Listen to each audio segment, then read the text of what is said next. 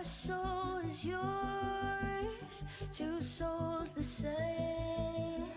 With you I'm everything. You never asked me to change a thing. They set our world on fire, but our hearts will burn for miles. I see your beauty shine. You radiate with light. Our hearts dancing time. You're one of a kind. Stars shining with us. Your fire is contagious. I feel the moon on our skin. Love glows out, love streams in. Your eyes shining through me. Light the way so that we can see. And feel the warmth of my love. Shine on and feel my Hello, hello. Listen. It's really hot. I feel like I have to preface everything by, if you hear the fan in the background, it's because I am actively trying not to melt. It's like, what? 85 degrees and it's almost 7 p.m. Hello. Hi. So the first thing that I did when I came home was shower and just put like active wear on because it's the shortest thing that I have. Shiva is also not having a good time. Hello. Are you guys ready for this? I feel like we haven't... Have we all pulled a barf? I don't think we have yet, but we're about to. Don't worry about it. I told you that yesterday I couldn't stream. It was so hot. It was 90 degrees, which is insane. 95 degrees outside, and we made the mistake of trying to play cards outside, and I almost died. So wouldn't recommend when it's really, really hot to be. Don't go outside. Don't leave your home. You know what I mean? It's so hot. We have like a red alert for like fires around here. I know you guys have the same thing. I don't know if the fires in Pennsylvania are like man-made or just because the weather is too dry. I don't know, but we're both fucked either way. Yes. What the fuck was I gonna say? Yes, I was supposed to stream yesterday, but I couldn't. I wasn't feeling good. So we're streaming today, and we are just gonna chat. We're gonna be watching some videos. Veilguard related, obviously. What do you mean it's freezing outside? It isn't here. It is not. I don't know what the fuck is going on, but it's not freezing. It never freezes. I live in tropical islands. I'm an island girl, so it's not. I had to like move my plants and everything because they were like burning on the windowsill. Frío en el norte de Europa. Yeah, not where I am though. Yeah, we're gonna be watching videos just overall now that I'm more settled and I've watched more about the endings for Veilguard. We're just gonna read it to Filth as we usually do in this Christian server of ours. There's a lot of videos. I've tried to organize them from the least amount of time to the most. I think the most is like 50 minutes. We will see. This might end up being like 7 hours long. We will see. Give me a moment of your time. There you go. In-game audio. Here we are. A spoiler stream? Bro, it has been spoiled already. 7 hours. Let's just be here for 7 hours. Okay, so these are your guys's videos that you have, sent me. So tell me how the audio is. We're gonna be reacting to Companions Conflict in Dragon Age The Veilguard versus Baldur's Gate 3. I think this is gonna be he doesn't like dragons. Well, and they're just gonna fucking bicker about it the same way that Hardin decides to have a fucking picnic in the middle of the apocalypse and she gets upset that the old man decides to take too many books with him. Because that is appropriate for the time. There's also another video that it's about like writing, which I'm really interested to get there because, as you know, I'm not a writer, like professional writer. I do write. I've been writing for my entire life, and one of the most painful things for me is the writing in Veilguard. It's disgusting. It's terrible. Also, the last video for the whole Veilguard Pebbles clown, it's coming to an end. Like the last video, it's coming tomorrow, I think. So there you go. I can't believe you're asking for a favor as though nothing's happened. Also, one thing that I have noticed, pet peeve. There's no such thing as an American English in Thedas. I think the only Americans are the dwarves. So I don't like that they're writing in American English, the subtitles. There should be a U over here. Very stupid, I know, but it upsets me. So just another thing. The English spoken in Thedas is British English. Only the dwarves speak with an American accent. Is it stupid? Yes. But do I give a shit? No. We're gonna like be picking at the seams of this thing. It's gonna like unravel it because I don't give a fuck. And I'm here for its downfall because I haven't had to do anything. Like I put a tweet today and it said like a lot of people, when I was criticizing Veilguard that's my entire career on YouTube, just criticizing Veilguard. They were saying like, oh, you're just jumping on the hate wagon. What are you gonna do? What is gonna be of you after Veilguard is released and it's a hit and you cannot hate it anymore? Apparently, Veilguard is the gift that keeps on giving. BioWare, it's the gift that keeps on giving. And you know what? Here you guys are still, what, like a week, 2 weeks after release, and I'm doing fine.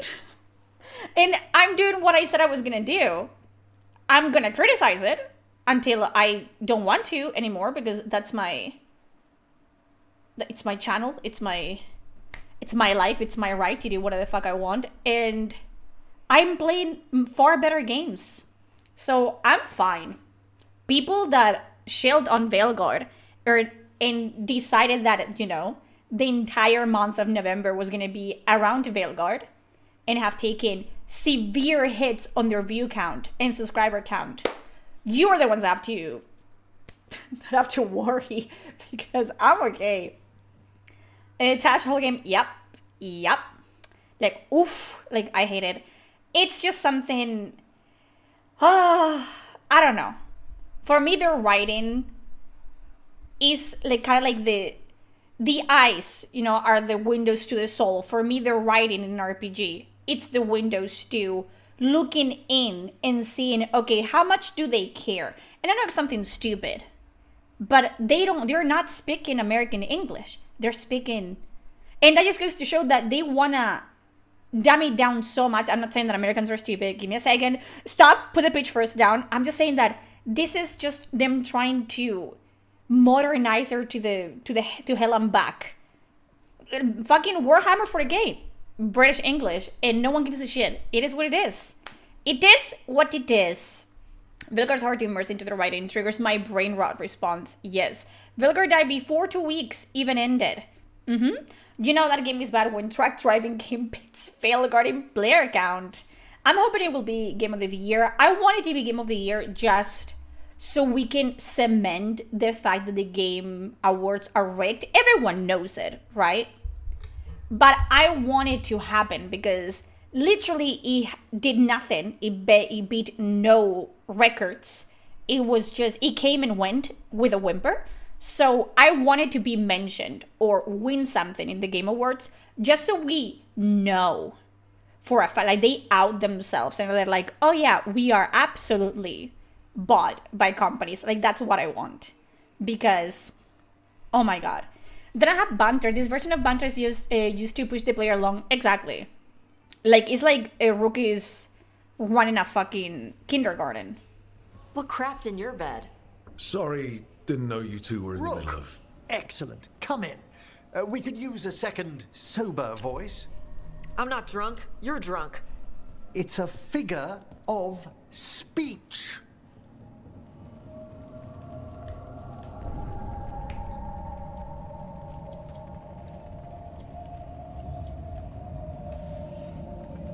I was wondering when this had happened. I don't follow. You two... Another thing that upsets me? Contractions like this. Nitpicking contractions. I don't like them, especially in classical fantasy writing. I don't like them. Wondering when this had happened. I don't follow. You two didn't seem to be bonding. I need one of these little needle things to dig some crap out of my armor. Death Mage won't give me one. First, a bone threader is an extremely delicate instrument. Second, it's Emmerich, Taash. My name is Emmerich, not... So Patrick Wicks wrote Taash, okay? And if you don't know, Patrick Wicks is also in the writing team for Mass Effect. Just in case you guys were holding any semblance of hope for Mass Effect and its writing, you know he's gonna push for... there's gonna be at least one Azari that is gonna go by they, them pronouns. It's gonna be all about they, them, I am they, them. So don't even... And if it's not an Azari, it's gonna be another character. So don't even. Yeah, Patrick Wicks is non-binary. I don't give a fuck about him or his pronouns, or because I don't respect him as a person and as a writer, and I don't give a fuck. So cry, Patrick Wicks, a river. That would make me really happy. But he wrote this character as a form of self-insert, and that just goes to show how deeply annoying as a person this writer was, because I don't think any of us could have made Taash more annoying if we tried.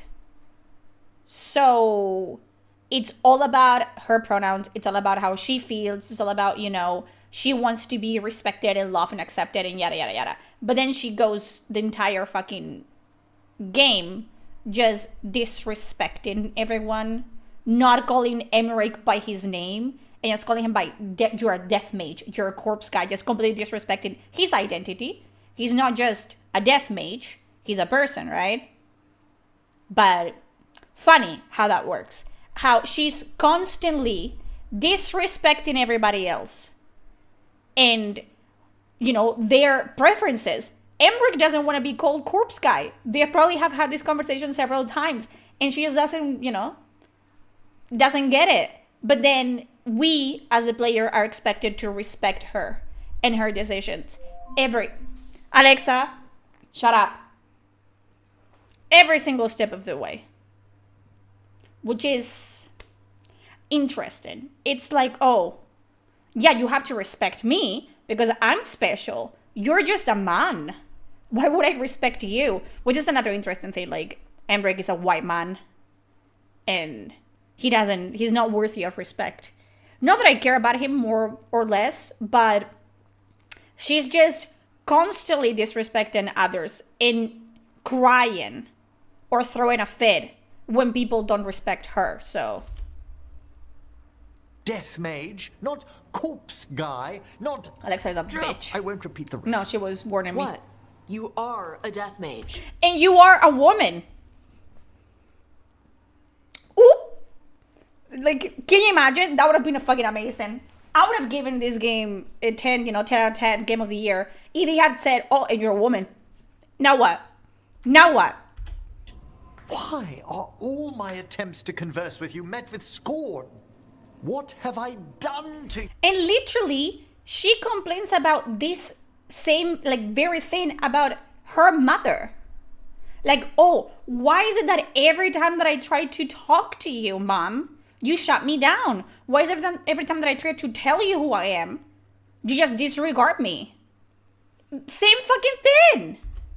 You, Taash. You talk about corpses too much. It's a rich topic. No, corpses are messed up. They used to have people in them.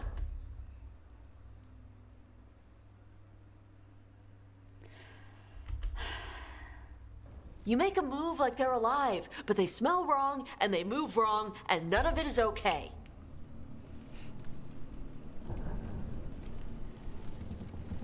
Oh. Especially the ones with skin still on them. In this one, Especially the ones with... you cannot even, because in Mass Effect, especially Mass Effect 2, the one that comes to mind is Jack and Miranda. Jack and Miranda did not like each other. They didn't. They couldn't come from further fucking places in life. They didn't like each other. You could broker peace, or you could, like, you know, side with them or side with the other. You cannot do that here. You cannot call her out on it. You cannot tell her, like, hey, you are fucking being disrespectful. Like, you preach that you deserve respect, but you continuously disrespect everyone else in the team. You cannot call her out in any shape or form. I think I saw it in Endemion's video. I watched his latest video. He said, and I think he's 100% correct, he said that they really made Taash kind of indispensable in the story, and just you are unable to just disagree with her at all, because they thought that people would just see her as people see Alistair or Morgan or Garrus. You know what I mean? They thought she was going to be the staple character for the franchise, and they dropped the ball so fucking hard. But yeah, it's interesting for me that it's like, oh, it's good to clear the air. Okay, let's work it out. So this coming, sorry, I hate you. So basically the same answer for everything, and you cannot even, you know, go a little bit in deep to why are you so antagonistic to Emmerich, or Emmerich, why are you, you know, like this? Crazy. Skin's still on him. So what I'm hearing is Taash isn't into terrifying dark magic. So we're agreeing with Taash. You see that? Also, what did you pick? So Oh, Especially the ones with... Okay, let's work it out. And the answer is, oh, so Taash isn't into evil, icky, dark magic. But that's not what I picked. What if I don't agree that necromancy is dark magic or terrifying? Why do you have to agree no matter what? This is not making characters and making companions come to an agreement or to lower the tension between them. This is just favoring one over the other, and that's it. Skin's still on him. Yeah, especially if your character is a Moon Watcher. I wonder if it's different.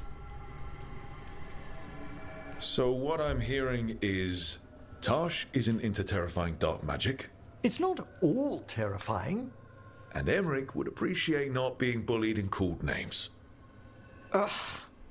Fine. Who would like her? First of all, she's ugly as hell. I hope that I could just, like, shave her fucking... Look at those eyebrows. First of all, fuck you. What is this? What is this nonsense? What is this, like, cock ring on your forehead? Don't like it. And why are you such a fucking cunt? There's nothing to like about her. Nothing. Oh, don't bully your companions. Don't bully your co-workers. Fine. Are the same eyebrows as her? No, but you don't have the rest of the fucking face. Okay? Don't even. I'd no idea necromancy upset you so. Again, Emmerich is the first one to reach out. The first one to apologize. Why does he have to apologize for being a necromancer? Isn't that the whole point, that you shouldn't apologize for being yourself? Except you should apologize for being yourself when you are a white man. And you see how they didn't do it with any of the other characters? Like, female characters? Okay. No, she deserves no respect. She's just completely annoying. Deeply, Taash. Quite honestly, Her mother should have sent her I to the didn't Canary think for you re-education. Yes. God. did anything. I don't. But I could have said it was bugging me. I didn't think you cared what I thought. Of course I do. We're colleagues on this journey. Okay. Sorry I called you a skull And this is supposed to be like, oh my god, she's so quirky. Sorry I call you a skull fucker. No, and I said it the first time that I saw this scene. Say it. Say it. If you're gonna be an absolute fucking cunt, commit to the bit. And so far, like, I don't know much about Emmerich, but I think there's nothing, like, even slightly problematic about his character. He's just an old man that it's super gentleman-y and whatever. Like, nothing special about him, but nothing completely like Dorian. Dorian was abrasive. Dorian was unapologetically himself. He was like, he said whatever he wanted. He said it however he wanted to say it, period. This guy is just chilling. So why are you so mean to this guy in particular? Like her. Skull like her.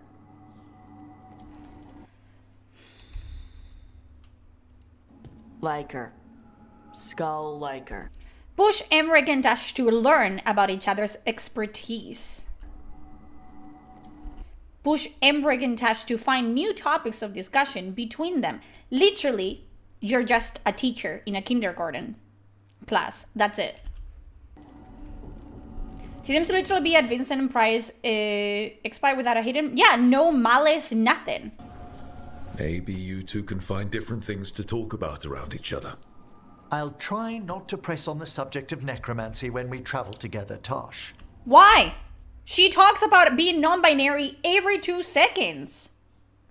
She literally talks about her gender identity every fucking, like, oh, do you know I'm non-binary? They, them. Do you know I'm non-binary? Do you know? Do you know that I'm not binary? And I go by they, them. Do you know that I don't feel like a man and a woman? Do you know that? Do you know that I find, like feminine women gross? And I find, I find them to be uncomfortable to be around. Do you know that? Do you know that I'm non-binary and somehow misogynistic as hell? Do you know that? But the necromancer cannot talk about necromancy? Okay. Okay. Thanks. It's fine if I ask about it first. In that vein, could we avoid any dragon trivia? What? Who doesn't like dragons? There's lots of other stuff to talk about. Taash knows Ravane and the Cune. Emmerich knows Navara and plants. Plants. Plants are okay.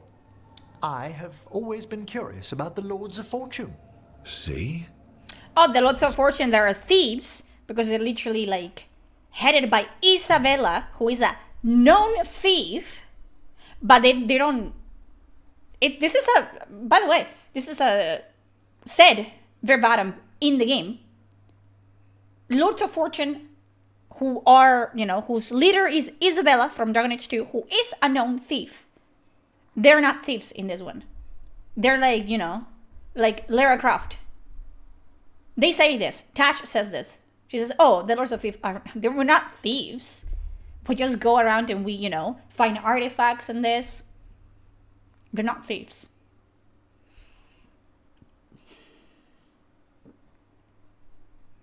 Yeah. It's a start. You carry a Githyanki relic. I will have an explanation. Or your head. Walk away. Now. I won't warn you again.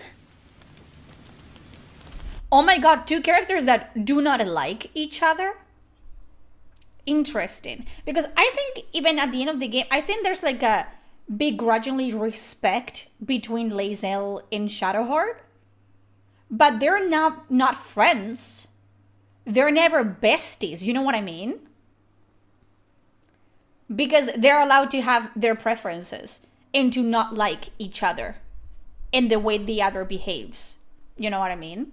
And they agree on more things than they disagree on. But it is what it is. But hey, imagine. And let's see what the dialogue options are for the player. Relic. This is about the artifact, isn't it? And it's what are we using? British English, because it's what they use in fantasy. Thank you. What's going on? Why are you two arguing? Stop squabbling, both of you. Watch the argument unfold.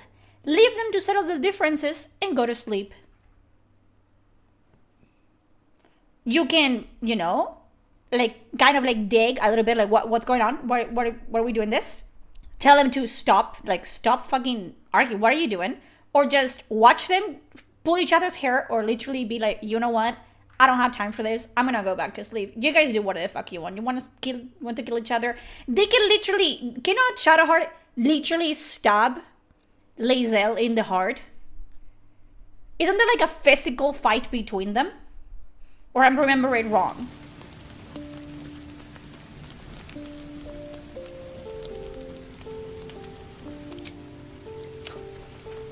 He left. You had every chance to look the other way. But here we are. You chose this. Spare me the justifications, coward. If anyone asks... First of all, the fucking mocap for this, the actual... They are people, and she is literally subduing her. She has one hand grabbing her wrist, her leg, fucking, like, no, she's stepping on her other arm, and has a knife to her throat. Completely subdued the fucking Githyanki. Shadowheart was that bitch, okay? The cinematic, everything. I'll say you were transforming. Don't expect to be mourned.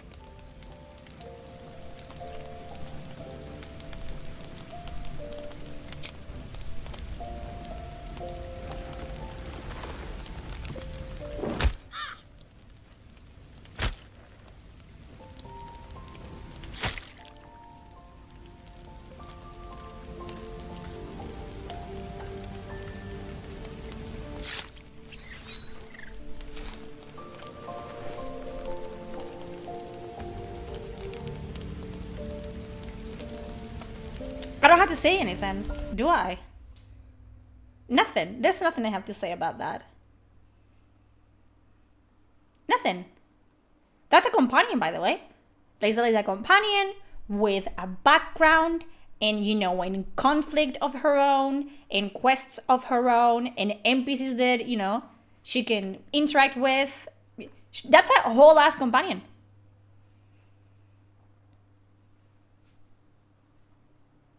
And it goes to show it's a consequences of your actions kind of thing. You didn't mind that they were fighting, and now Shadowheart, you know, knows that Lae'zel is onto her, and that Lae'zel might kill her, so she decides to strike first. Because that's the type of, like, bitch that Shadowheart is, okay? And then you can, you know, you can persuade them to leave each other the fuck alone, or you could not.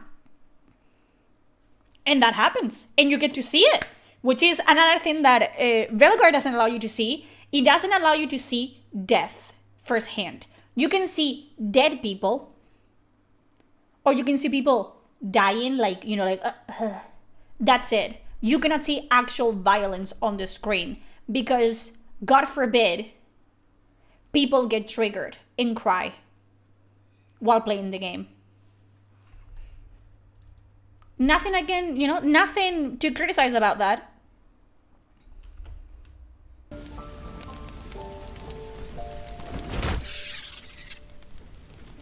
Take this slain foe as a gift, blessed Night Singer. Usher her into your darkness.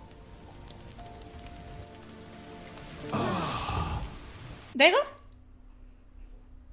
Would you look at that? And you can kill every single companion. Every single companion you can kill. Every single one of them. I saw. Okay?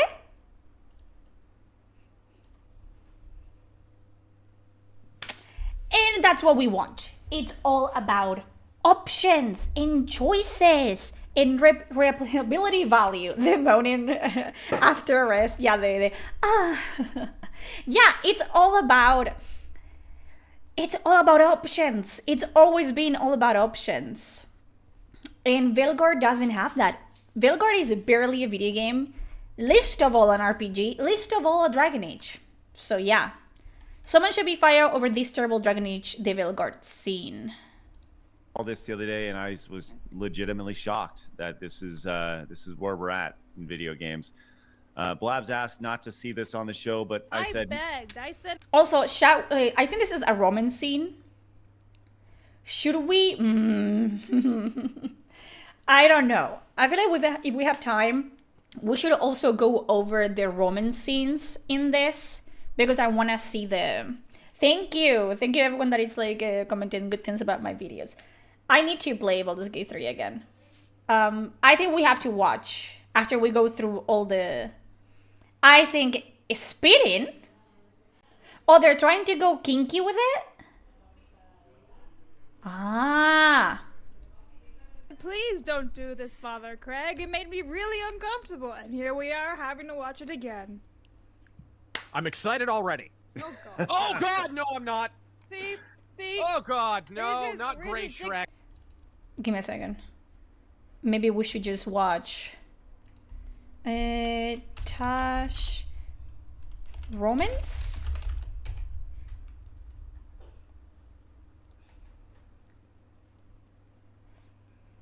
Should we watch it? The romance? Like, I don't feel like reacting to a reaction, you know what I mean?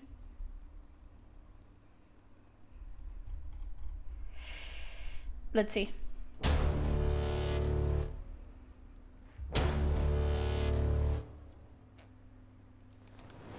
We suffer as a family. Hold each other's hands. You're fine. Hey. Some for you. Some for you.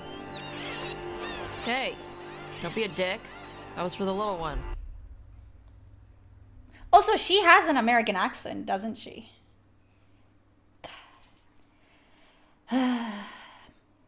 There's so much wrong with this because there's so much wrong. There's so much wrong with this character right off the bat. The fact that they still follow the Kyun, the original version, because what we know is that the Antam has become corrupted, right?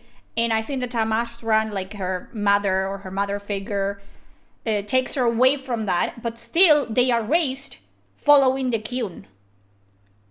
And the Tamastrans are literally the women, the female Kunari, that instill the Kyun into children as they raise them into, you know, their roles in the Kyun. So the fact that she's so 2024 human in the way that she talks, the way that she expresses herself, the way she thinks, it's absolutely nonsensical because her mother would not do this. And we know that her mother at some point tried to re-educate her into following the Kyun. And she uses Kyun Lad and Kyun terms, and she identifies as a Kyunari, not a Talbashov. So there's just so much wrong with it that I don't even know where to begin. First of all, don't be a dick. That's 100% a modern term. Like, thank you for the follow. It's absolutely ridiculous that we're using modern terms for fantasy characters that live in a medieval era and till this point have expressed themselves in archaic terms. Just don't. Stupid birds.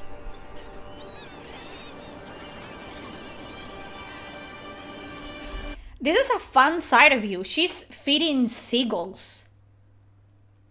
I feel like Rook would go to a park, see one of those old men, like fucking feeding the pigeons and be like, oh my god, he's so fun. Like, what are you talking about? She's feeding birds. What? I wasn't expecting. What? I don't know. You with the birds, this is fun. Is it fun? Is this what mentally ill people find sexy?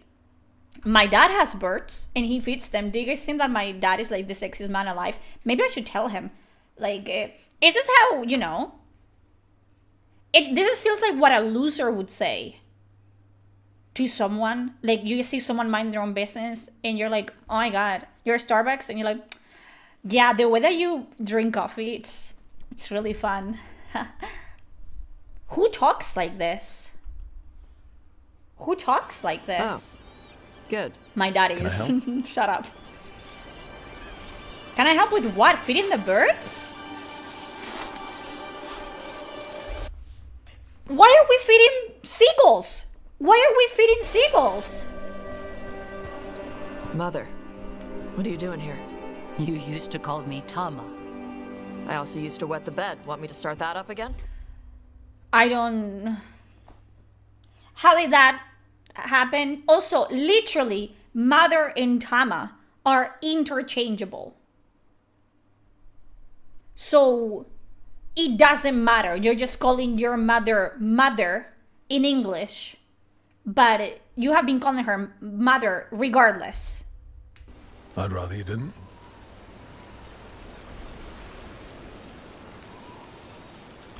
I'd rather you didn't. Wait, that sounded bad. What sounded bad? The fact that Rogue would rather her, like, his companion doesn't wet the fucking bed? I can explain at length or relax. Let's pull back, okay? Mother, what are you doing here or whatever? You used to call me Tama. I also used to wet the bed. You don't want me to do that again, do you? And Rook says, I would rather you didn't. Which I think it's a very obvious and very reasonable thing to say. Like, yeah, I would rather you don't fucking piss the bed. You're like 35, you know? And now somehow that is, like, they're looking at him like, what do you say? That is problematic, what he just said. Not that she literally said in front of someone that she doesn't know that well. Oh, I used to wet the bed. You want me to piss on my bed again, Mom, so you can change my fucking piss-soaked sheets? Is that what you want? Not that it's my business. She's not in my... She always did like the flustered ones. In truth, Evitash's tastes are quite varied, although it is uncommon for her to be attracted to men. Mother. How are we getting here? First of all, they shouldn't react to him.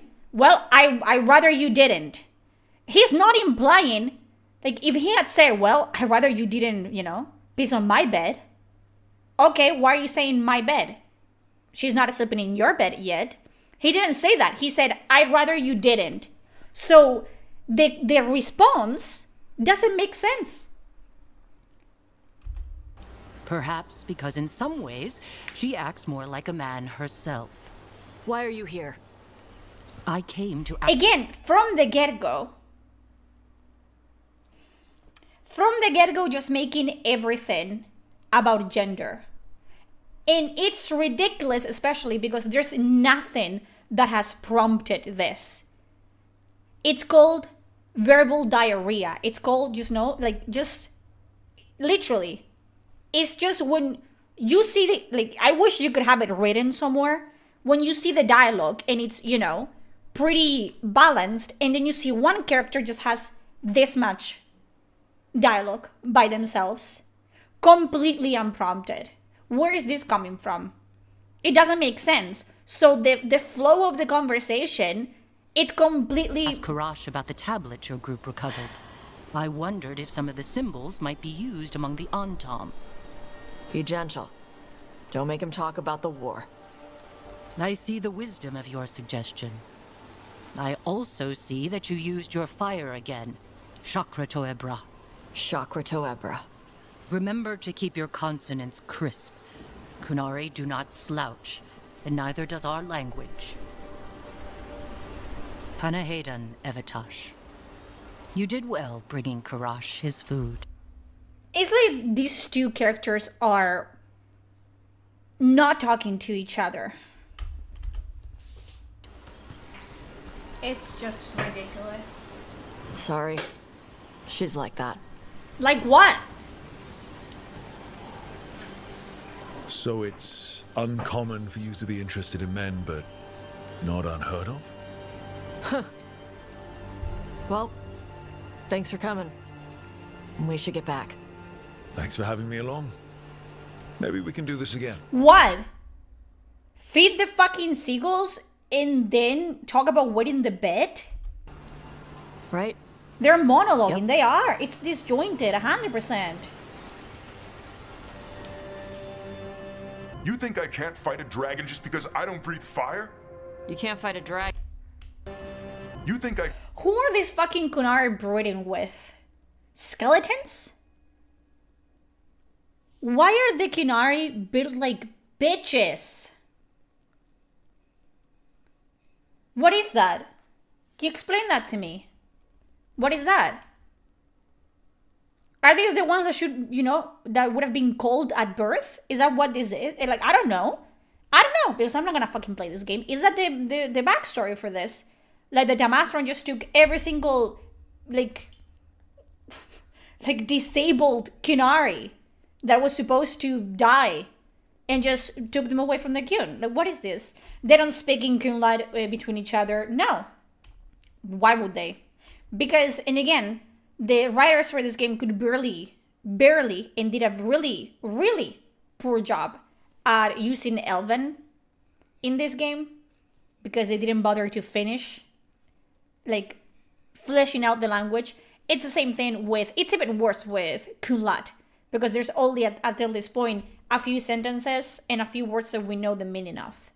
Everything else is just completely empty, so... Can't fight a dragon just because I don't breathe fire? You can't fight a dragon because you don't know what you're doing. Fine. You're the expert. Yeah, why do the Kunari suddenly breathe fire? Taash is a special. Obviously, she's a special kind of Kunari. I don't know if they're trying to make it seem like she's more Koseth than Kunari. Koseth are what the Kunari are now, but, you know, they were more dragon than Kunari. So...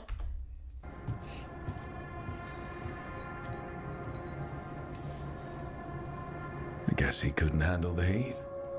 Not like you can, huh? Oh, it doesn't bother me.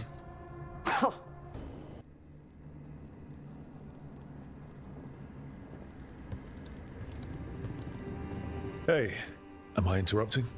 Done in a sec. Morning ritual. The Darsam. Those are the ropes people who follow the Kyun wear. We bind ourselves to remember who we are. Oh, this is it? Tie down the stuff that's too dangerous to leave loose.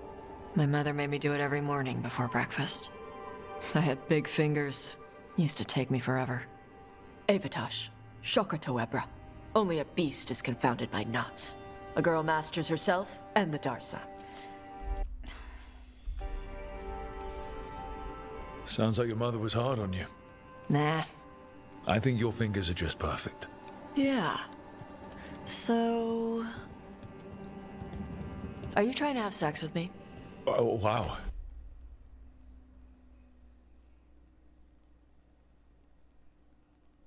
Do you remember?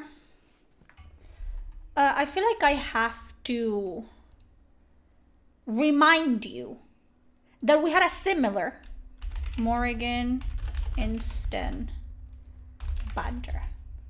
We had a similar.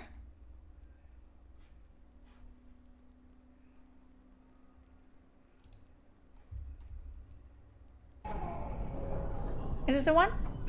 I am led to understand that the Kunari have their own mages as well.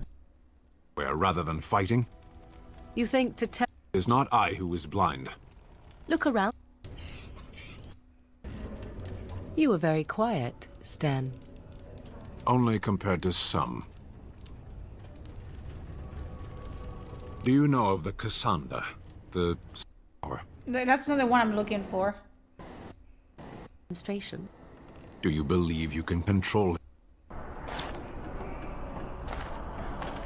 So, are you going to continue staring at me as if I am covered in eels? Eels would be something. Prudery. How charming. I expected paranoia. This is much better. I prefer to be stared at lustfully, if at all. Keep trying, then. Oh? Then shall I demonstrate an act or two, and you may tell me hot or cold? I'll save time. Cold. You are a tease. So, have you changed your mind, Stan? I dream about you and I don't even have to if comment you this. must know. You guys have to listen. Don't you belong to the Grey Warden? In fact, I belong to no one. And he would not mind. I am certain. You would, even if I were interested in a small thing like you. The Kunari Act is unpleasant. Unpleasant? Unpleasant how? Now I really am interested. Deadly. And what if I didn't mind? I enjoy a little animation. You'd be less animated afterward. It sounds as if I am arousing your passions already, my dear Sten. Parshera, why do you pester me? Because 'tis amusing, that is why.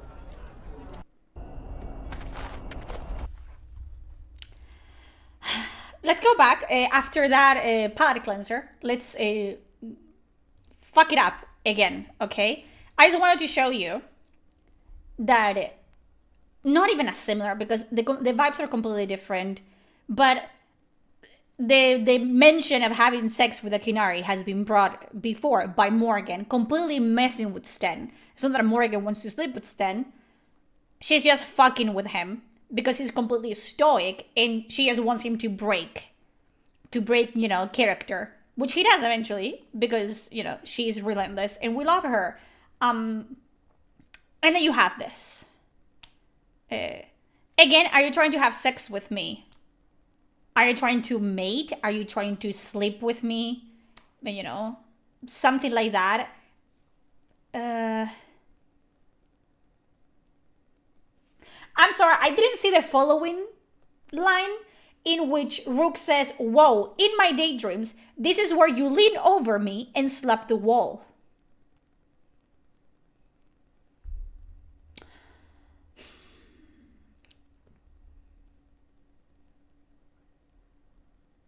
First of all, why? Shouldn't there be an option for me to back down if I want to? What if I'm flirting with another companion at the same time and I want to back down? Can I have an option? This just goes to show, you know, there's no, you're not Rook. Rook is his own character. In my daydreams, this is where you lean over me and slap the wall. Quick, think about us having sex.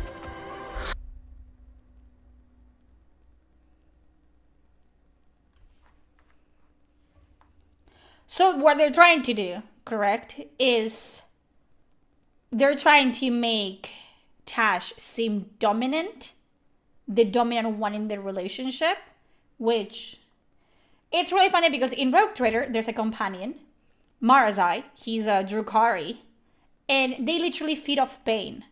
And even then you can choose whether you are the submissive one in the relationship or you're the dominant one.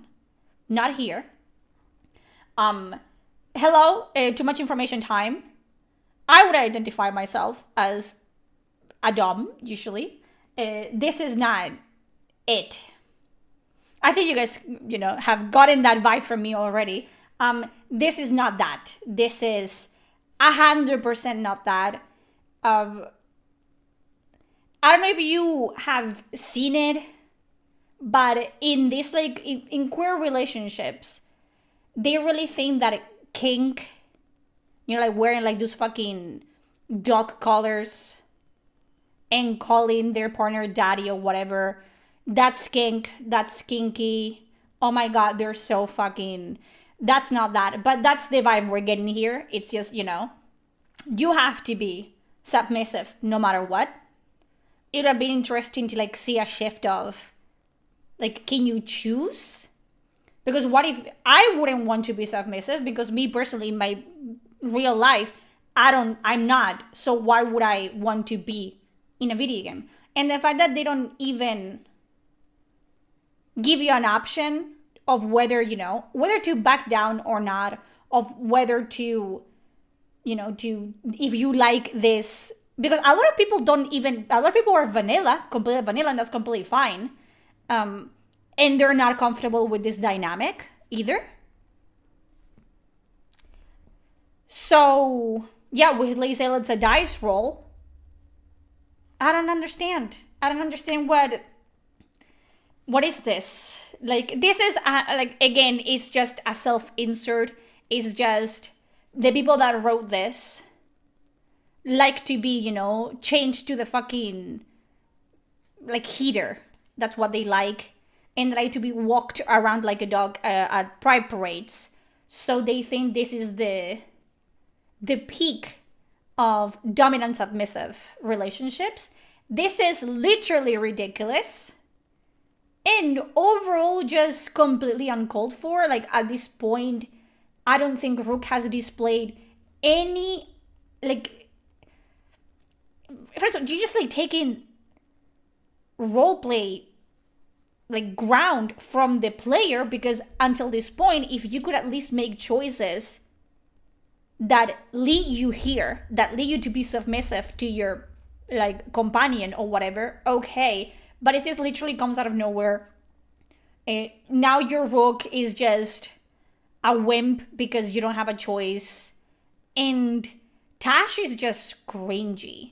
Like, that's literally how a fucking teenager would act. Yeah, borderline sexual harassment. There's no consent here. There's no, because again, it's just the whole, I think someone said it, like 50 Shades of Grey kind of misconception that being in a subdominant relationship is like, you know, you get tied to the ceiling and you get fucking the shit beat out of you and whatever. This is just, it's all about what your partner is comfortable with and the fact that she's completely going in. And they don't even think about sex, she said. Think about us having sex. I would laugh in her face. What do you mean? This is an adult. This is an 18 plus. Like, talk that we're having here, and an 18 plus game. And literally with Sten and Morgan was fucking with Sten. She wasn't even serious. And she was like, oh, is it unpleasant? How? And she was asking for more, and she was being like flirty and seductive. This is just literally, oh. So now we need to figure out if it's cash lock or Tom lock. So basically, if you're a bottom or a top, which again, what? And those are... Cash lock's just flirting. You look and make jokes and maybe think about him for fun. Tom lock is serious. Like you want to grab that and taste its neck right by the collarbone. What is that conversation? Okay. Serious.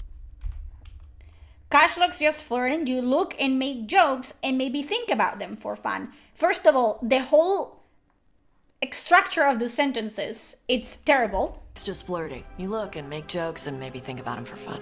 Tom lock. Tom lock is serious. Like, you want to grab that. That what? What are you grabbing by the neck? Taste its neck right by the collarbone. It's serious. Like you want to grab that and taste its neck right by the collarbone.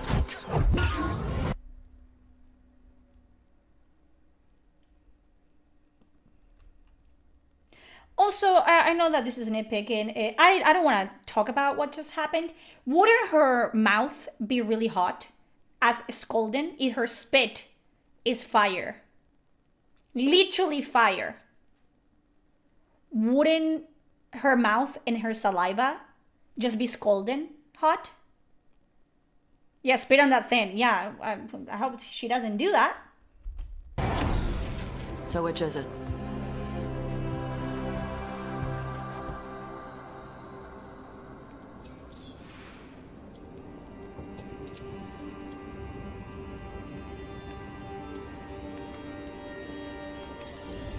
So which one was serious? There was something about tasting the neck. Tom lock. That's maybe where I'm at. Good. Me too. These people are flirting with one another. I'm sorry. This is terrible. Terrible. So...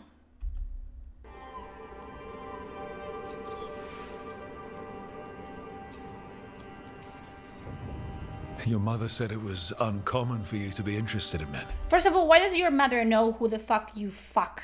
Who you sleep with? First of all. I'm glad you're making an exception.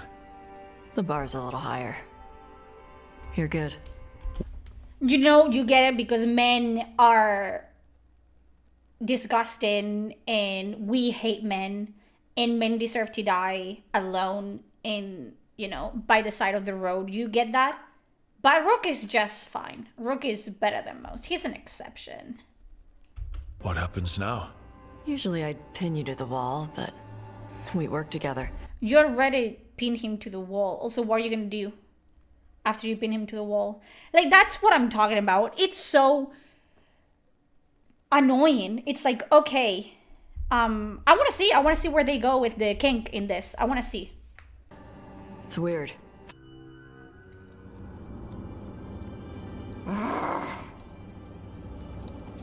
Taash, what are you doing? She's not in her lair. I was ready. I could have fought her. Taash. Doesn't matter. I can still look for clues. Yeah, See but if she'll- Karlach, the whole, that's all another thing. Like, she's basically just Karlach. Like, they fucking wish, but they're basically like, she's like Karlach. Karlach, she's best girl, okay? My boyfriend romance Karlach. And I watched. No, I loved her romance. You know what I mean? This is just terrible. This is Turn just... into a monster like Killianane's archdemon did. I have to figure this out. I'm a dragon slayer. What? Are you what? Who said that? Who says that? I have to figure this out. I'm a dragon slayer. Oh, I have to figure OBS out. I'm a streamer. What? Karlach No, cosplay? I'm like in a few inches, like tall. No, you're not. Vashvatar! Stop and think. You rushed in alone with no plan. That's how a dragon slayer handles the hunt. Wait, look at that. Ropes. Kunari ropes. The Antam. They're the ones who've been blighting the dragons for the gods. Those fucking ropes. They tie her down with these ropes so they can blight her. They turn her into something blighted. And you're literally trying to kill the dragon, so why do you care? What? She's literally a dragon slayer. She said it herself. She is literally hunting down the dragon to kill her. And now she's upset because the dragon is being blighted? And ugly and wrong.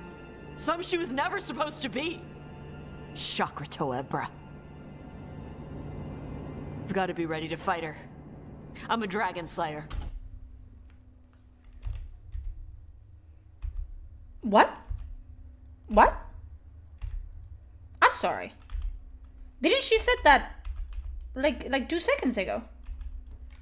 Am I crazy? What? It didn't cut or anything, right? Wait, I'm trying to... See if she'll turn into a monster like Killianane's archdemon did. I have to figure this out. I'm a dragon slayer. And it doesn't cut. Not right now, you're not. Vashvatar! Stop and think. Right? You rushed in alone with no plan. That's how a dragon slayer This is handles the hunt. it's again. Wait, look at that.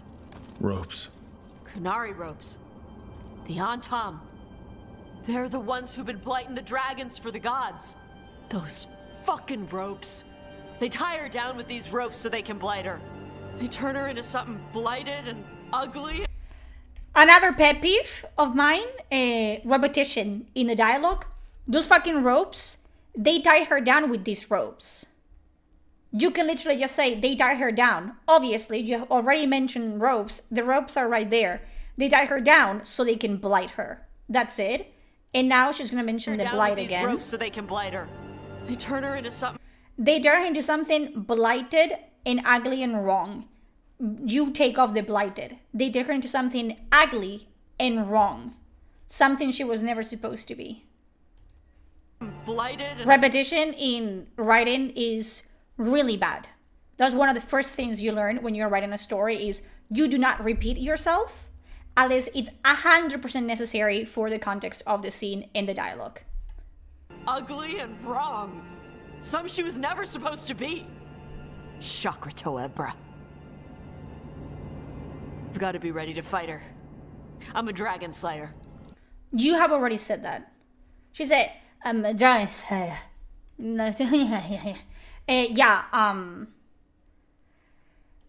Completely redundant. Why are you saying that you're a dragon slayer again?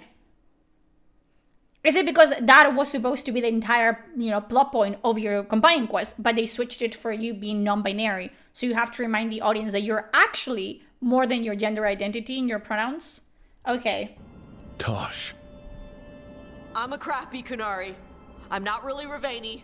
I'm no good as a daughter. I can't even be a woman right. I have to be a dragon slayer.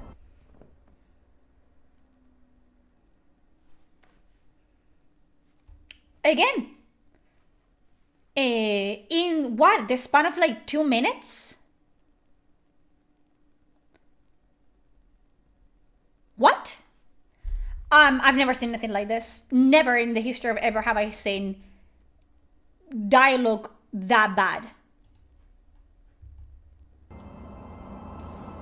This is a bad place for a heart-to-heart, Taash.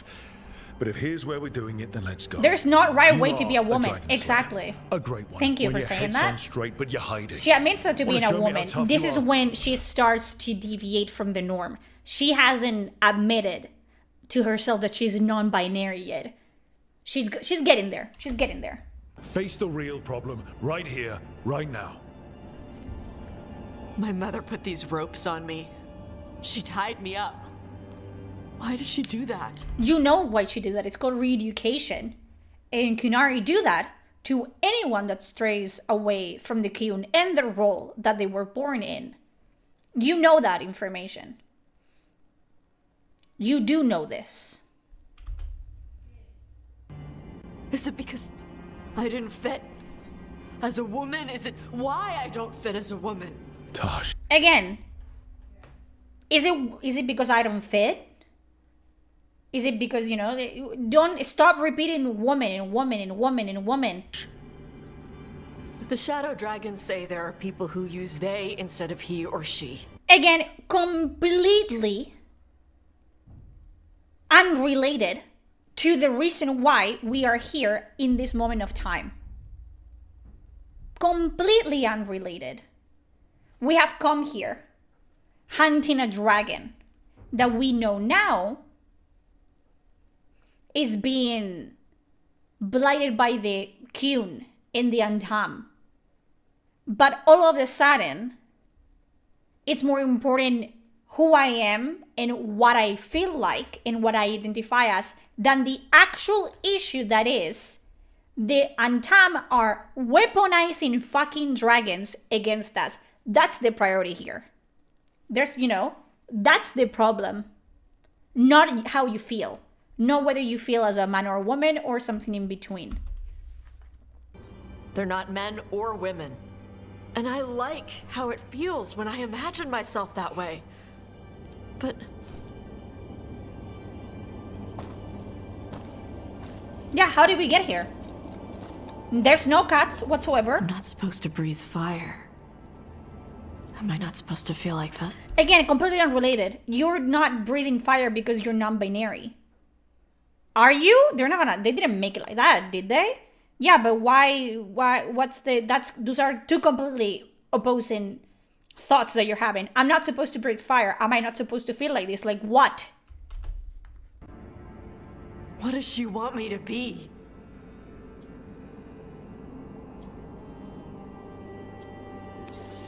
Your mother tried to stop you.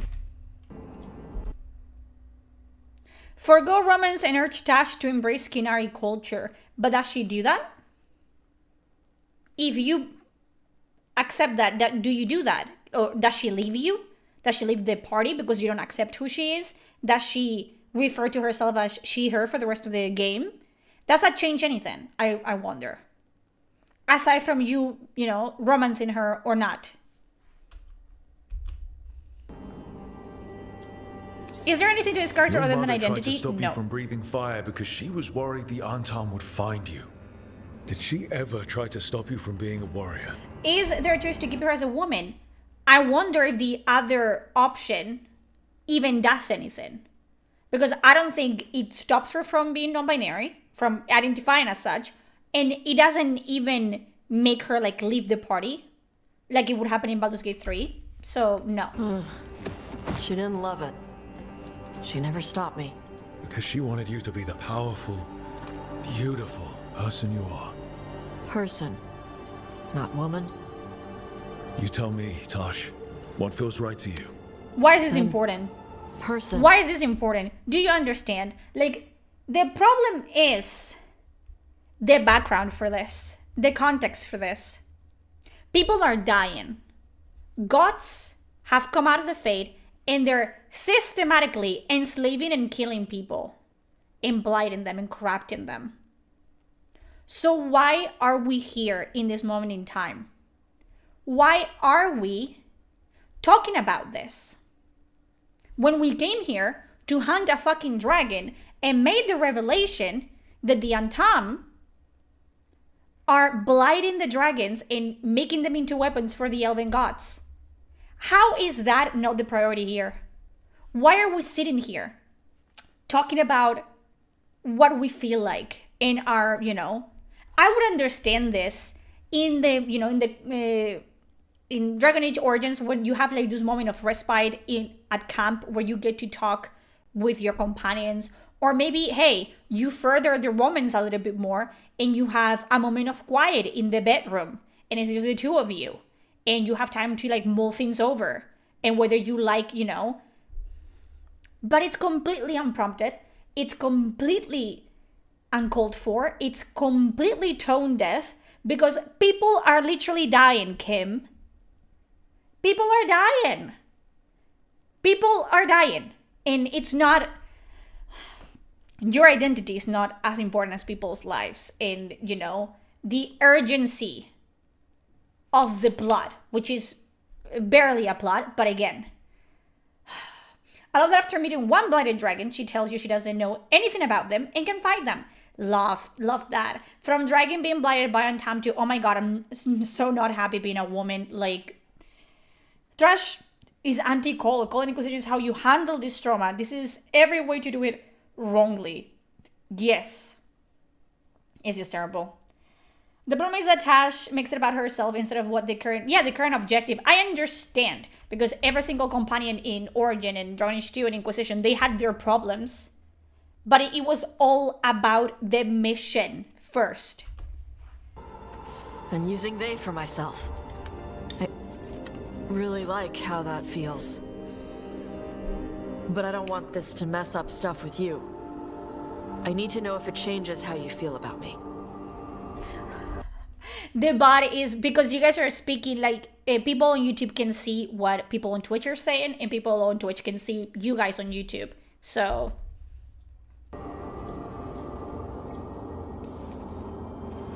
Hey, I told you I was interested. You need some time? No worries. But I'm not walking away.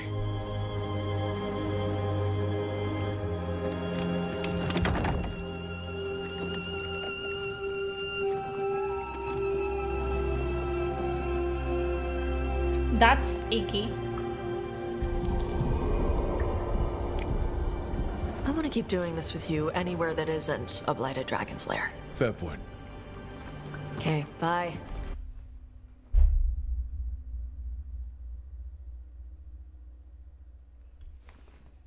What? Who wrote this? Patrick Wicks, is that you? K? Bye? K? Bye?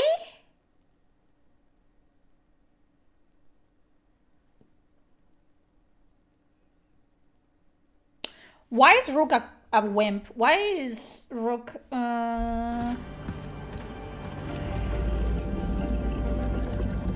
The lip sync is terrible, yes. Rook the bottom. Yeah, you don't have a choice. You made time to visit. if not to prepare the meal. Maybe next time you'll let me know I'm cooking. I will not trouble you, now that I know you are preoccupied. Okay. Maybe it's some Gen Z who got isekai to Dragon That Age. was- Gen Z are maybe? I don't know, man. Taash is hideously ugly. She is really ugly. This game made us apologize to Tambourine. What the fuck just happened? I don't know either. Ah. Nice. Was it? Well, you're nice. She used she. You haven't told her yet. Yeah, because that's what's important. That's what's important. That's the entire companion for Taash. It's all about how she feels. It's all about her. There's, you know, it's ridiculous. You cannot disagree with anything. You can't. You cannot be mean. You cannot be opinionated. You cannot be an asshole. Listen, I was a fucking menace playing Baldur's Gate 3 as the Dark Urge. Does that mean that I kill people for fun and keep them in my basement? Maybe. No, it doesn't mean that. It doesn't mean that I want to go around dismembering people for the fucking, you know, blood god or whatever. It's not that. It's about having options and trying new things. The fact that you cannot choose who you are as a character and if you want to be a fucking asshole or anything, because you can't. You're the hero, you can't. Except in Origins, you could be an asshole. In Dragon Age 2, you could make some, you know, decisions. And it's just... I was going to. Then we got here and she was like that. Her mother sacrificed a life among Kunari just so she could be a warrior because they would have, they would have been killed. And of course, there's not enough for her. Nope. And her mother dies, by the way. She looks more and more like a horse every scene. At the very least, you could sound like a jackass in Inquisition. Yes. The mother is nothing but gracious the whole time. I'd rather romance her. Yeah, 100%. There should be a mod where Taash screams every time she gets misgendered. She just screeches. Can we have a look at your basement? No. I mean, you could. You guys want to check my basement? You guys can... sometimes the door closes by itself and locks, but, you know. I like in Mass Effect you can disagree with Ashley about religion, but in this you have to agree with everything. Yeah. In real life she would wear flannel, drink loco spear, and hate every woman in a bar because they're not into women. Yes. The crazy things, they went this far for this community and they still said it was not enough. They have said that.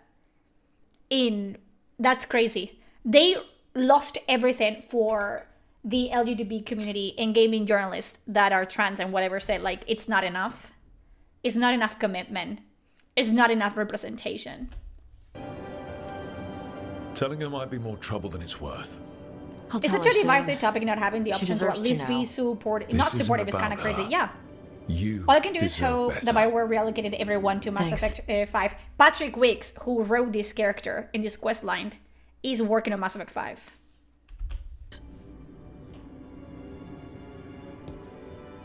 Dragon Veilguard is pretty much a dating sim, but it's not even a good one. When you were standing over the dragon, you said something. Chokra Toebra. It's the same thing your mother told you. You struggle the way you are? You must struggle with what you are. It's what she told me when I was a kid. Still does. So I don't let the dragon out.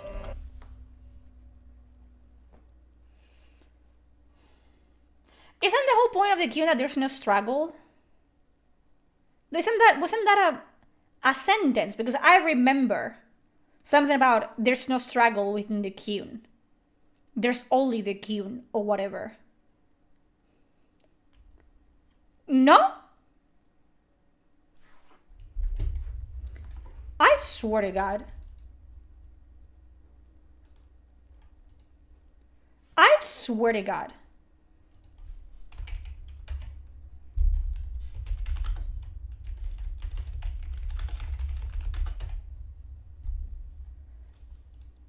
Literally.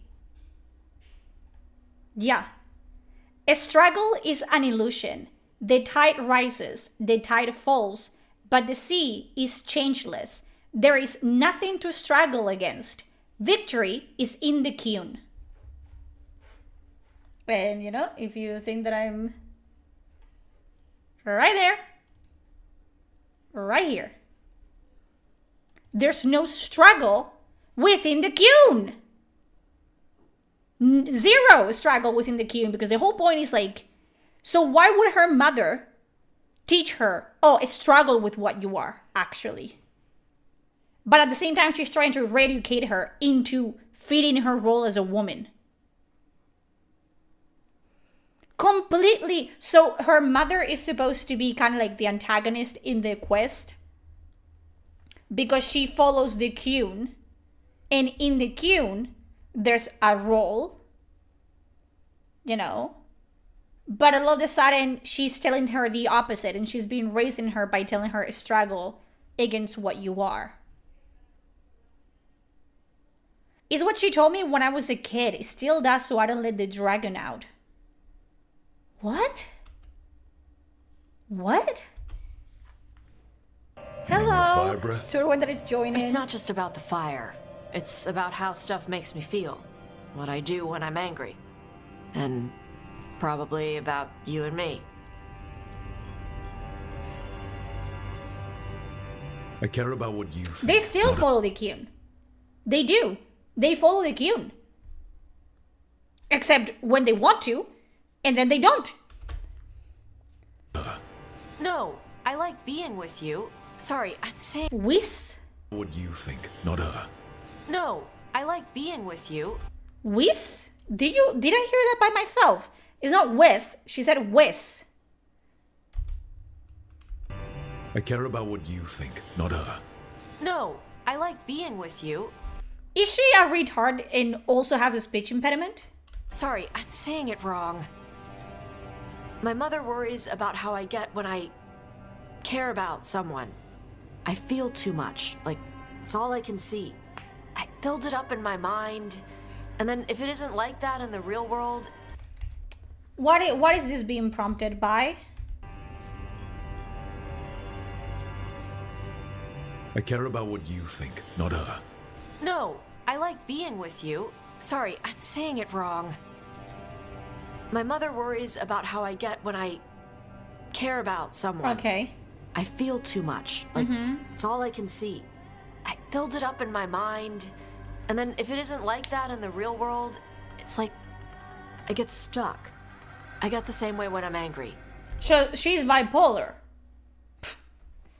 They made her bipolar? Could she be any more of a stereotype if they tried? Mommy issues, fucking, her gender identity is all she cares about, and she's bipolar? Yeah, she's bi and bipolar. Someone find out if Patrick Wicks is bipolar. And if anyone in that... I don't think anyone in that fucking company is taking their meds, Also, yeah, single mother, and single mothers, they don't raise kids right, apparently. So, even more harmful of a stereotype. Lovely. Like the fire. The rage is all I have. Okay. I don't want to be that. I don't want it to mess up us.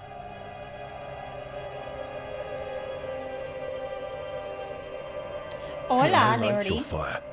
I like how much you care about things, so stop apologizing. So they're bisexual, bipolar, non-binary. Did I get that all right? Yes, and they have mommy issues, by the way. You haven't seen all the bad stuff yet. When I do, we'll deal with it. But your fire is part of who you are, and I like who you are.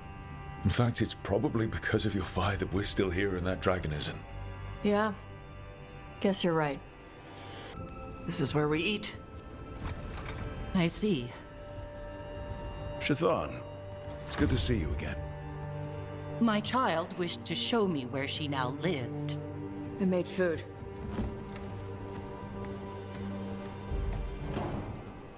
I like who are. Did they put it there? And I like you who are. Yes, you got that right. We'll deal with it. When I do, we'll deal with it. But your fire is part of who you are. And I like you who are. I like you who are.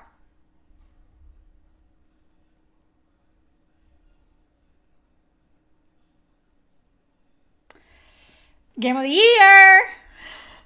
Who got that? Who got that? Good job. You totally got that. Yeah. Nice. They cannot fucking write. They can't.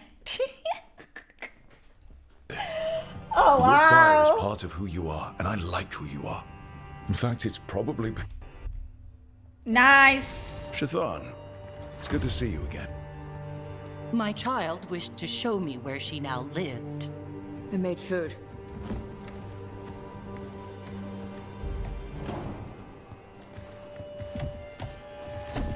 Here, this cup. Yeah, this is the coming out scene, by the way. But grab onto your fucking underwear, okay? Just grab onto it. to myself. And You've you experienced have- this firsthand. Not the Romans, just her scenes. Blah. Guess they could not be bothered checking the grammar. No, even with proper grammar, it is horrible. We got bad grammar with it. Not a 10. It's like Romans in a toddler. Yes, it is. Wouldn't go near her food. I like who are. Powdered ginger for the table? I'll go get some. What?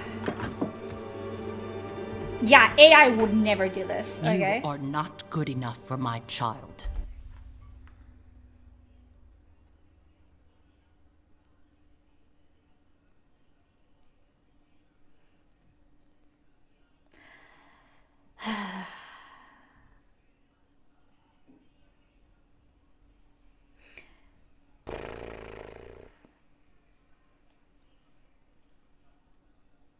But are you good enough for the mom? This is... Let me have you then, damn! Liking the mother even more. Oh, wow. What a...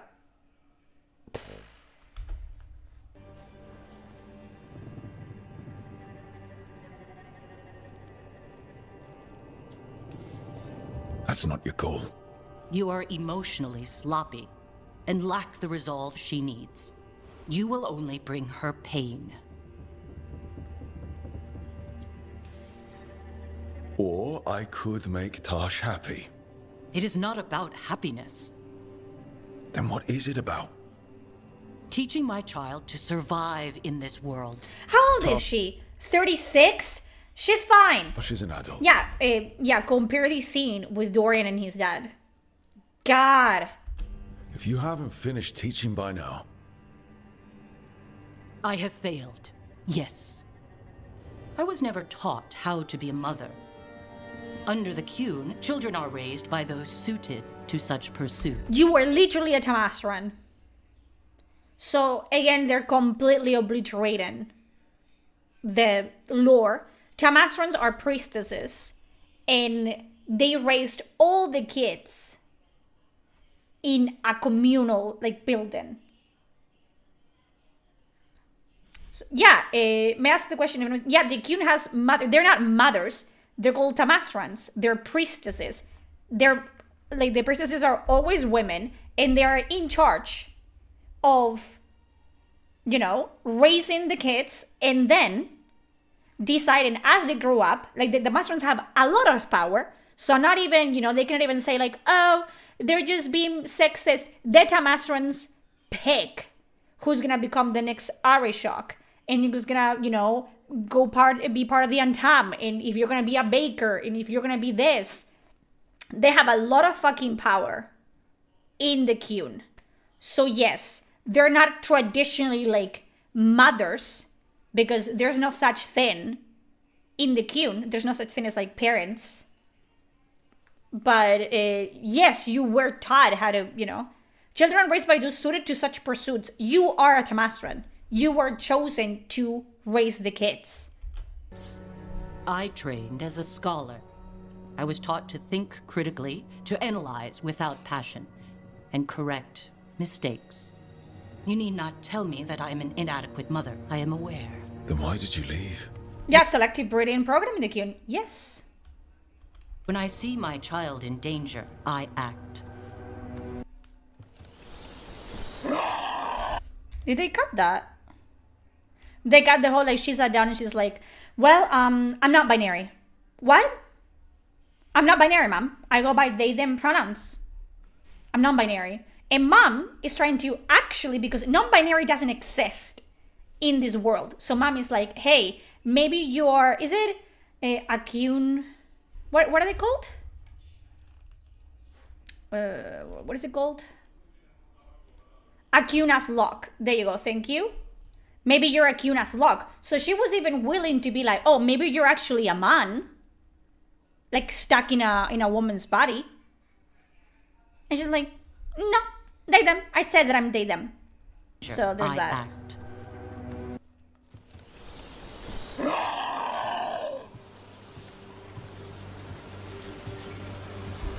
I'm sorry. I was so.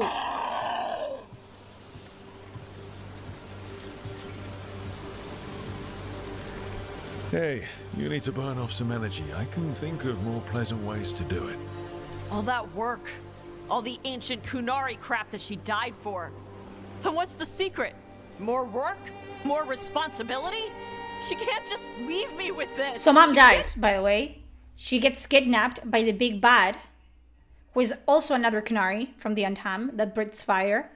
And she gets absolutely murked by this person, but not before she accepts Taash as non-binary, okay? Because that's the important part. So mom is dead.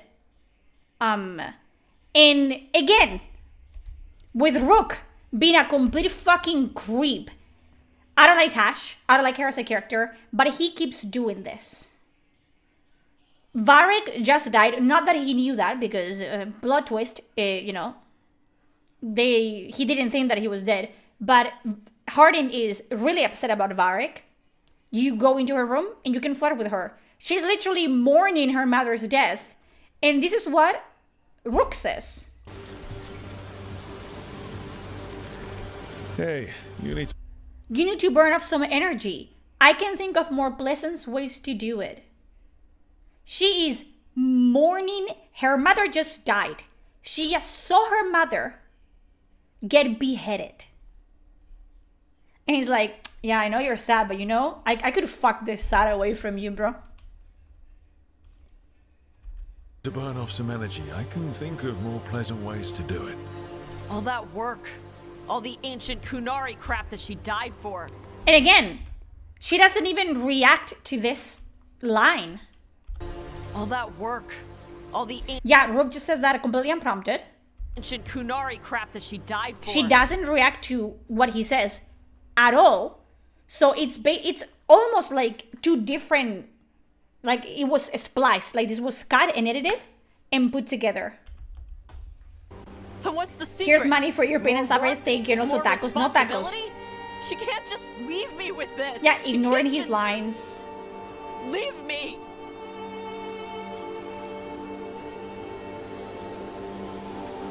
Hey, you're not alone here. Sorry. Shut up. Okay.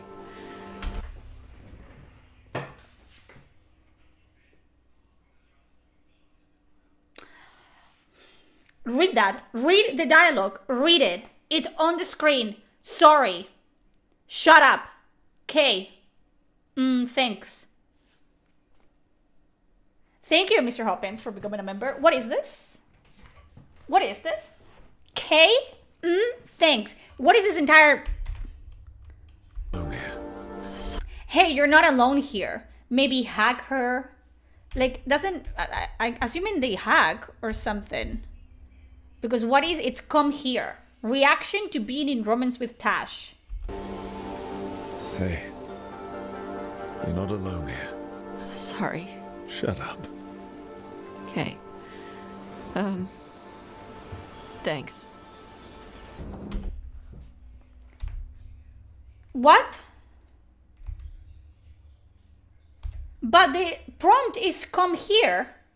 Okay. Exactly. No hack. But you literally said come here. So if I press that, I'm thinking it's gonna be like the Varric scene where you can hack him after he loses Hawk. And the maiden embrace is too expensive. It is, but why do you put come here? Why would you put come here? Where is she coming? Nowhere. Hey. You would think open arms is like, hey, come here. Let's, let's hug. You're not alone here. Sorry. Shut up. Okay. Thanks.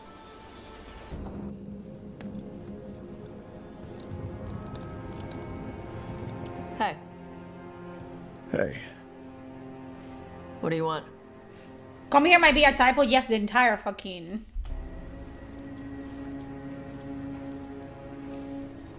I wanted to tell you how I feel about you.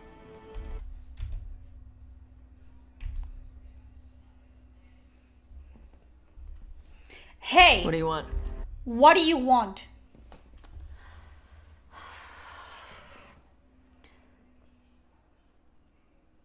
I am having a mental breakdown as a writer.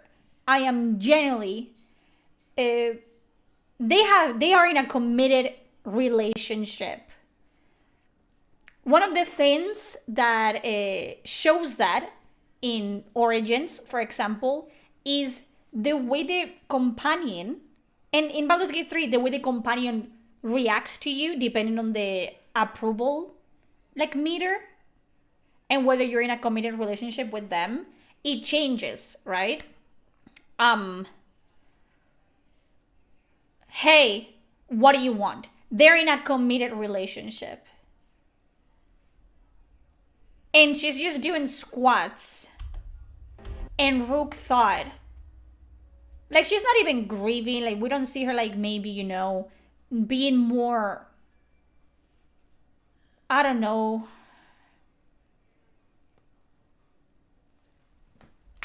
What is this? What do you want?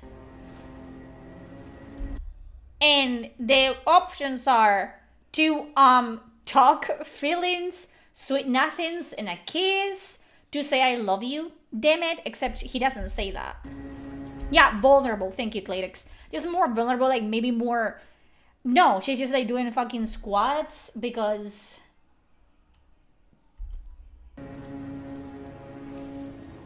I wanted to tell you how I feel about you.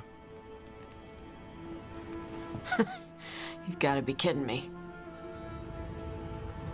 The last thing we need before a fight like this is a distraction. Oh, now it's a problem?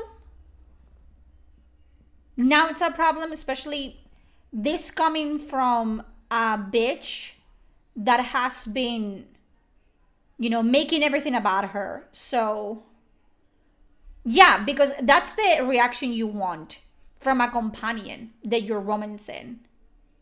Yeah, do these people even like each other? Exactly. Her terrible form is annoying me. They handle Varric badly too, yes. Nora's just jealous because she can pull barfs off as good as Taash. I can, that's true. I wonder if the art team / animators didn't take issue with all this crap. I don't know. A distraction? Makes you stupid. Stupid gets you killed. Refusing to talk about your feelings doesn't make them go away. Why do we have to talk about it? Because that's what people do. They're talking like they're not human. You want me to say that I care about you? Why? So it hurts more when one of us gets killed?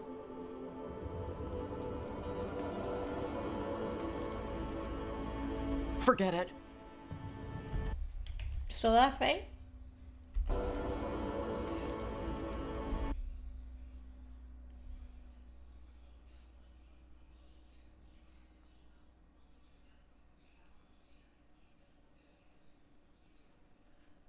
What is this? Forget it. Yeah, it's going to hurt either way, whether you admit it out loud or not.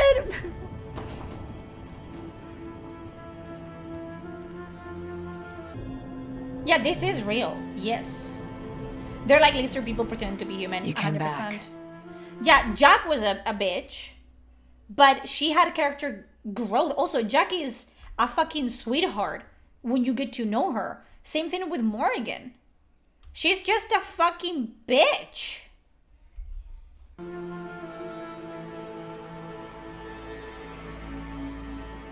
You're the main reason I came back. Now, as I recall, we have some unfinished business. Unless you still think it's... Because I think this is after.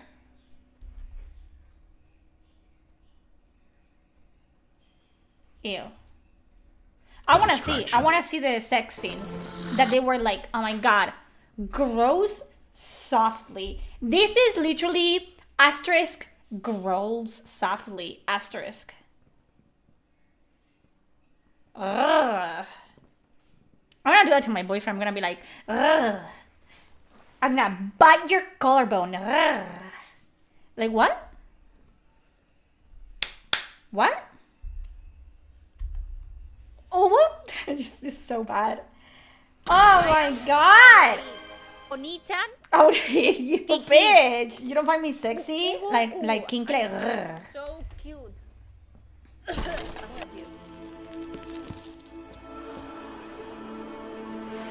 Do I seem distracted? Oni-chan? Also, we're not gonna talk about our feelings at all. I'm so. I'm sorry. I feel like I like sex as much as the next bitch, but it's kind of like, they didn't even talk about their feelings. I am. Stop that. Tihi. Right? Like, why is she? So cute. Where is the foreplay? Where is the flirting? Where's the seduction? Unless you're in a committed relationship and you've been with someone for a while, taking your clothes off, it's just gonna have that someone gets, you know, the cops called on you. Stop! I'm gonna have to change that, actually. There's too many of you. Stop redeeming that, you motherfuckers. No! We're not doing this. We're not doing this. Absolutely not. Nope. Nope. Where is it? I'm gonna make you more expensive. Enough! You little bastards.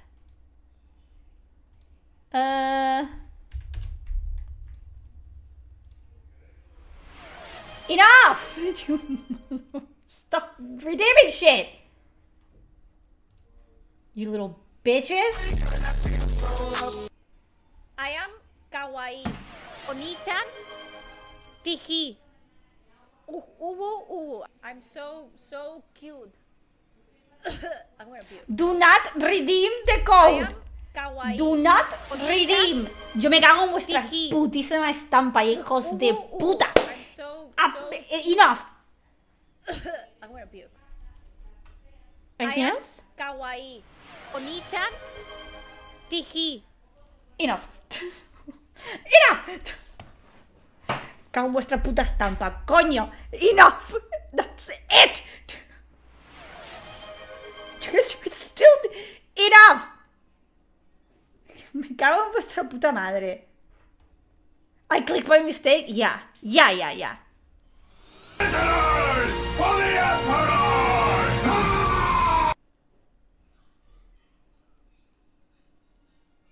Are we done? Are we gonna behave like adults?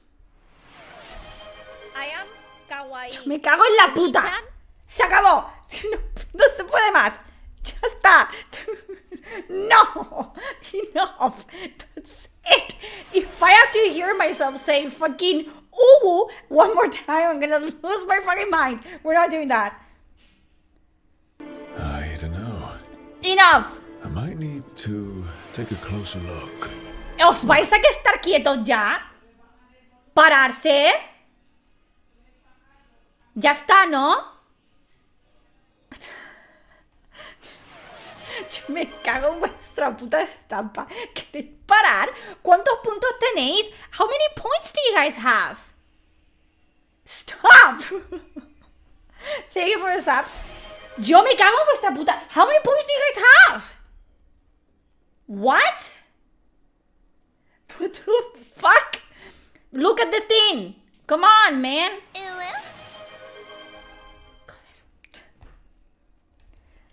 Never mind. Whatever. Fast.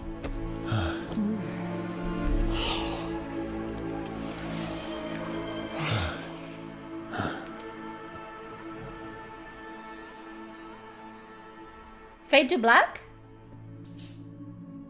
Fade to black. Did I not tell you this? Did I not tell you this?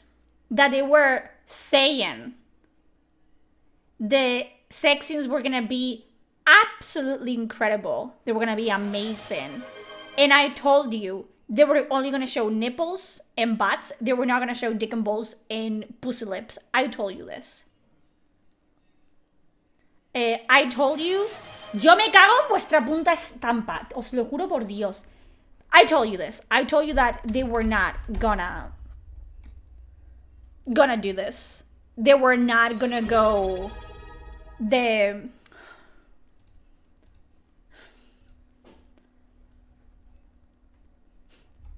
enough.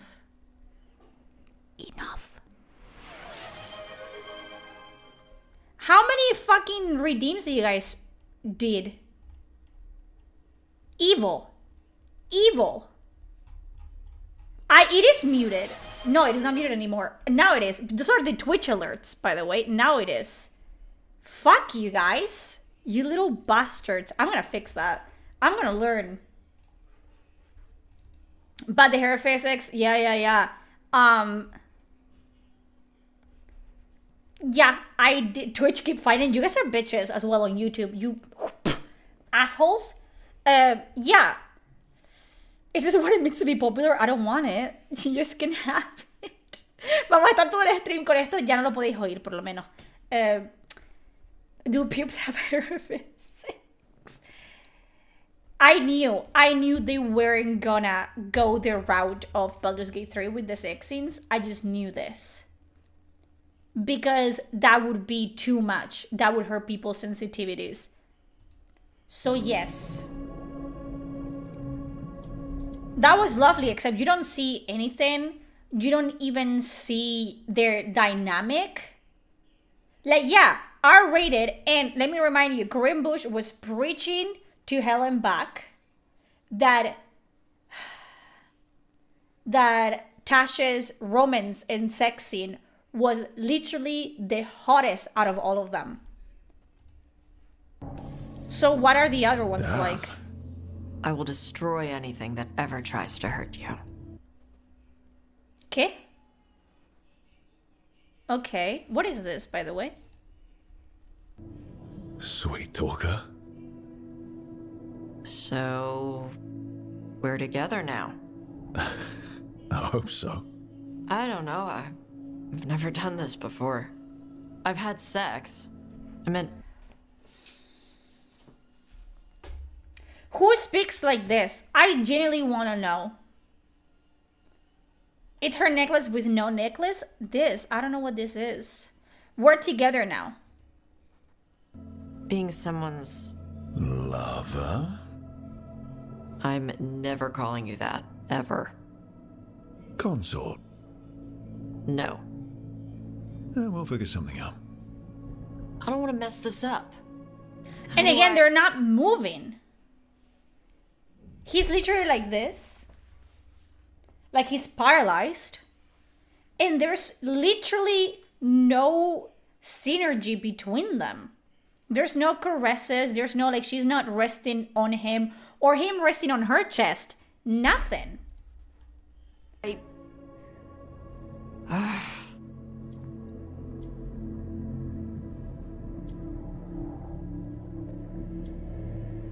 There's no intimacy, How no. do dragons show that they care about their mates? How would she fucking know? Huh. Sexy growls? Sometimes a little... Sexy growls? What are you talking about?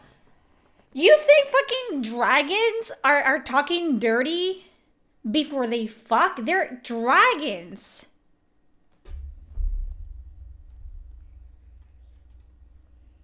little bits of fire. Do the growl. And love bites? Do the growl. That sounds really great to me.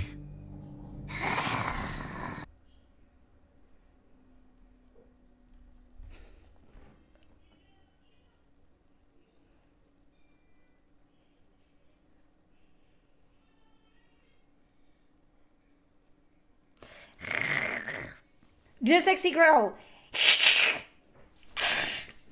Do you guys like that? I mean, only my boyfriend is supposed to see this, but I'll do the exception for you.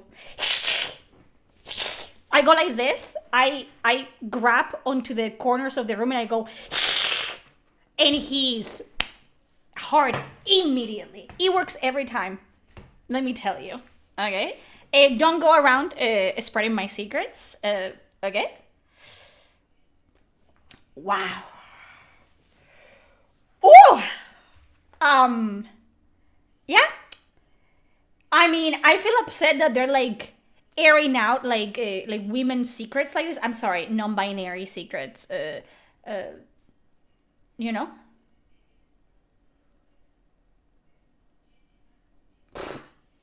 Wow. Wow. Yes, please. Yes, please. What is this? Also, why are you fucking paralyzed? Okay? Why are you paralyzed? Why are you guys... There's no... All the money went into paying Hans Zimmer and into paying Matt Mercer, and that's it. There's nothing here. Nothing here that it's remotely interesting. There's no interaction between them. Why is he not hugging her or anything? Tarala. Tarala. That's the Canary word for mine? Yeah. Because that's what you are. Well, it would be Karan. Don't try to make new stuff. It's Kadan. It's always been Kadan. Shut the fuck up. Tarala. What is this? What is this shot? What is this shot?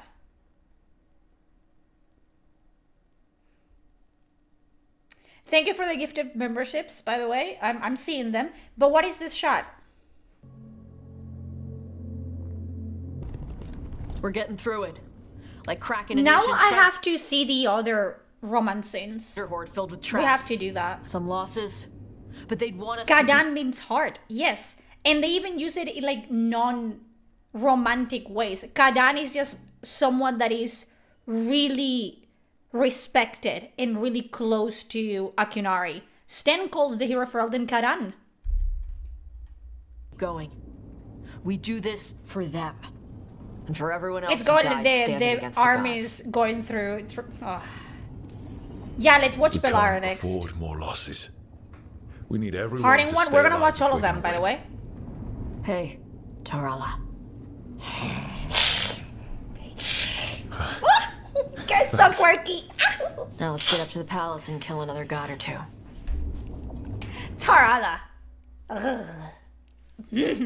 Like the Grinch. Like, what the fuck is this? Genuinely, what the fuck is this?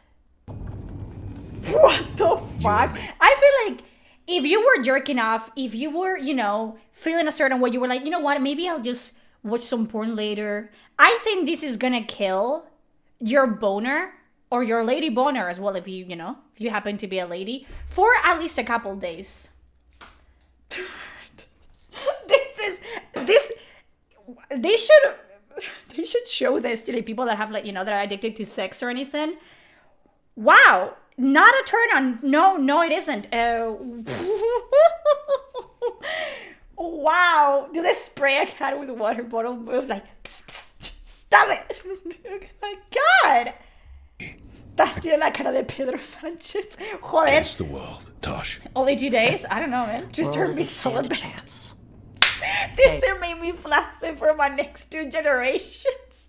Taash was like a 15-year-old girl, something called The Guards. Cringes, hardest porno of the century. I will not be shamed. Just this for abstinence. I'm probably going to win not November because of this game. What do you mean kill it? We're being inverted by now. Free bottom surgery. You watch it and it goes whoop. This is save horny. This is okay, maybe a little bit TMI, I don't care. But when kids, like not kids, teenagers think that they're so, you know, so edgy and so cool, and this is what a teenager would think a kinky relationship would be like. You know? When they don't know what sex is like and they don't know what a relationship is like and they're like, you know, writing fan fiction about it and stuff like that, this is what they would think that is like. And this goes to show that, you know, 30, 40-year-olds, they're not being touched enough, if at all. Like, the writers of this probably are fucking virgins, and with reason. Because, bro, más of one Andronish tenía mejores escenas de sexo? Sí. The chat just transition. Just all of you. Septon Ring? Yeah. Again, I didn't even notice the fucking Septon Ring. She is a fucking stereotype. Stop hissing at me. Why do you like it?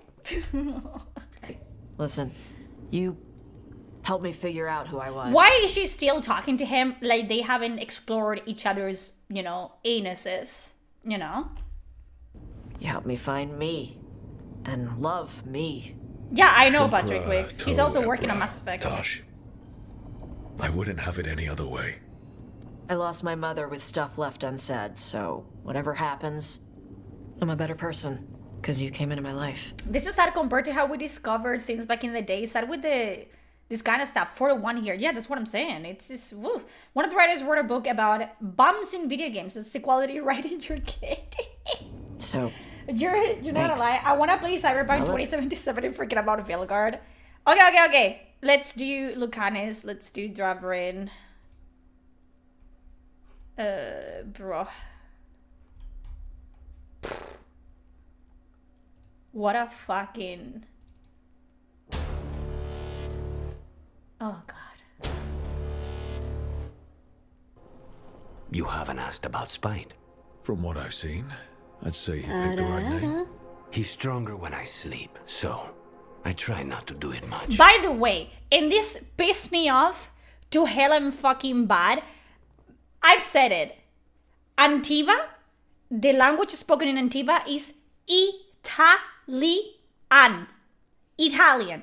It's not Spanish. But he has a Spanish accent. And he says mierda instead of merda. But then, when they refer to things that are from Antiva,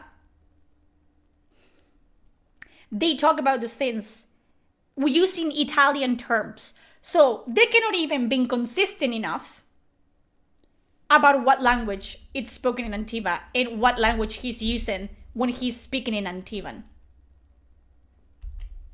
No one was in the ossuary by choice. Yeah, Treviso is an Italian city. That's what I'm fucking saying. But he has a Spanish accent all of the fucking sudden.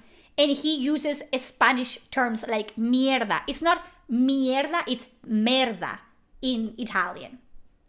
And that just goes to show that they don't care about anything. Not even the demons.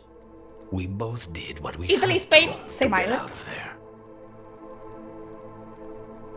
By the way, again, this is literally after you rescue him from prison. Yeah? That's what I thought.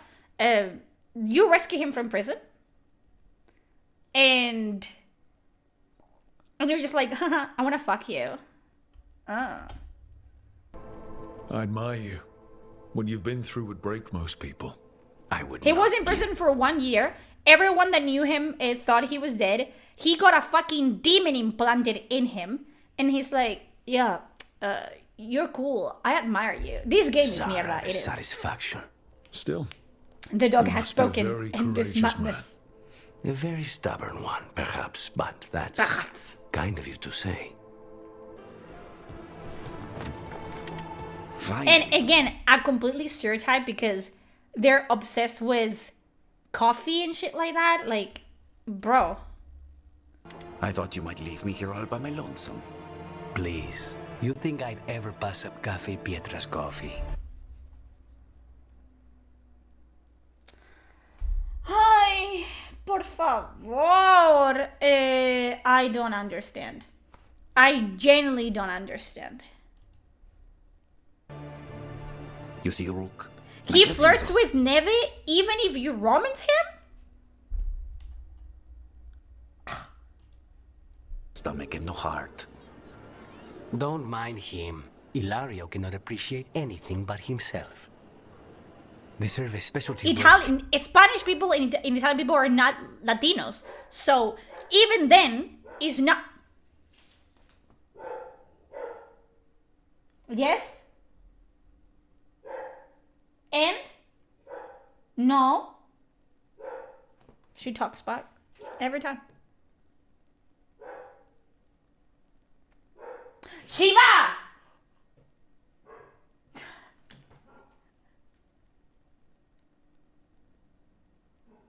Do you hear her?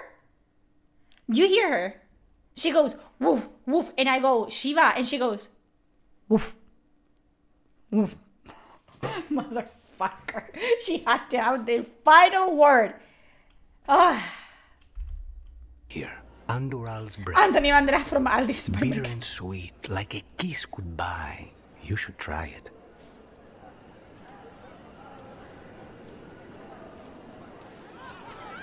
Bitter's good. Chocolate is better. They have chocolata calda. You see what I'm talking about? They have chocolata calda. So why the fuck do you have a Spanish accent and say mierda? If you're gonna say, you know, they have a chocolata calda. And that's Italian. So why do you have a Spanish accent and say mierda instead of merda? And all the names, Ilario, Viago, those are Italian names. Is that Severan's voice just deeper? No. Chocolate is, you know, chocolate is Spanish.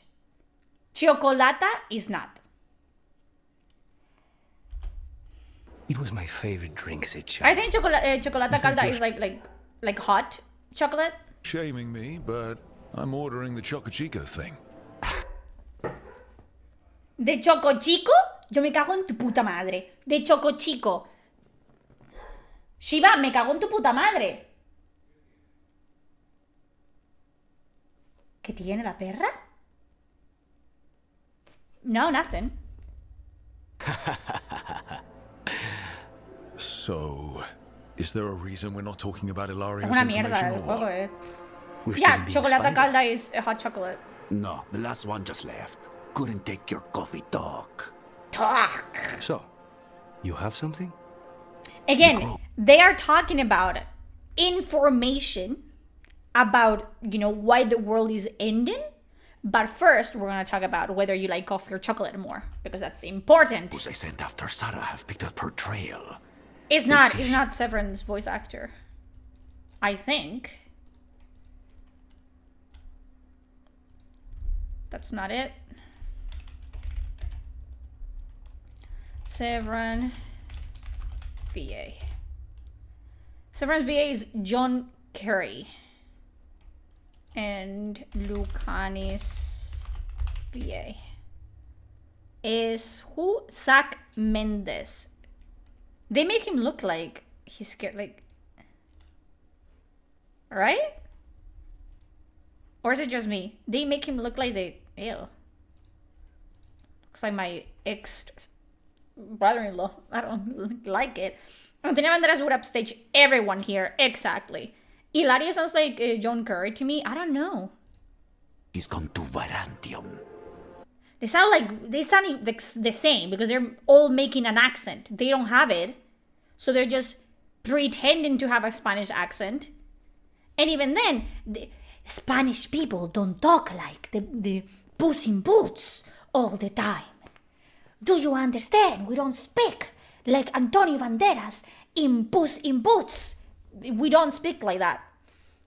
I have specifics that I say, but it would be like, you know, maybe if you want a very thick Spanish accent, I don't have a very thick Spanish accent when I speak. It's more mixed. But it would be the crows I sent after Sarah have picked up her trail. They say she's going to Viranitium. That's how you say it. You don't say, the crows I sent after Sarah have picked up her trail. They say she's going to Viranantium. They don't say it like that. We pronounce like, you know, everything. We don't say Viranantium. We say Viranitium. Tium. trail, Sara, crows, okay, but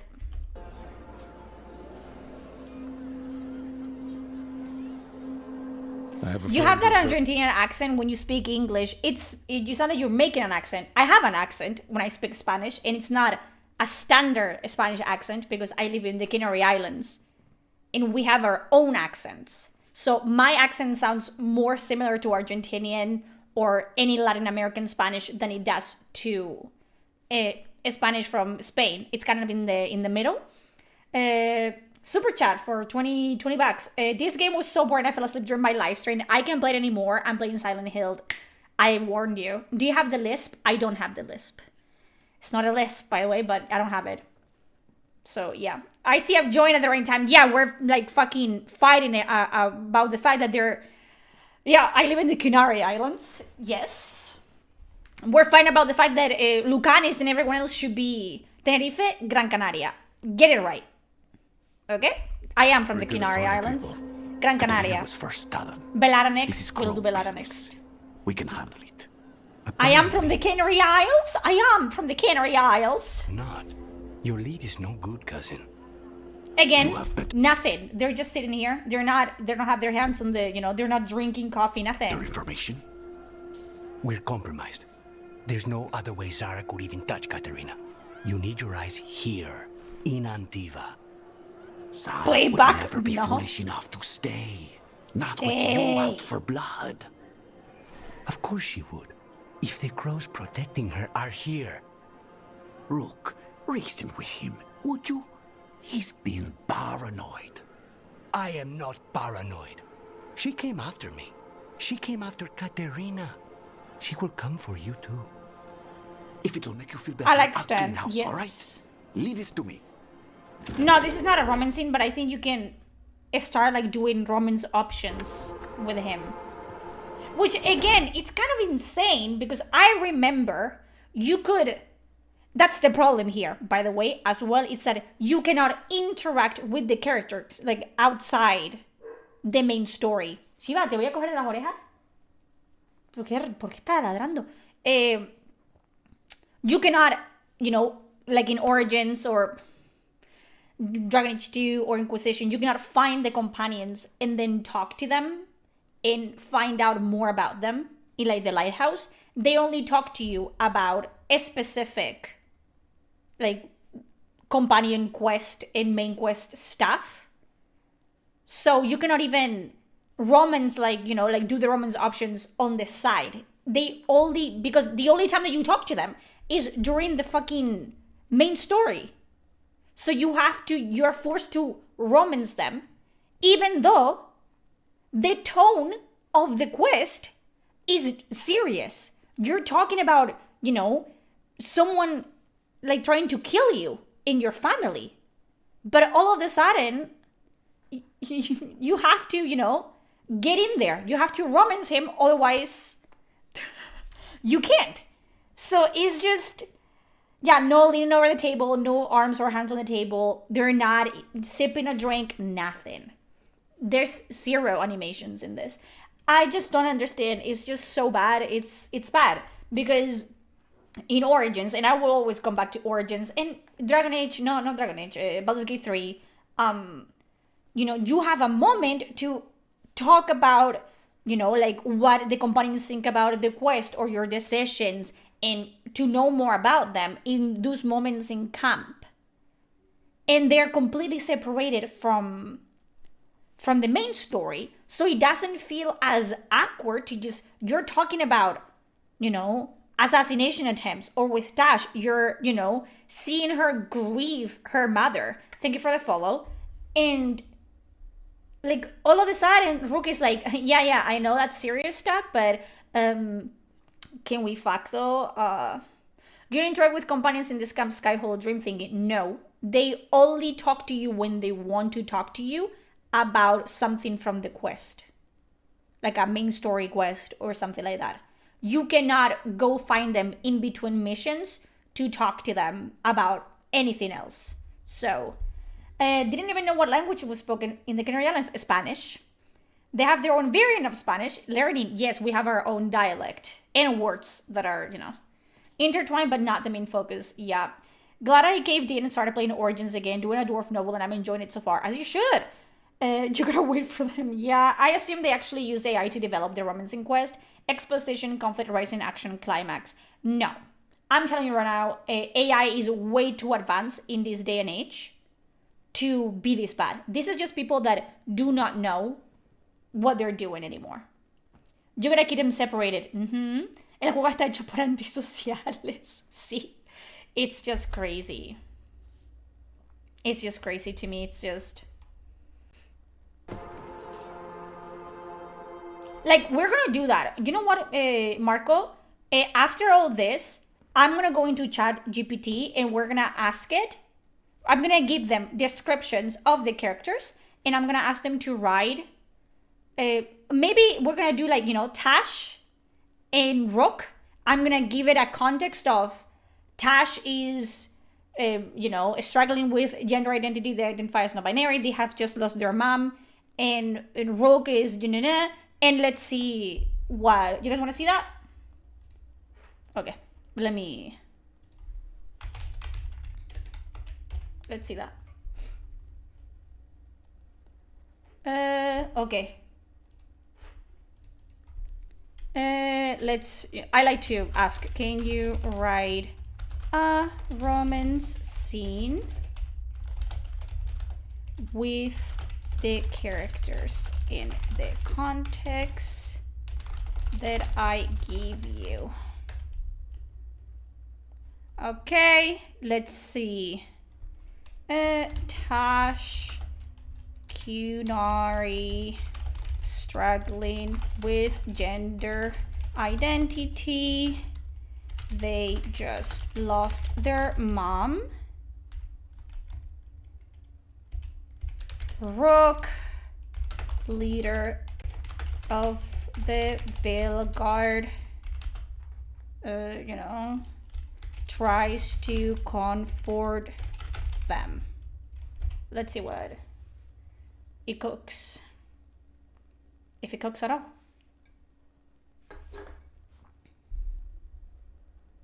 Okay.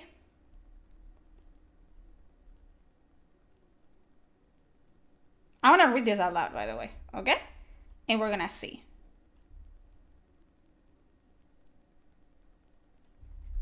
Let's see. Okay? Taash stood alone in the shadowed grove. Their broad, silver shoulders tense as they gazed past the thick tangle of branches. The Veilguard camp lay just beyond, but Taash felt like a world away from the camaraderie there. The loss of their mother settled like a stone in their chest, heavy and unfamiliar. Soft footsteps crunched the dried leaves behind them. Rook's quiet approach was measured, deliberate, never one to intrude. They stopped at a respectful distance away, waiting for any signal from Taash. After a pause, Taash spoke, voice taut. It's strange, they said, eyes fixed on the horizon. I thought that I feel more like myself, but I feel their breath hitched, their words trailing off. Rook nodded, stepping a little closer, his expression softened. You feel like something's missing, like what's left of you doesn't quite fit anymore. His gaze was steady, holding a gentleness few saw. Taash looked down, fist tightening. I keep thinking about who I am supposed to be now that she's gone. She always understood. She understood me, even when I didn't. They shook a shaky breath, their tall frame wavering for a moment. Rook reached out, his fingers brushing Tash's arm, careful, almost reverent. Taash, you don't have to be anyone else right now, he said, his tone a low murmur. Who you are, what you're feeling, it's enough. You don't need a name or a shape to fit into. Just be here. Taash swallowed, their gaze finally meeting Rook's. There was an ache in Rook's eyes, an understanding Taash hadn't known he'd carry. Something between them shifted then, an intimacy threaded through their shared silence. Without fully realizing, Taash moved closer, the ache of loneliness and grief easing as Rook wrapped his arms around them. They let out a slow, shuddering breath as Rook's warmth settled over them, grounding them. I didn't think anyone could understand, Taash whispered, their voice a mix of relief and sorrow. Rook tightened his hold, his hand finding Taash's fingers intertwining. You're not alone, Taash. Not now, not ever. In that moment, nothing else mattered. Neither title nor expectation, neither form nor fate. Just the comfort of each other's presence, bound by a quiet, unspoken promise. And this is why, as a writer, the writing in Veilguard vexes me so fucking much. You know why? Because the way that you present a character and the way the character reacts to the world around them and the consequences of their actions makes the reader, or the player in this case, react to the character in one way or the other. I feel like if they had gone this route, if they had made Taash vulnerable, if they had made Taash more than the sum of their parts, people would have actually liked Taash and sympathized with them. But the way that they wrote Taash as a character, the way that they have made her completely unappealing and unlikable as a character, makes you not want to sympathize with her, like, grievances. If they had wrote it like this, and they have shown you more than, oh, she is supposed to be dominant and strong always, she cannot talk about her feelings, and then they actually show you that there's more, people would have actually sympathized with them and maybe respected their choices. The Taash that we have now, I don't respect her choices because I don't care about her as a character. And that's what's so important, to have people that know what they're doing. And, you know, that they care about this story overall and not just pushing ideologies and gender identity down your throat. Because if you do it the right way, if you do it gracefully, people will be much more inclined to relate to a character, not because they see themselves in the character, not because they're non-binary and because the character said verbatim they're non-binary, oh, now I'm seeing myself in the character. People are more than pronouns and who they fuck and what they have in their pants. What makes a person sympathize with another human being is their struggles and the way, you know, that they are humane. I feel like people would have been able to like Taash more as a character, not because they're non-binary, but because they're going through the loss of their mother. You know?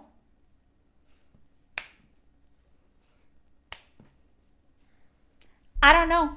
There's so many more ways they could have made Taash into a relatable character without having to be every 2 seconds reminding you of their gender identity.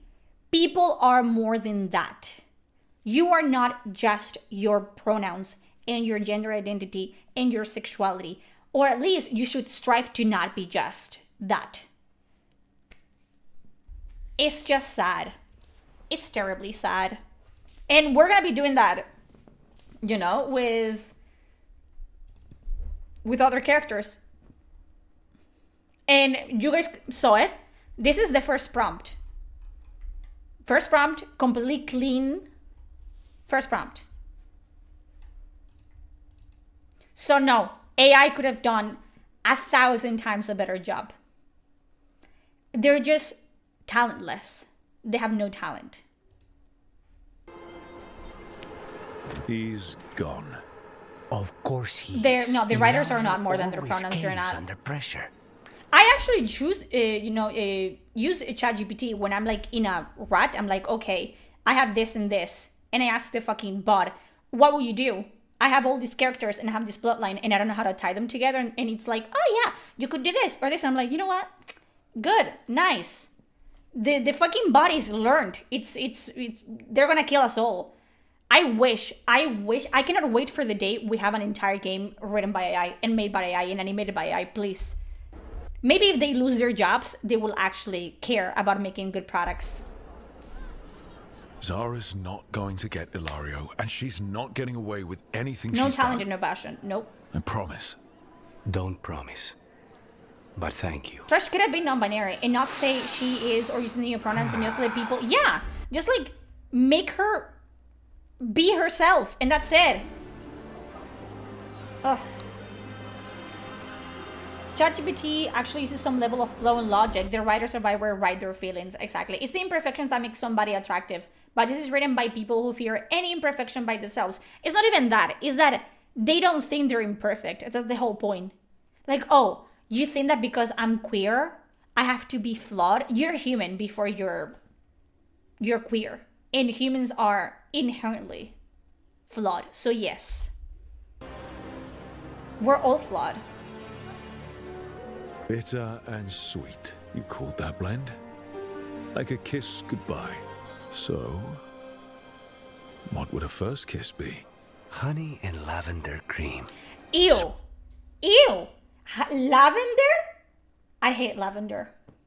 Maybe I'm biased. I hate lavender. Honey and lavender? Ew. Sweet. Intriguing. And you? How would you describe it? How would you?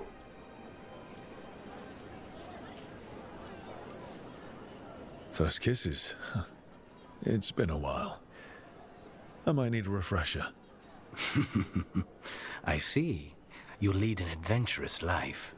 No more than you, I'm guessing? I've always thought that to live truly is to live fully. But even before I was captured, my life was not really my own. So much had been determined for me. You must have I found hate time lavender. for a I hate the little smell of trouble along lavender. the way.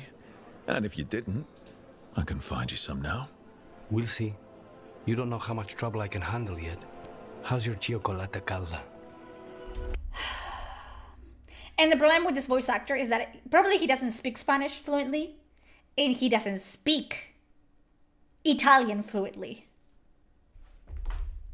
How's your chocolate calda? Do you guys like my accent, my Italian accent? Chocolata. Chocolata calda. Just sweet enough to intrigue me. Oh my god. Ready to head back to the lighthouse? Almost. Chocolata caca is my favorite. I said it better. Almost.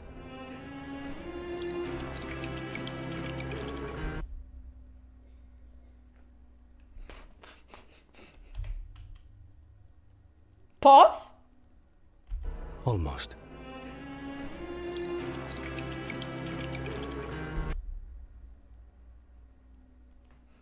What? What? What?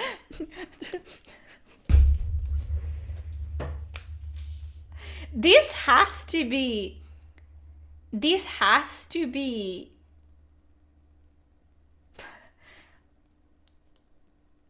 It has to be a joke. It has to be.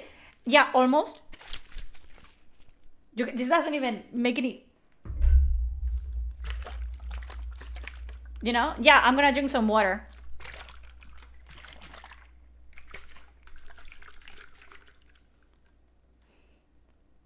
What? Why does the coffee sound like that? And why is he fucking swirling his coffee? Almost.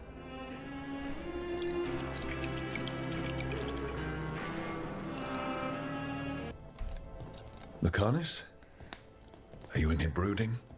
I'm fine. That's not a no. I had her. She should have never gotten away from me. This was our contract, Rook. I don't fail my contracts. Again, the companion is visibly upset, visibly distraught, and Rook thinks it's a good time to romance him. Forget about Gillenane. That's why I'm here. I know. Yeah, what do you mean, forget about Gillenane? What do you mean, forget about Gillenane? We can't forget about Gillenane, and we cannot forget about Urgarnan. What? I'm just happy you didn't get killed out there. You shouldn't go easy on me. Mistakes get people killed. You're an assassin. So do successes. Iago found something. Something bad, I take it. Venatori and Treviso. Like I thought. One of them might know where Zara is. Viago has crows watching them. We find them. We find Zara. Everything she did to you. We'll make her pay, Lucanis. Side by side. We just have to get this done. You're awake? Yes. I've been trying to figure out what to say to you. Okay. And there aren't words enough to apologize. I never wanted you to see me like that. And yet, I'm still here.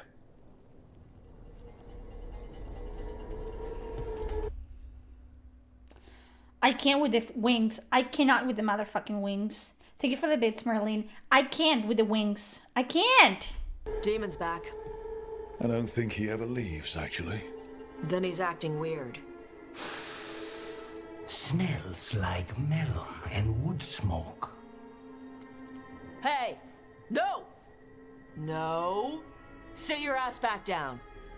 I'll handle this. Why is Taash in any way, shape, or form involved with Lucanis and Rook? Also, why is she talking to him like he's a dog? And why would she be here? Why wouldn't any of the mages be here? Doesn't Lucanis literally talk to Bellara and Nev because he wants to know more about abominations in possession? What? Maybe make sure the alluvian room is blocked.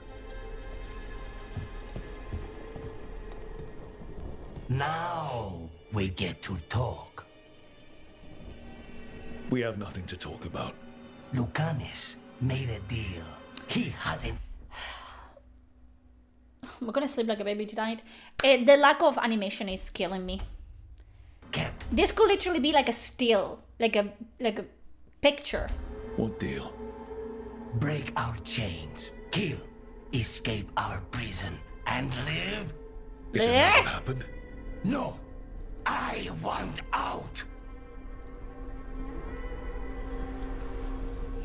I have no idea what you're talking about. I want Lucanis to honor the deal. Tell him, make him.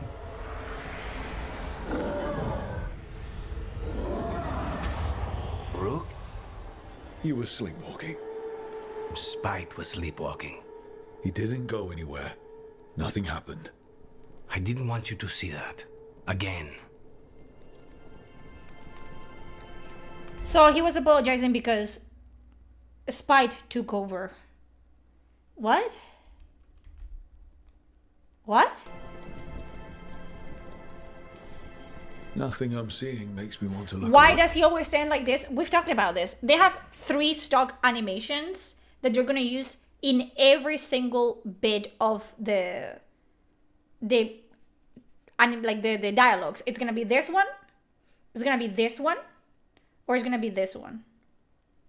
That's it. Hey. How do you always do that? Do what? Break apart my perfectly gathered clouds of doom.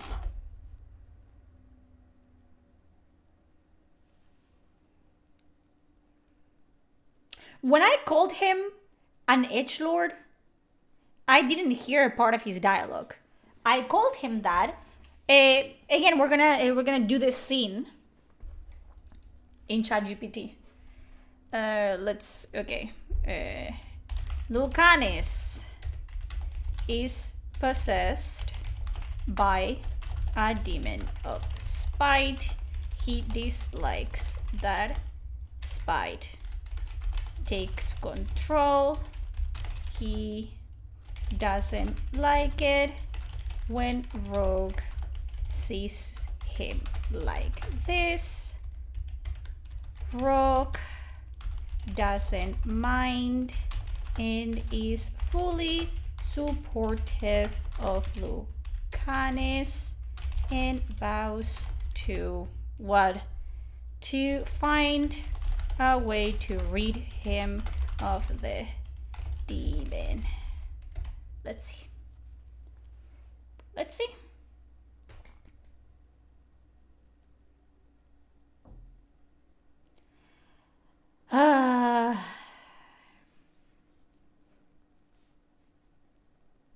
Let's see.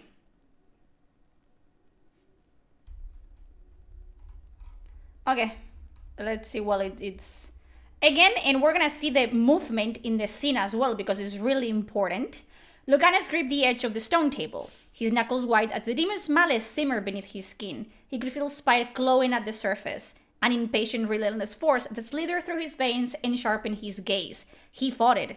He struggled to keep control, but each second felt like sinking into quicksand. His breath came out ragged, and he didn't dare look up when he heard Rook's footsteps enter the room. Lucanis. Rook's voice was soft but firm, as though he knew just how precarious Lucanis' restraint was. Don't, Lucanis said, his voice strained, edged with a fury that wasn't his own. You shouldn't be here.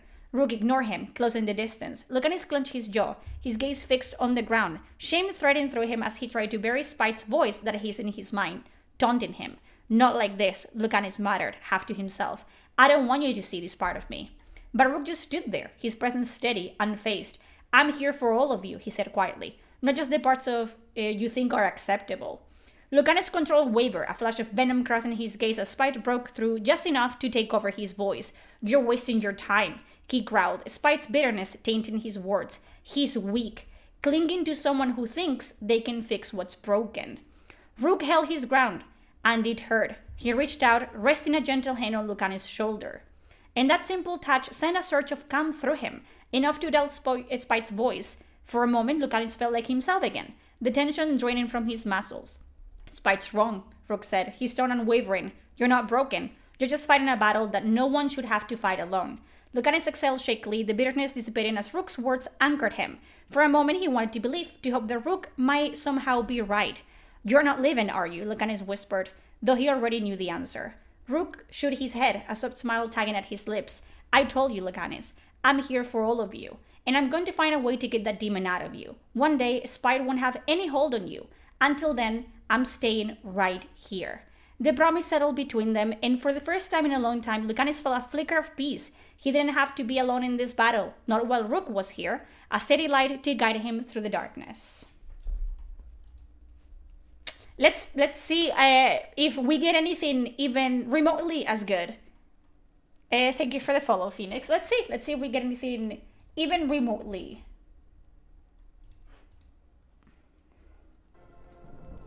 You deserve better than to deal with my mess.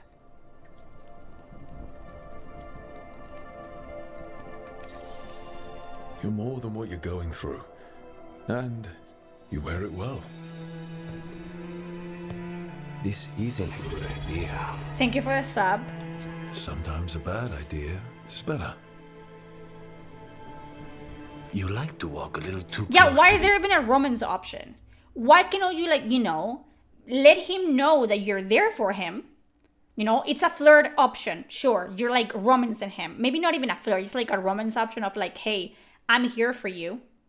But you don't actually flirt with him. Just let your intentions know that I'm here no matter what. And then from there, you delve into the relationship. Edge. So do you.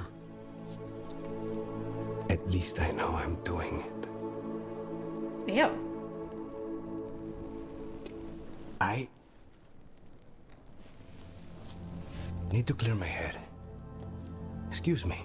Except you were 100% okay with flirting, and you were the one that initiated the kiss. So, literally,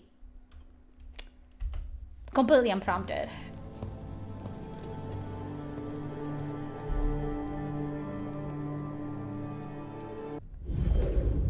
That looks like another K. Bye. Rook, are you alright? What's the matter with the two of you? Yeah, you can have a comforting option. You don't need to take off your clothes. Exactly.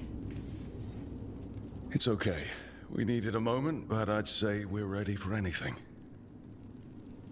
How long were we standing here? Just long enough for it to get awkward. You're sure you're alright? We're fine, Taya. Don't waste your worry on us. Oh, great. Is it your turn to cook? What's all this gonna be? Paella. Well...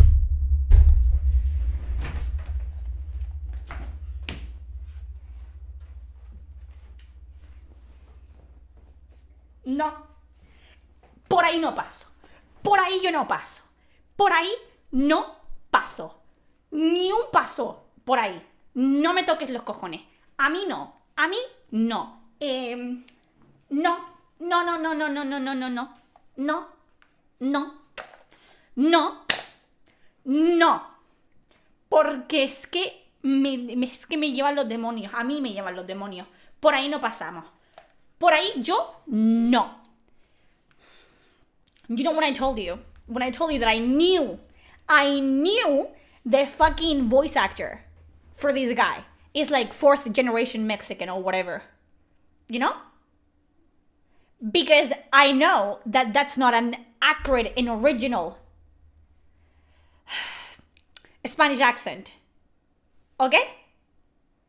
And now I can tell you that because it's not paella. First of all, why the fuck would they have paella in the world of Theras? You fucking retards. You absolute rejects of society. All of you should have been called at fucking birth. Also, what's with this stereotype that we're doing here? Okay? Paella, me cago en tu puta madre, paella. Es que te cogía y te reventaba, hijo de puta. Quien seas. Me cago en tu puta madre.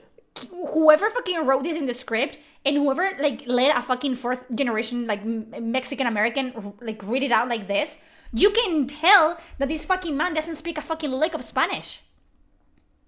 ¿Qué? ¿Cómo que paella? Me cago en tu puta madre. Pero ¿cómo que paella? ¿Cómo que paella?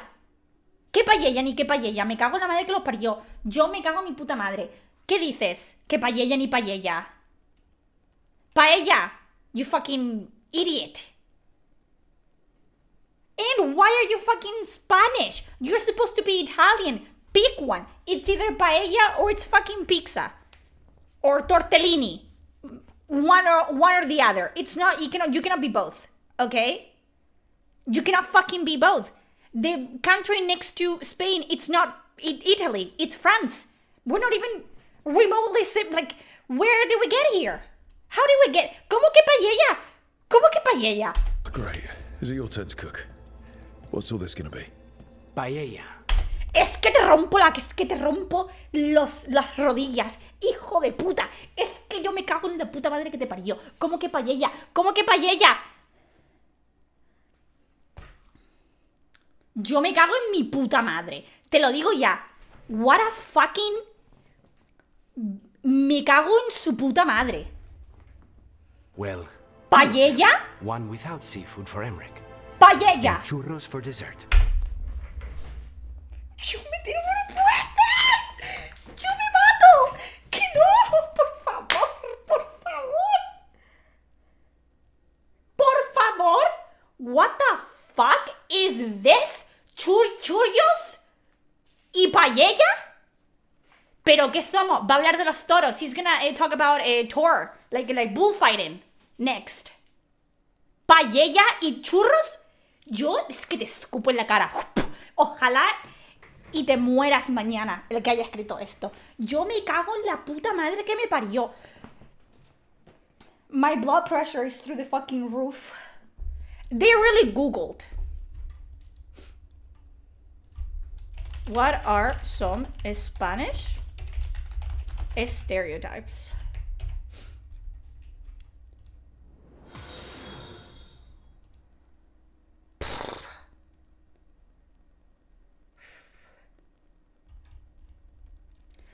All Spanish eat paella every day.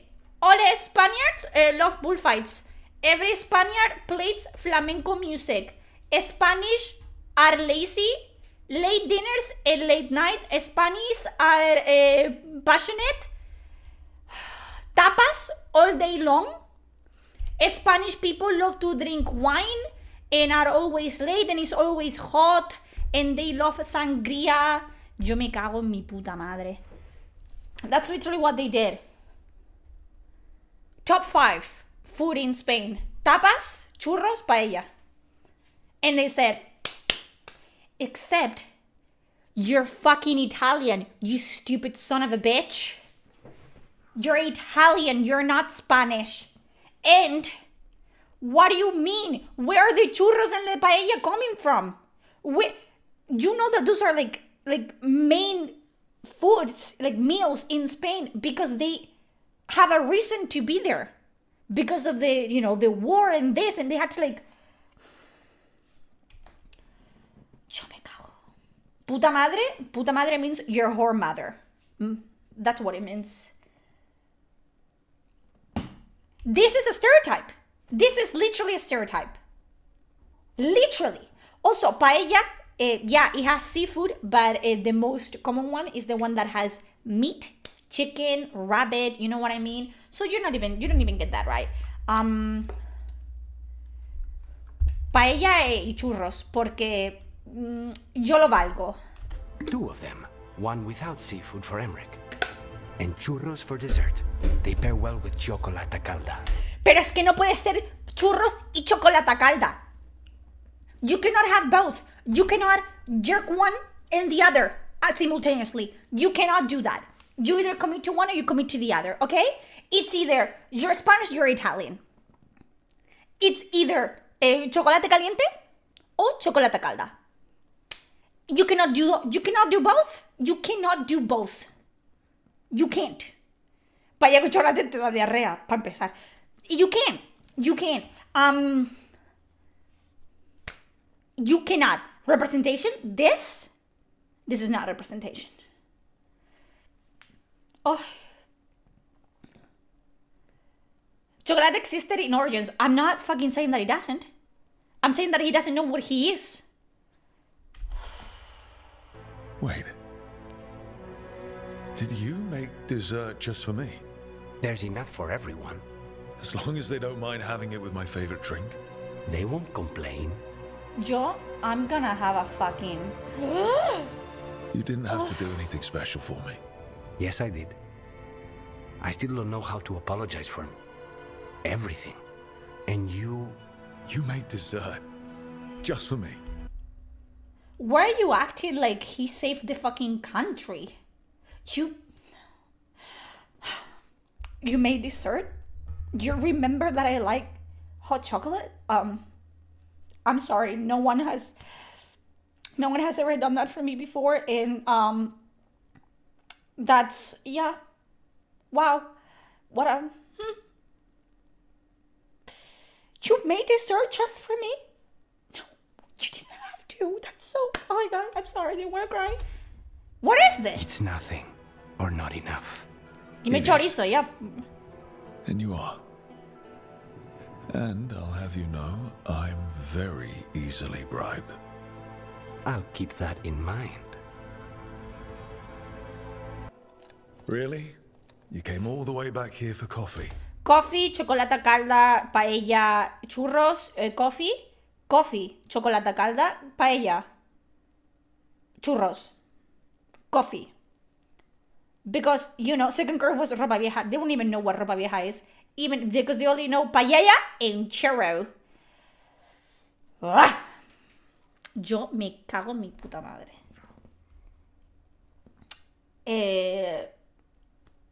I have never seen anything like this in my entire life.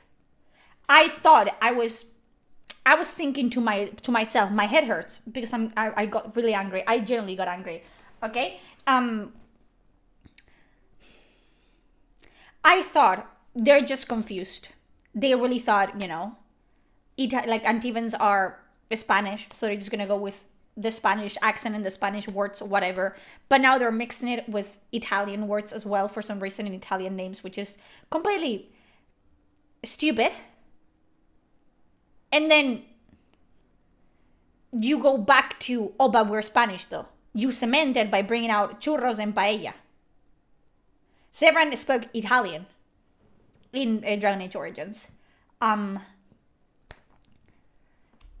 it's just a stereotype. Yeah, we watch 1.5 romances so far, and it's just a bunch of cultural and social stereotypes. So, do they have flan in Spain? We do have flan. This is just incredibly, like, tone deaf. Like, what are you doing? The stuff in your villa wasn't good enough. It's better if I make it myself. And I wanted some quiet. So, first talent of the crows, huh? Does that mean you'll be leaving us? No. What's the capital of Europe? We have a Basically, contract. that's that energy. Besides, she may have Isn't stepped 89? I would say 99.9 of this game is a stereotype. I didn't think it was gonna be this blatant. I haven't played the entirety of the game. I played as many hours as I could, as my brain allowed me, and there weren't many. I haven't gotten to like the companions, and I'm not gonna go to them because I installed the game. This is the first time that I see any of this. I genuinely didn't think it was this bad. But there's no stopping Katerina from giving all the orders. I still cannot believe she did that. Well, that's a relief, because I don't want to do this without you. I couldn't leave this place. Not with you here.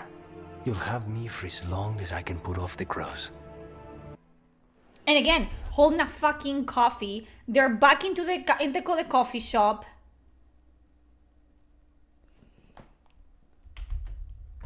We're back in the building again. Do you think they're wondering why you ordered a drink for the empty chair? If they are, they won't tell anyone. He ordered a coffee for the demon. If he was a true Spanish, he would have gotten an exorcism performed on him already.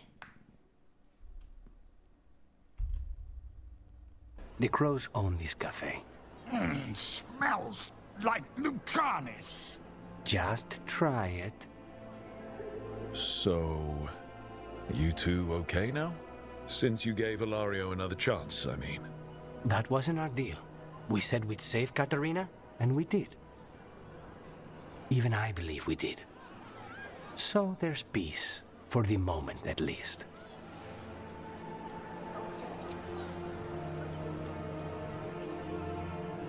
Let's hope that peace can hold.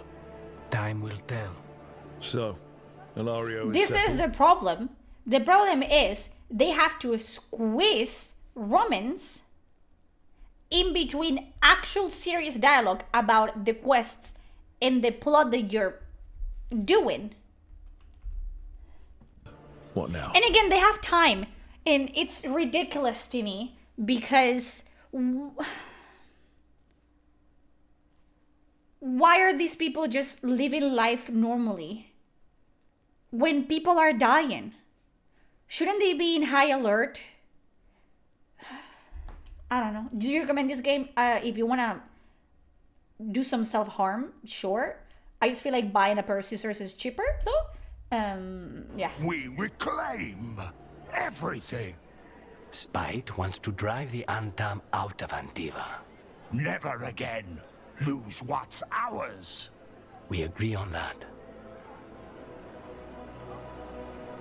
I don't know what I thought it would be like, getting out of the ossuary, getting my life back. You mean you didn't spend all that time dreaming about having coffee with your inner demon?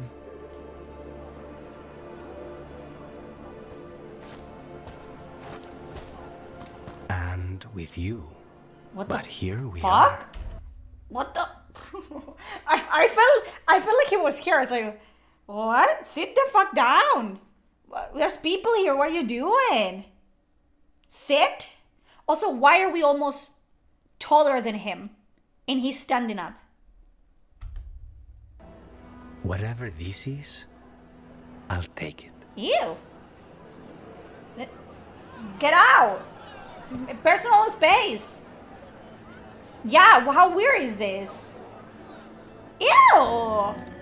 How are the knives Someone call coming? HR. True, someone call HR. Rook, this isn't going to work. We're gonna make it work. They moved the moon. We're in over our heads. That's not magic you can fight with a blade. You're putting your life in our hands. My hands. All I know is death. Okay. What with the music? Stop! What is this? No, we'll get through this. Optimism is your best and worst quality. If I have to kill every blighted creature in Taash to keep you safe, I will.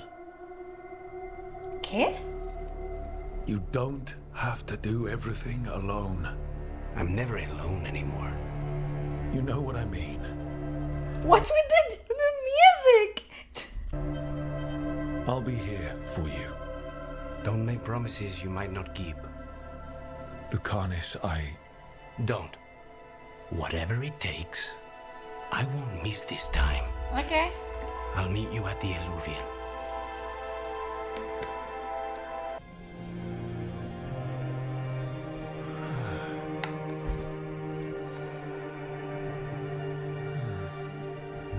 And I feel like this sex scene is gonna be exactly the same. Sex scene. There's no sex scene. There's like, oh, I'm naked now. But you're not gonna see my penis. And you're not gonna see any action. You're just gonna see a butt cheek and some shoulder. And then it's gonna fade to black.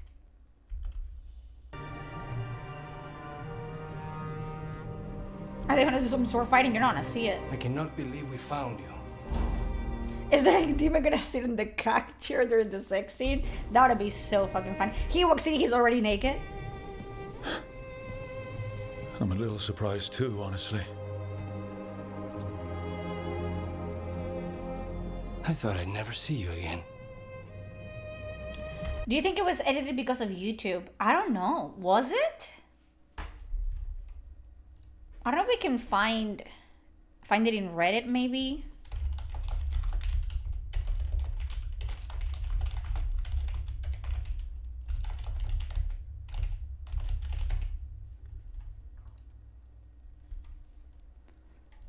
I don't know.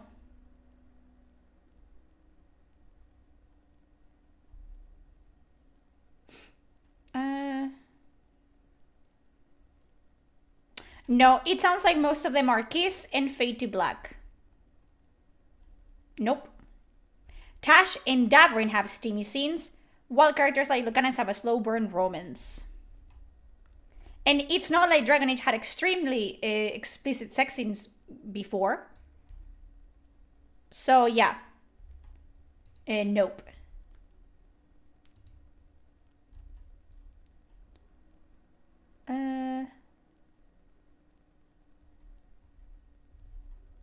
Yeah. Yeah, there is no nudity at all in this game.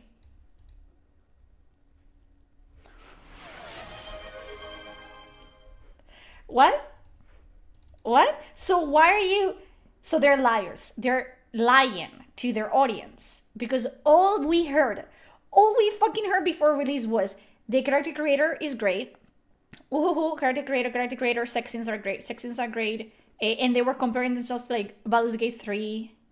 Wasn't there a fucking Dragon Age the Veilguard BG3 sex scenes? After 105 hours, I'm convinced I've been gaslit by the nudity. I don't know what the nudity toggle in Dragon Age the Veilguard does. I know what it says it does. Allows nudity during sex scenes.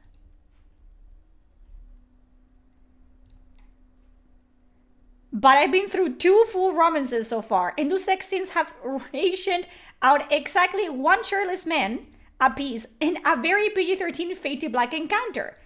What the hell did I set that toggle to on for then? Dragon Age games have long been known not just for their companion characters, but specifically for those romances. So nope. Yeah, why is there a fucking toggle for then?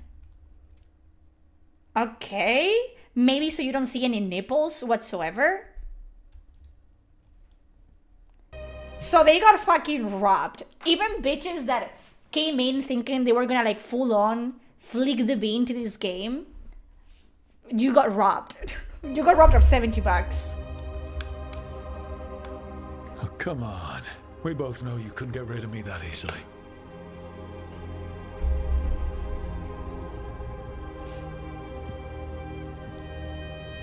I mean, they cannot even animate like normal scenes. You think they're gonna like animate sex scenes? Rook.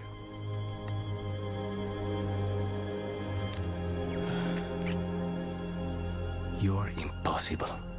What the fuck is this? But in a good way. It's what I love about you. Okay. And there we go, we're back to this one.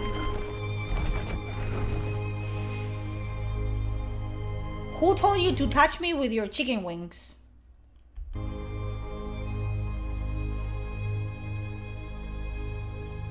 Maybe it's because two men we will see everything. No. And who cares? They did that in Baldur's Gate 3. You don't see anything. He's wearing pants in this scene. Also, what? Where are you resting your head? Oh, what?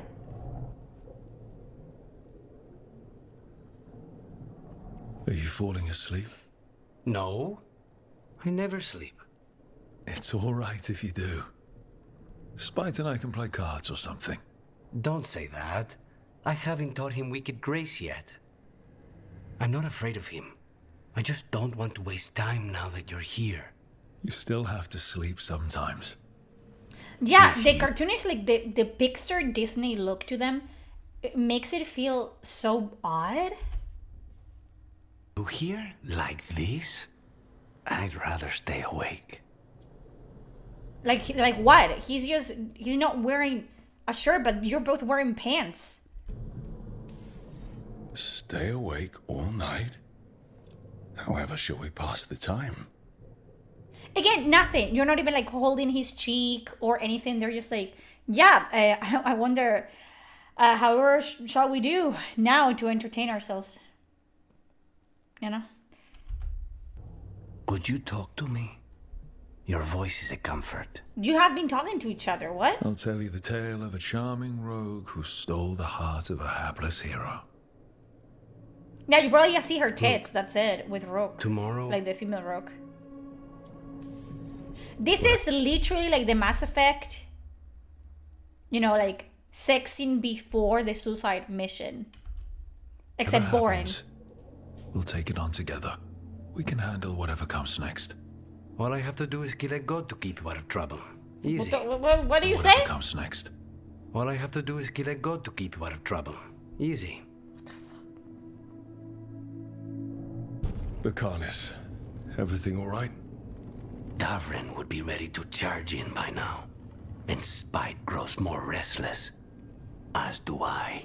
This may be the calm Kill a before god? a fight. I only have to kill a god to keep you out of trouble.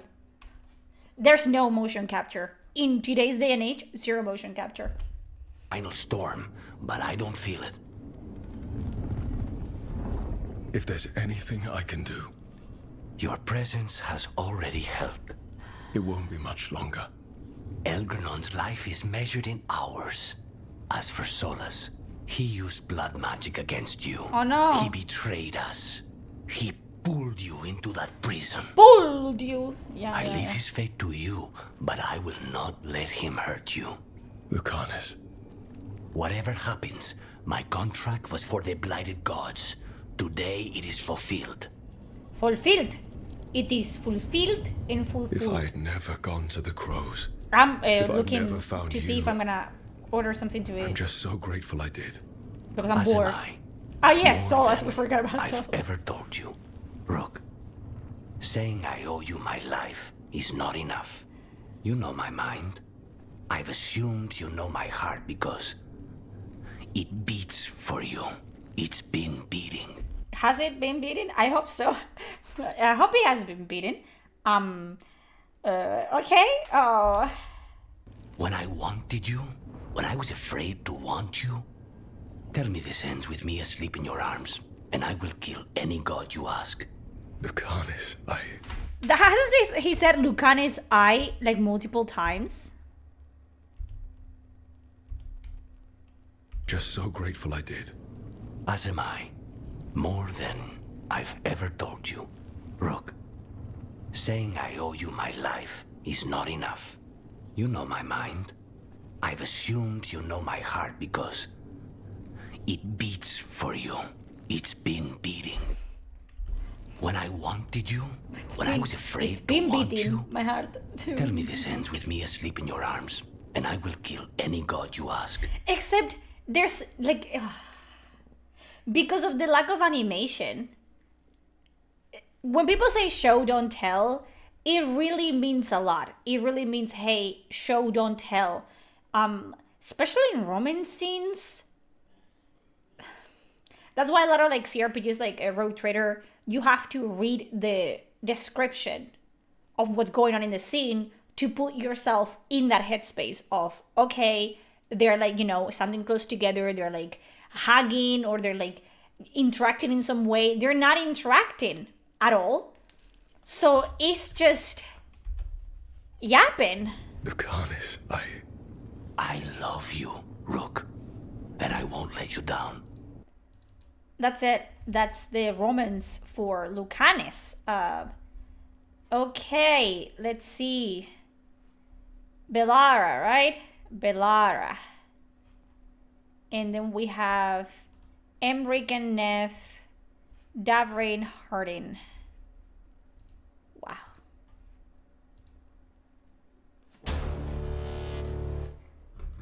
I wasn't expecting this to turn into me just watching their romance. But hey, here we are, okay? You fixed the Illuvian, though. The Illuvian was easy. Once I replaced the resonance crystals, adjusted the lyrics. I forgot how much I hate her fucking voice and just personality overall. I literally forgot. Like, my brain purged every single aspect of this character. Like, flushed it away from my memories. Lens, it worked fine. I mean, I had to realign the matrices, but it just worked. Not like this thing. You don't give yourself enough credit. You're smart. You'll figure it out. Well, thank you for thinking that. Of course. Sorry, I ramble sometimes. I'm a rambler. Yeah. Ruined a lot of relationships. Most of the people I've been with didn't care for it. And? ¿Qué? I'm sorry. I was too busy, like looking down. I'm sorry. What prompted that? Well, thank you. Okay, Enough I'm credit. sorry. I was not. You don't give yourself enough credit. You're smart. You'll figure it out. You'll figure it out. Well, thank you. Thank you. For thinking that. Of course. But then we have a cat, so I don't know. Sorry, I ramble sometimes. I'm a rambler. Okay. Sorry, I ramble sometimes. I'm a rambler. Ruined a lot of relationships. Completely unprompted. Completely unprompted. I know that it's meant to be like, oh, she is too open about her feelings. This is completely unprompted. Most of the people I've been with didn't care for it. Yeah, so she was in a bunch of relationships that didn't work out. Red flag. And I'm doing it. Again. I could listen to you ramble all day. No. Oh, well, same to you. Not that you ramble. You should talk more. I mean, you talk plenty. Just the right amount. I ramble. My boyfriend can vouch for that. I ramble. He rambles. We're ramblers, both of us. Not in this sense. Ideal talking. Okay. Yeah. Anyway, the Nodus Dirthalin. Yeah. This should be easy. Yanarl, you and Strife take the first set. Irlin and Hamuel take the second. Rook and I will handle the rest. You pick me? Order a I'm pizza so or flattered. something. Well, of course. I know you. I mean, I don't know you yet. Not that. Anyway, Just lead the way and I'll follow. everything's looking good. Thank you, by the way, for helping out. You have better things to do. I know. I'm happy to help. Besides, No. you're fun to spend He time. rambles. I listen. Don't get it twisted. We know you ramble. We're here for your yapping. Exactly. Yapping first, gaming second. Really? I'm ordering pizza, by the way. I mean, that's so nice. I like spending time with you, too. Okay, one more to go. You're working. So what are you who's guys not helping? doing? Who's what helping? Feeling guilty. Well, no one, I guess, but then what should I do?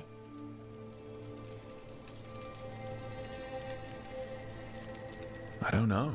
I don't want But to. you're kind and compassionate, and that matters. It makes a difference. Rook, that means a lot. I have to Thank make some you. toast later.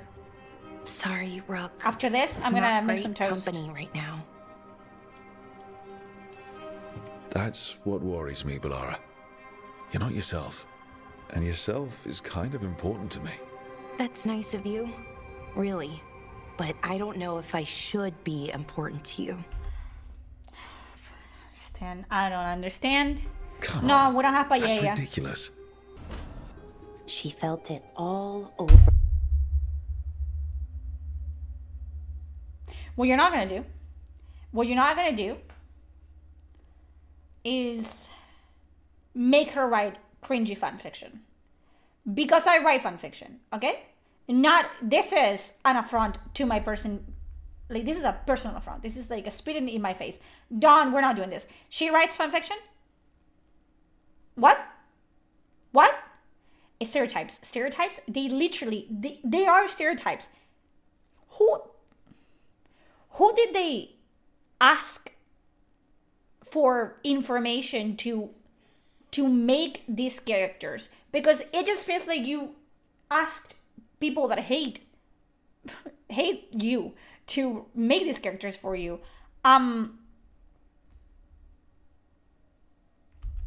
Her attraction to the hero, a powerful but properly contained tingle. And again, the writing that she writes in game can only be as good as the writing the writers for this game can do. So what does it mean? A powerful but properly contained tingle. What does that mean?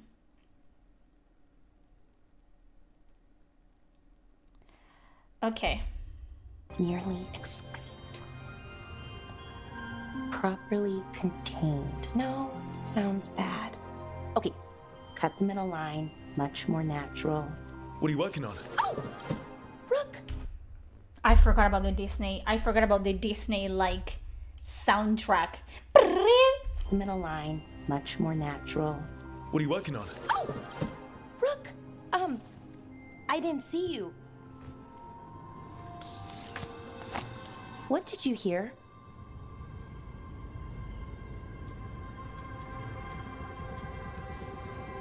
Not sure what it was, but it sounded pretty good.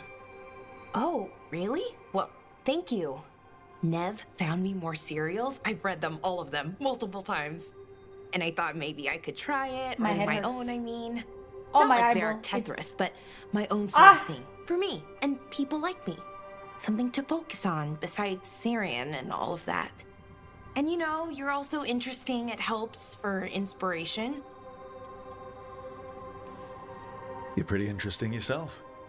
Oh, My eye hurts. thank you. My eyeball hurts. I don't know if I've ever seen Oh, I'm gonna have myself to take that a way. pill. You're smart and talented. That's not Rook not. Skilled No. and passionate. And you're kind. I'm pretty happy we met. Reality bubble aside.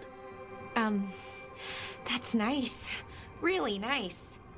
And, well, it raises a question. An important one. Us. Okay, let's do this again because why not?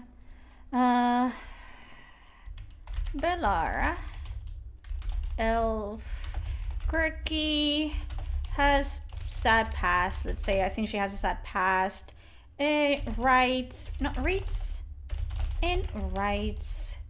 romance to what? Escape the dark reality of what's going on in Theras. Rook walks in as she's writing. They talk about their feelings. Let's see.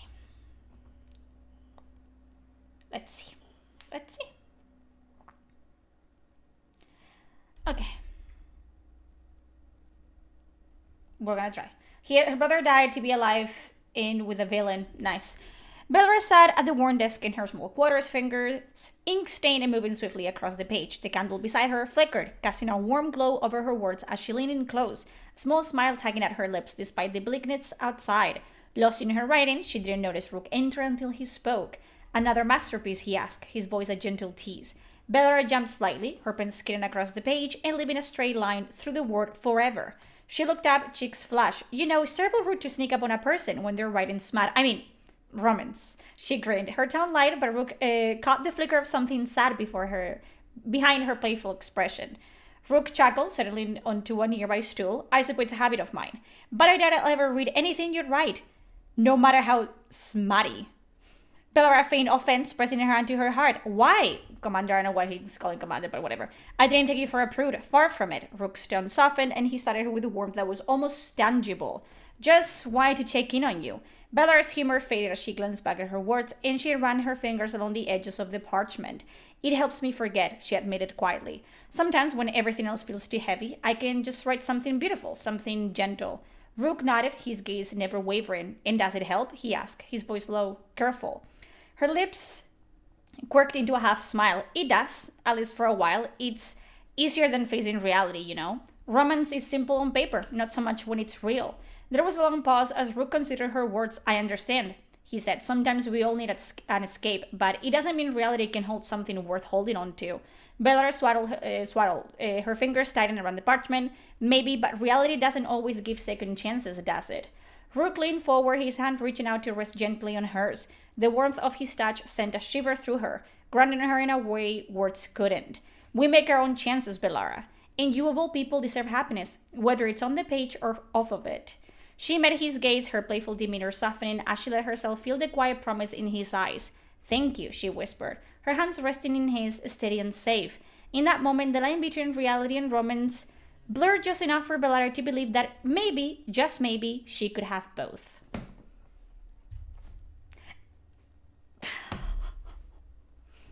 And it's so much more interesting in the sense of, you know, she's writing smut. She's not 14. She's writing sex scenes, whatever.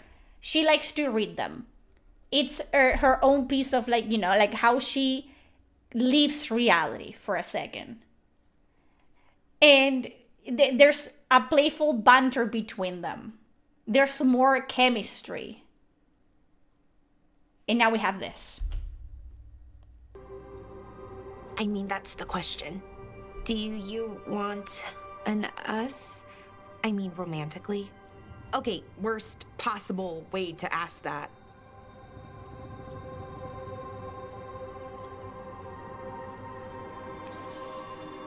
It isn't the worst way, and I am interested. Oh, okay, that's... wow, great. And now I don't know what comes next. I think we're supposed to dance, or... Except you have already established that you've been in multiple relationships before. So what do you mean you don't know what comes next? Or eat food together? I don't know, lots of options. Deciding is hard, and I've never done this. You have, you Not literally really. said that.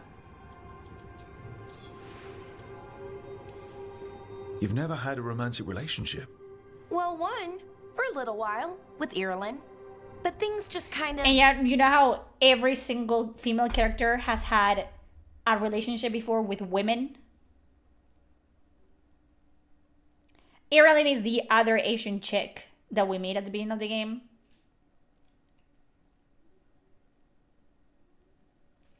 And Taash was only interested in women as well. Ireland is her ex, yeah. Kept getting in the way. And it's all a little more limited. When you're out in the middle of nowhere, I mean.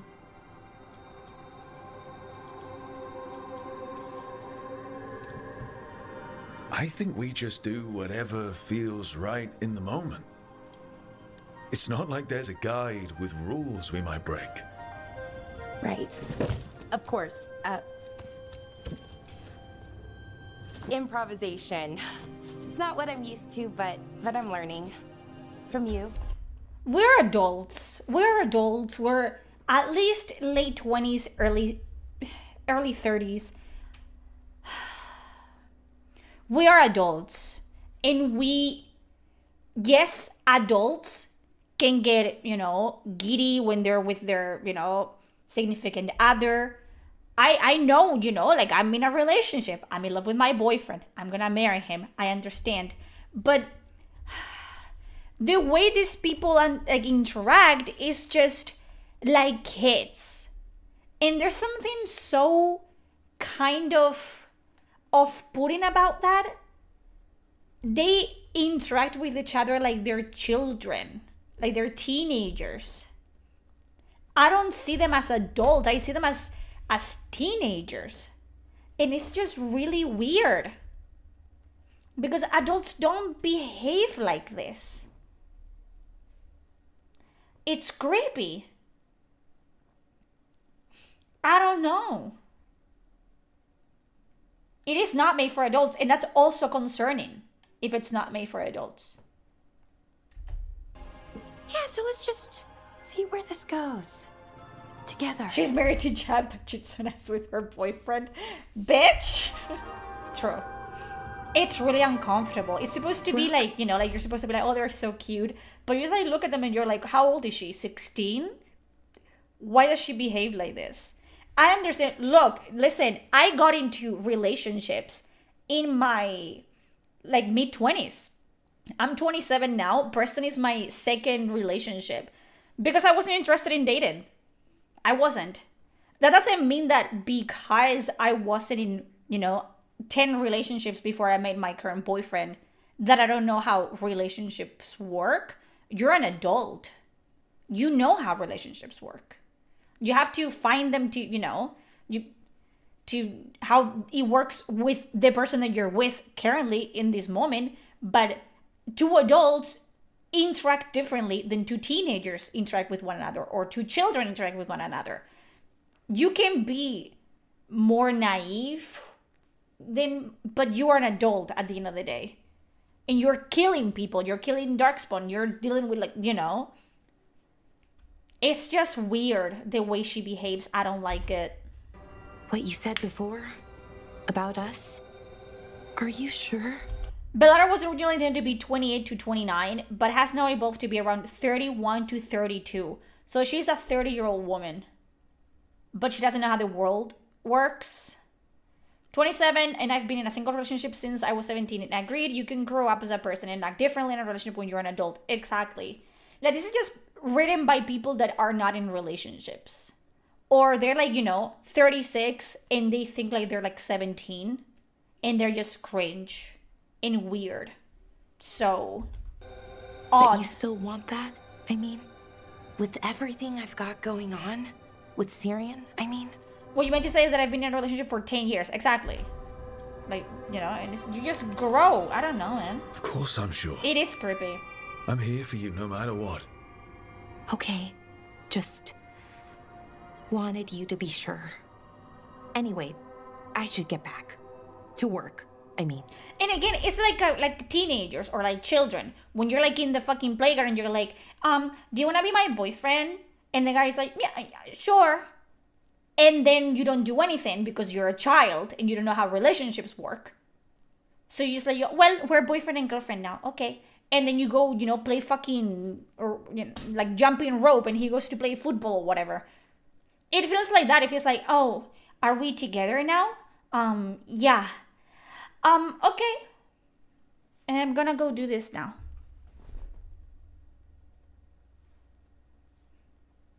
Yeah, Meryl made sense for being shy, romantic, class. She was sheltered. But Meryl was also so much more compelling as a character.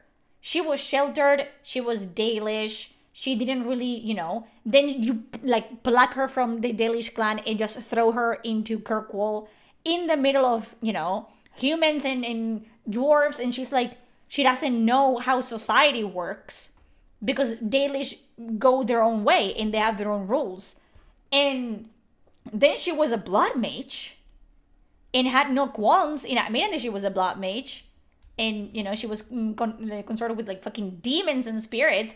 And she was so much more deep as a character.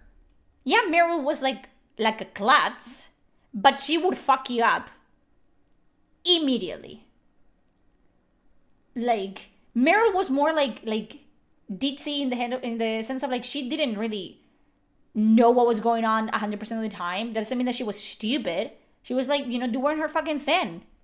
She wasn't like, do you, are we boyfriend and girlfriend now? No, she was just Meryl. She was special. She was Meryl. I don't think we have much time. That's the burden. My people's future on my shoulders. Whatever choice you make, I've got your back. All the way. I know. And it helps. Thanks, Rook, for coming. I don't think I could have done this alone. No one should have to deal with this sort of thing alone. I guess I'm still not used to it. Having someone in my life You like guys are barely in each other's lives. It's nice. Especially now, it doesn't make it hurt less, but it makes me feel like I can deal with the hurt. You know? Oh, Rook, you're here. Good. That's a scene after the second death of her brother. These people cannot deal with grief in any like natural and realistic way. Every character is dealing grieving in one way or another, and they're like sad for like 2 seconds, and they're like, well, I'm over it now. Nice. What is Rook wearing? I was looking at it and I was like, what the fuck is this? How many times they're gonna say you're never alone? In every romance as well. It's just rehashed. Had a question for my story. Sure. What kind of question? Oh, well, a personal one, I guess. Maybe not, never mind. Come on. I'm curious now. Okay, I'll try. I'm gonna do this. So I'm having fun. It's different, but neat. And the fighting bits are going well. So's the romance, especially now that we're, well... After reading the ChatGPT one, this is like, what is... This feels like a fan fiction. Like, it feels like ChatGPT is the original script. And then this is the fan fiction. Doesn't it? You know, together. That's great. I'm glad it's going well. It is. It helps. She is 30 years old. I don't like it. I don't like that she's acting like a child. It's not even she's being naive or she's more, you know, like soft-hearted, like more vulnerable. She's just acting like a child. And I don't like that. I don't like that. Of what we do, I mean. Not that I'm writing about us, but, well, it's us inspired. And I hate the dialogue and the way she speaks because you don't get anything. You're not getting any actual meaning across. She's just... Yeah, she's an elf, yeah. Not that I'm writing about us, but, well, it's us inspired. So what did you want to ask then? It's my hero. I know yeah, who it's they are, fetishizing. what they like, look like. Yeah, she's Asian, therefore she's like dainty and she doesn't know anything about the world. And again, a fucking stereotype, you know. But I can't figure out the why. Why what? Why they do it. Risk it all. Save the world. Well, you're a hero. I mean, a real one. So why are you doing all this? You could ask yourself the same question. Everything you do, you're doing for others. I admire that. I mean, I just do what needs to be done. So... Yeah, why save the world you live in? Why bother? It's literally the Guardians of the Galaxy meme. It's like, yeah, I want to save the world because I'm one of the fucking idiots that lives in it. So yeah. Being a hero, then.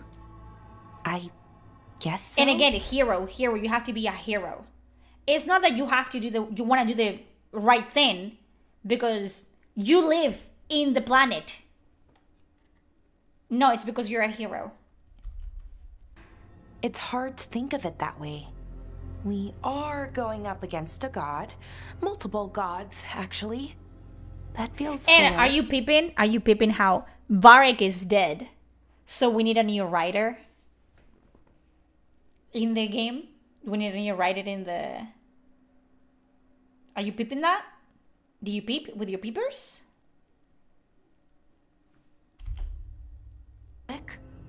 To me, at least. And we're saving the world. And I'm glad I'm saving it with you. So am I. Glad, I mean, for you. I think about that forest when we met. It feels predatory. It feels like he's taking advantage of her. It feels like that. It just, I don't know. I know she's 30, but she's not behaving like she's 30, and it's really making me uncomfortable. The bush, and there you were. And all I could think was, wow. I mean, you were so, well... Anyways, I think about it a lot. And about how lucky I was. Shepard saved the universe and he did not lucky need to be a hero. Nope. Okay, good talk. Thank you. I'll see you later, Rook. This is literally like children having a relationship. Be like, we're boyfriend and girlfriend. What would they have said? Maybe something about... Stop saying I mean! Louis having a moment. We could be someday. That I care about you with all of me. You anchor me. I feel calm. Well, calmer, at least. And I know you. Who you are. Do you? Who I am. You Except she cannot say anything about who he is because the game doesn't let you roleplay at all whatsoever. So there's nothing. Oh, I know who you are. She doesn't go into detail of like, oh, you do the right thing. You know, if he was a renegade, you know, you have to take the hard path to do what's right. Or if you are like a paragon, like, oh, you just, you know, do the right thing because you believe in No. Rook doesn't have a personality. So she doesn't even know who he is. Me be me.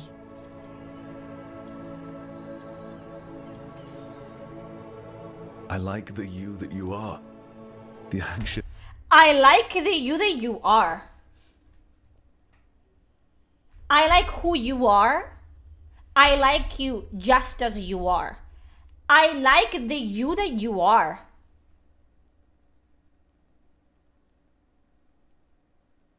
In the next moment, she tells Rook that she's still a virgin. I hate that. I hate this. Also, wasn't virginity a social construct? This flustered, I don't like that. passionate you. That's not what most people tell me. They talk about who I could be, how to get there. They want to help me change, be better, like it's easy. And again, she has ADHD, most likely. Because every single character has to have what's his name? Edgelord Lucanis has like a split personality. You know, like, is it D? Yes, whatever. I'm Is it working on DID? it, figuring out how to be me. Dissociative But identity most people don't disorder. want to wait. That one? But you do. Of course. I like you. That's why I'm scared about what comes next. Yeah, he has just one persona, but then he assimilates with spite. So... To stay us, to stay together. But she's the Emmerich supposed to other have plans. ADHD.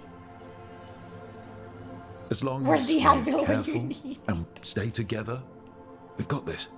This story. I'm surprised. It would have been insane if she said, I know I have ADHD. To like just say that in the game. To have a happy ending. A happy ending. That'd be nice. But Rook, we barely made it out She of does. The guy who wrote her, John Epler, also has ADHD.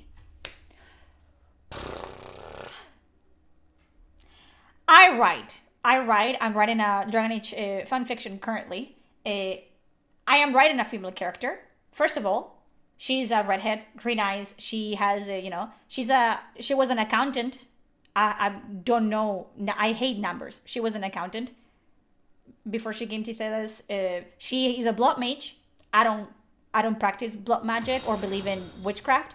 You can write a character that it's not beat by beat you. I like to write characters that are very different than me because it allows me to just like explore and research. You don't have to add a bit of you in every single. You know who does that? And what I used to do that when I was younger, when I was like 13, 14. You write what you're familiar with, right? It's just easier to do that. When you get older, you just write whatever you want because your brain is fully developed and you have the freedom of doing whatever you want and making your characters look whatever, however you want them to look and talk whatever, Yeah, it's just ridiculous that every single character has to be their writer.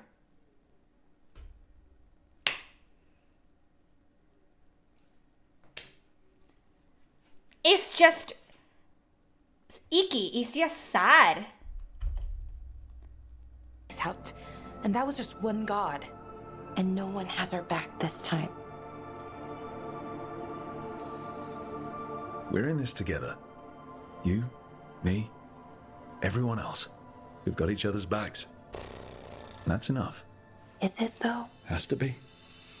Like you said, it's just us. Also, there's not a single character that it can be just by themselves. We saw that in Origins, where there were characters like Ogren, you couldn't Robinson, Stan, you couldn't, Wayne, you couldn't. There were just characters that were good and compelling without you having to sleep with them. And this is just... Rook. Yeah, Bellara? Can you stay with me for a little while? I hate that. I hate that. That's literally what a child says to you when they have a nightmare. I don't like this. I don't like the tone they took with this. I do not like this at all. I feel like I have to defend myself.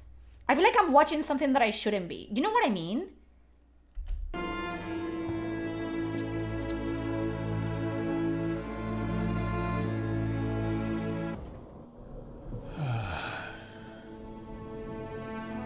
Bye-bye, Jaeger. It's so off. It's so bad. And they just hag. Yeah, they get a hag. That's where all the money for the hagging animation went. Taash couldn't get one.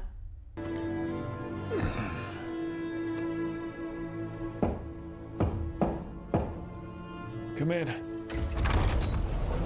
Yeah, it's really off-putting the way that she behaves. Like, I understand you can be nervous. I understand that, and you can be anxious around someone that you like. And if you're not experienced or you think that they're more experienced than you, you could be like, but you're 30 years old. Okay? Please act like an adult. You can talk. It would be so much interesting if they had like a conversation like people, you know what I mean? Like, hey, I just, I haven't done this before, and I don't want you to have any expectations or whatever. But it's like, I haven't, what is sex? Like, it's just icky, man. Okay, so... okay. Don't read. Don't read from the book. Well, I don't know what to say. That's new for me. I hate the fucking Disney music in the background as well. I mean, there's the obvious stuff.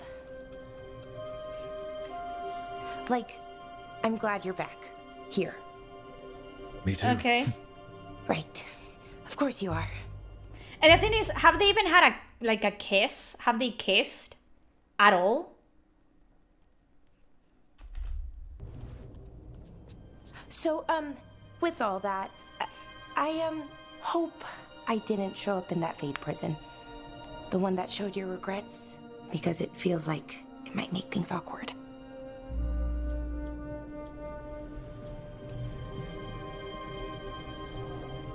I have nothing to regret about you. About us, we're in this together, you're not alone. it's you and me now. You know, you don't have anything to worry about. Us? Okay. I was worried, but I shouldn't have been. Don't read from the book. So, now that you're back... She's fidgeting. She's, what is that called? When you're autistic and you do that? I do that, but I don't know what it's called. Stimming. She's stimming. Yeah. I was thinking, well... Yeah, I do that too. But it's so... This is hard. It's a stereotype. Again. Finding the words, I mean. She has ADHD. She's autistic. She's 30, never been kissed before, never had sex. She's just shy and like a childlike. It's a stereotype. I'm pretty sure I'm autistic. Most of you maybe are autistic as well. I'm almost 30. I'm not like, oh my god, how does this work? I don't know how the world works. Yeah, there's like, you know, there's different levels and different like degrees, but this is incredibly off-putting.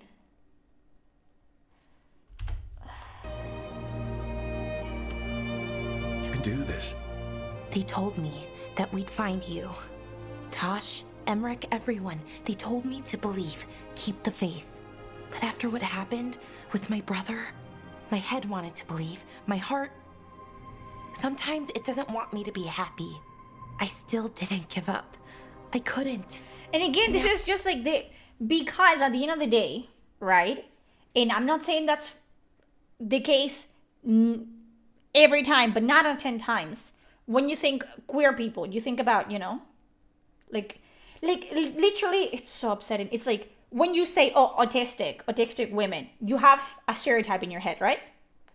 And you say, non-binary, and you have a stereotype in your head. And they just took that first stereotype, which is the most harmful. Sure, there's a few people that fit the stereotype 100%, but they took that and just put it in the game. Just like, oh, this is the most accurate representation of said minority, and just put it in the game. And sure, that's gonna make some people be like, oh, that's me.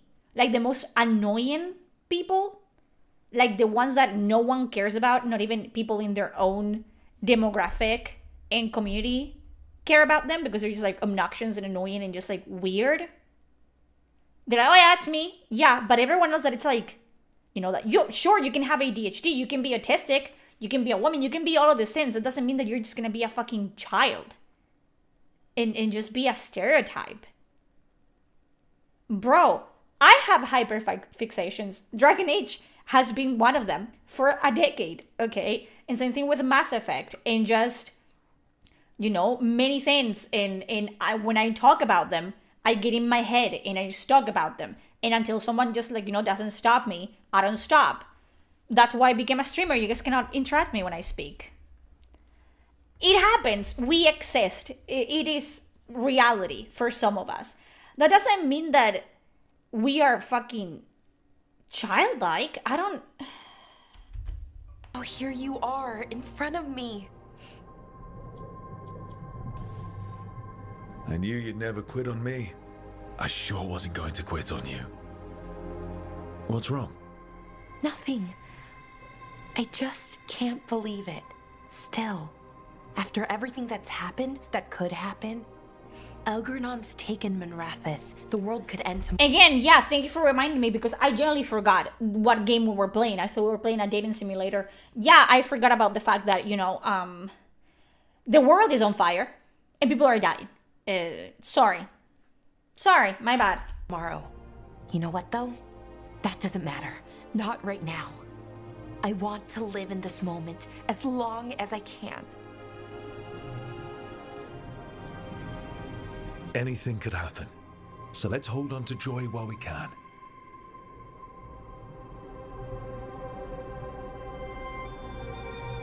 Malalath Athim Mir Uthiniera.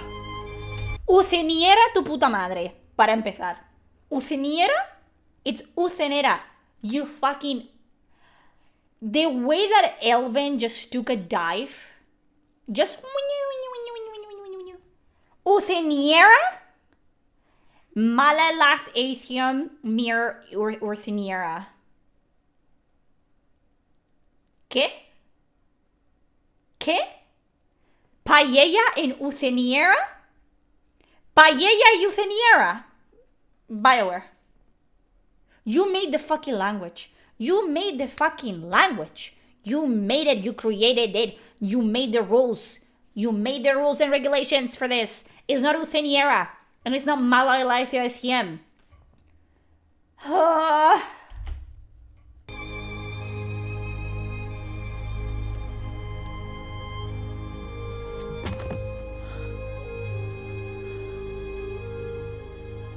Fade to black. Where are we now?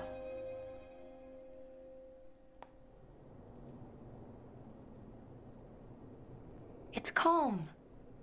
I like it.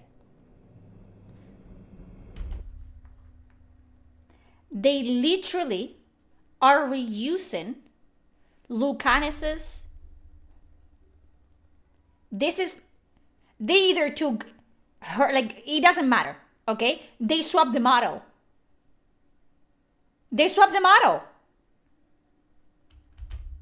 Not something I'm used to. Being calm.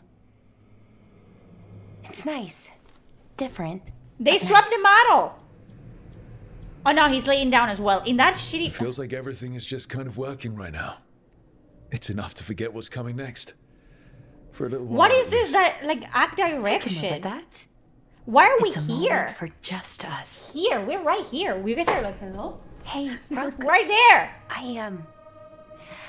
There you go. The nudity is for nipples.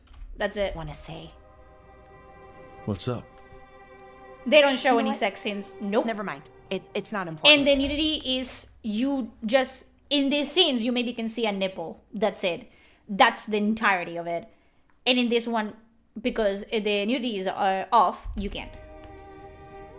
Say whatever's on your mind. Some things are hard to say. Really, really hard. If I say the words, those 3 words, what if I have to unsay them later?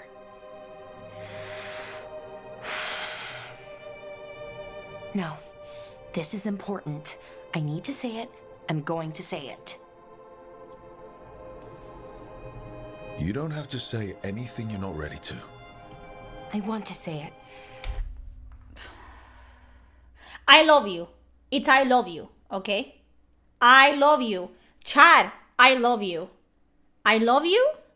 It's that easy. I love you. You guys have finger each other's butts. You're fine. You can say it. You can say it. You hear me say it. I thought I lost you, Rook. I thought I lost part of myself too. Days went by, weeks, no word from you. Then we saw you, pulled you out, and I love you, Rook. Except if, this was good, she would say it in Dalish, in Elven. More than I knew I could. Whatever happens next, I need you to know that. I love you too, Bellara. And they don't give me a choice to say whether I love her or not. Thank you, Rook.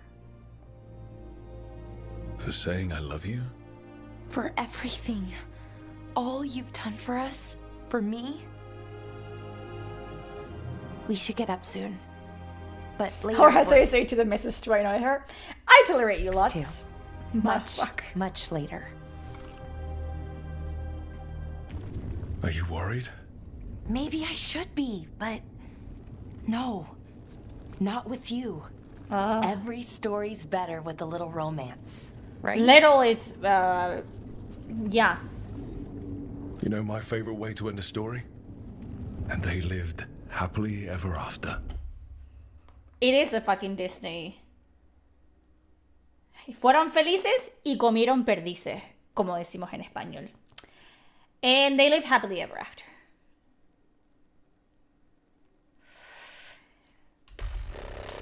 I'd like that. Rook, it's funny. I haven't really known you for long.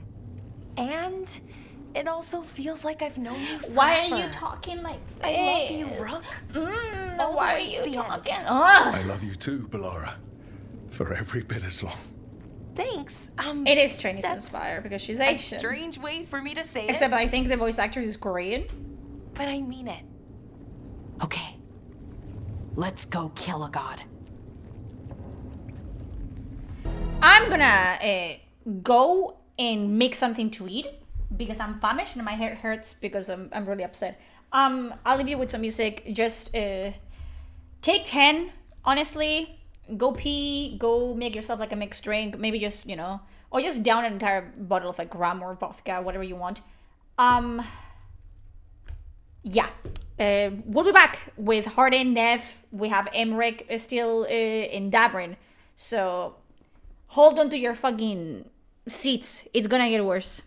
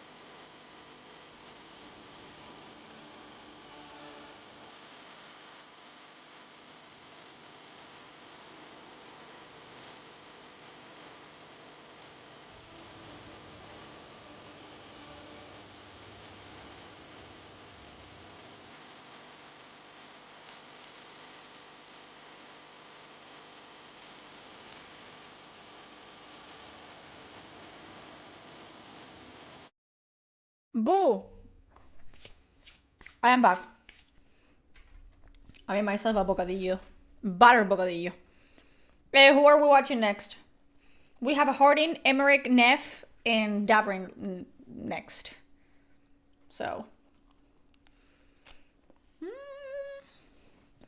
What's it gonna be? Neff?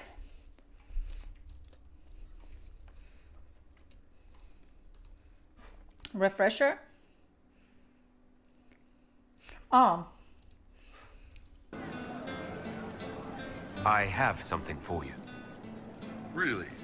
Well, I think I've got something for you too. Come on, I'll go first. There we go. We're not watch all of them. No Inquisition. No war. Nothing outside this room. Just you and me. So, what'd you want to talk about? Sorry to disturb your rest, Inquisitor, but our oh, sweet maker. Cullen, how's it going? Is the Inquisitor awake? I thought perhaps we... Oh.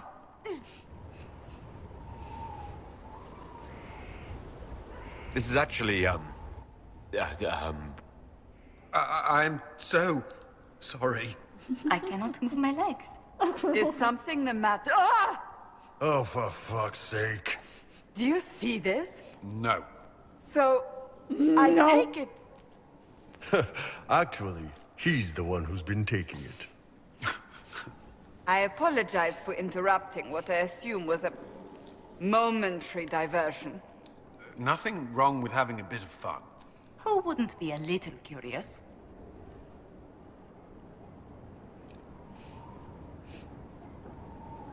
Call him fucking This is more than just a momentary diversion, and Bull and I intend to continue. Oh. Is that a problem? No. Not at all. A surprise, I'll admit. But not a problem. Well, we'll leave you be. Yeah. Yes. Do enjoy yourselves. Close the door! You okay, boss? I believe we may have blinded poor Cullen. But since we have a moment... What's that? A dragon's tooth, split in two. So no matter how far apart life takes us, we're always together. Not often people surprise me, Kadan. Kadan! Kadan. Kadan. My heart. Indeed! Kadan. And there they go. Yes. Was it great? No. Was it better? Yes. Than everything we've watched so far? Okay. People said Neff. We're gonna do all of them, by the way.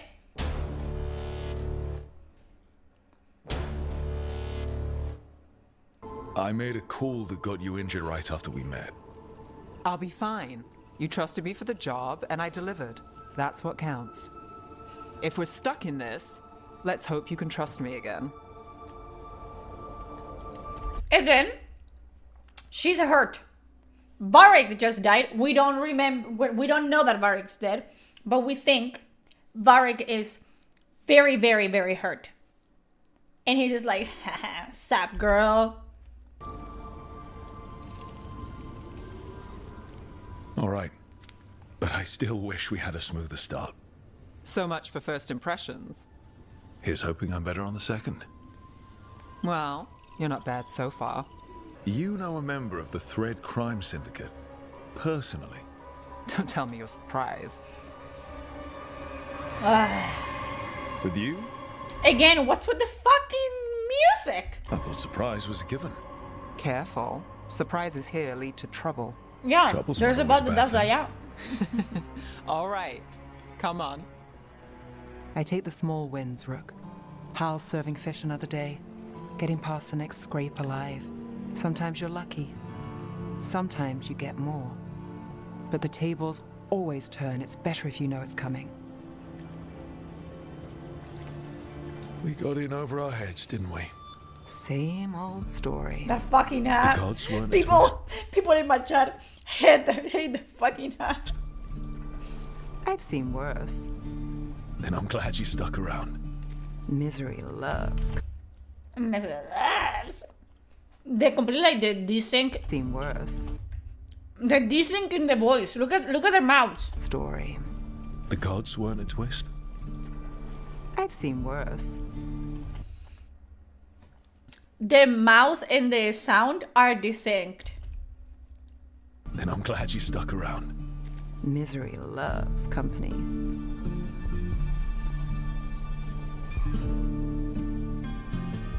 Cassandra was a girly girl at heart.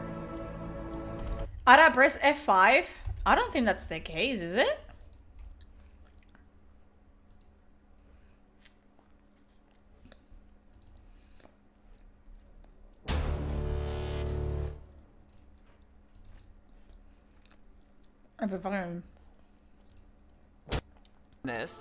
Let's hope you can trust me again. There is fine. Well, you're not bad so far. You know a member of the Thread Crime Syndicate? Hey! Personally. Don't tell me you're surprised. With you? I thought surprise was a given. Careful. Surprises here lead to trouble. No. Trouble's not always a bad thing. All right. Come on. I take the small wins, Rook. Hal's It's not me. It's getting them. past the next scrape alive. Sometimes you're lucky. Sometimes you get more. But the tables It's not YouTube. always turn. It's better if you know It's it's just the coming. fucking game. We got in over our heads, didn't we? And you know it's the game We because got in over our heads, didn't we? Same old story. I'm here to suffer for the The Emperor as you gods should. weren't a twist. Legendary I've lip seen sync. worse. Oh my god. Then I'm glad you stuck around. Even Misery Robin's in Zara is more good than this. company. Yes. Maybe the capture of the guy that captured it. Maybe. But in other like scenes, it's fine.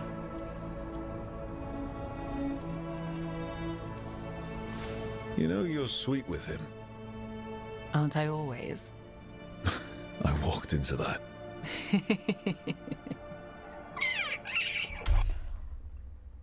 I thought that was her. I thought that was her. I walked into that. Sing your praises and you still want something? I'll find you a treat if you don't tell Davrin. Have we got a deal? What was that walk? If you don't tell Davrin. Have we got a deal?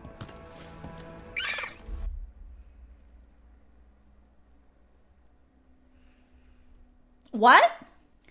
I'll get you a treat if you don't. She has a peg leg? Doesn't mean anything. What? Who walks like this even with a peg leg? Who?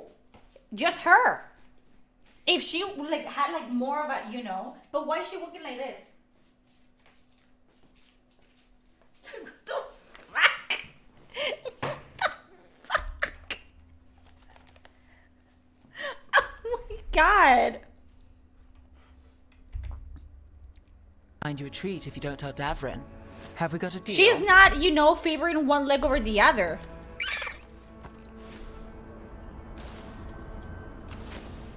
Hey, son. Between you and me, I think I like her.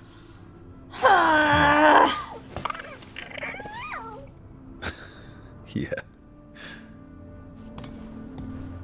Listen up. If Davrin finds crumbs, Rook takes the fall.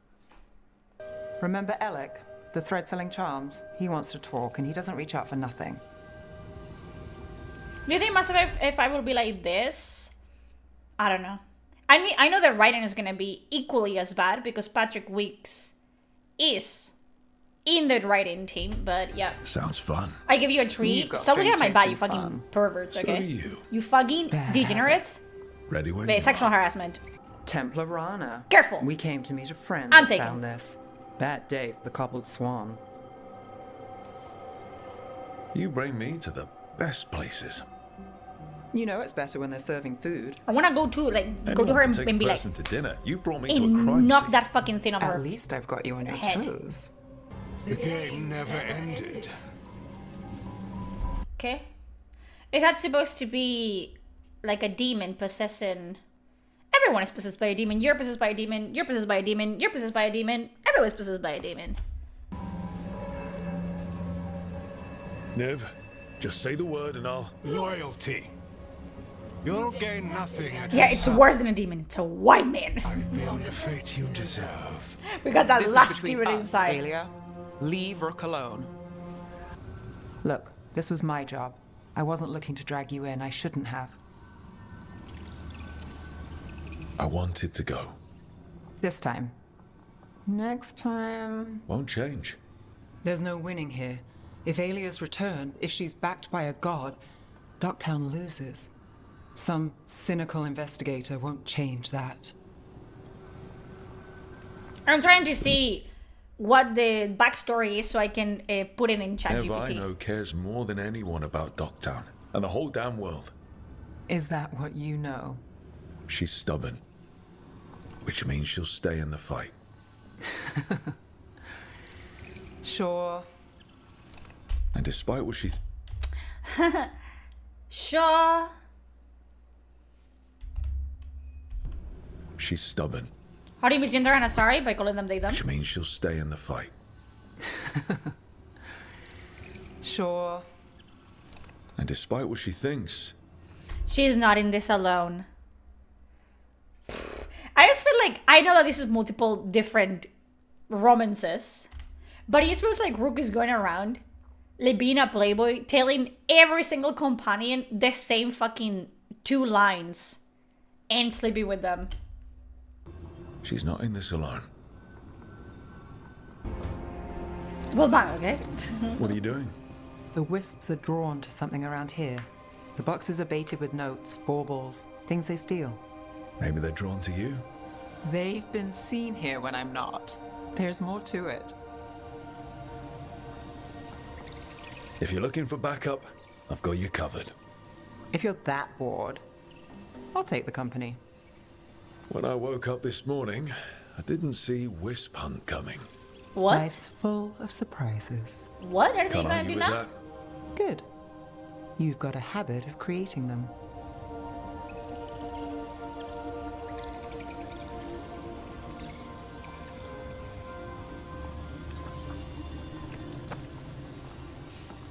What?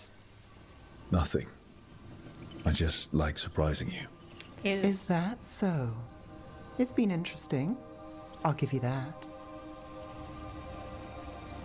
Yeah, how does a wooden box trap a wisp? I don't know. I'll take that as a compliment. You should. Nev. Rook, I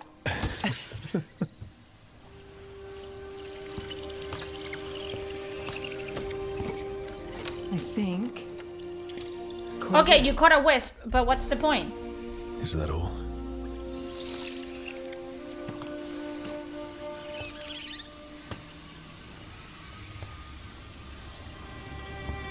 I don't ask for much, or for anything. You know, the world's not fair on a good day.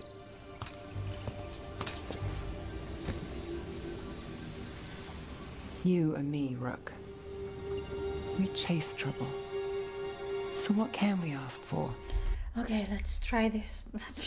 It's so vague. Enough.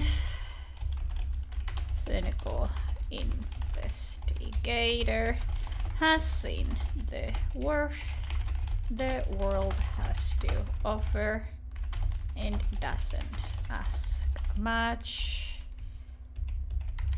Rook enters her room. There's wisps about. Nev talks about the wisps being attracted to bubbles, etc. that they steal. They end up talking about their feelings and what can they expect when the world is falling apart around them. Let's see.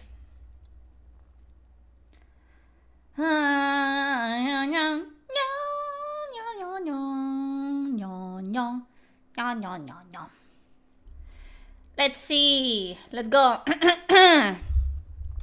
Nev sat in her dimly lit quarters, a cluster of tiny wisps flickering around her like fireflies. They darted in and out of the shadows, occasionally pausing to inspect a stray earring or the glinting glass of her satchel. Drawn to anything that shimmered, she watched them with narrow eyes, as if daring them to try and steal something, her mouth twisted into a cynical smile. Rook stepped in quietly, taking in the small ghostly lights floating around Nev's belongings. "Look like you've got some company," he said, a slight smile playing on his lips. Nev leaned back, watching as one of the wisps bobbed near her favorite ring. "They're like shiny things," she murmured. "Bubbles, twinkles, they're little thieves, all of them. But harmless enough, I suppose." Rook crossed his arms, tilting his head thoughtfully. "You don't mind them?"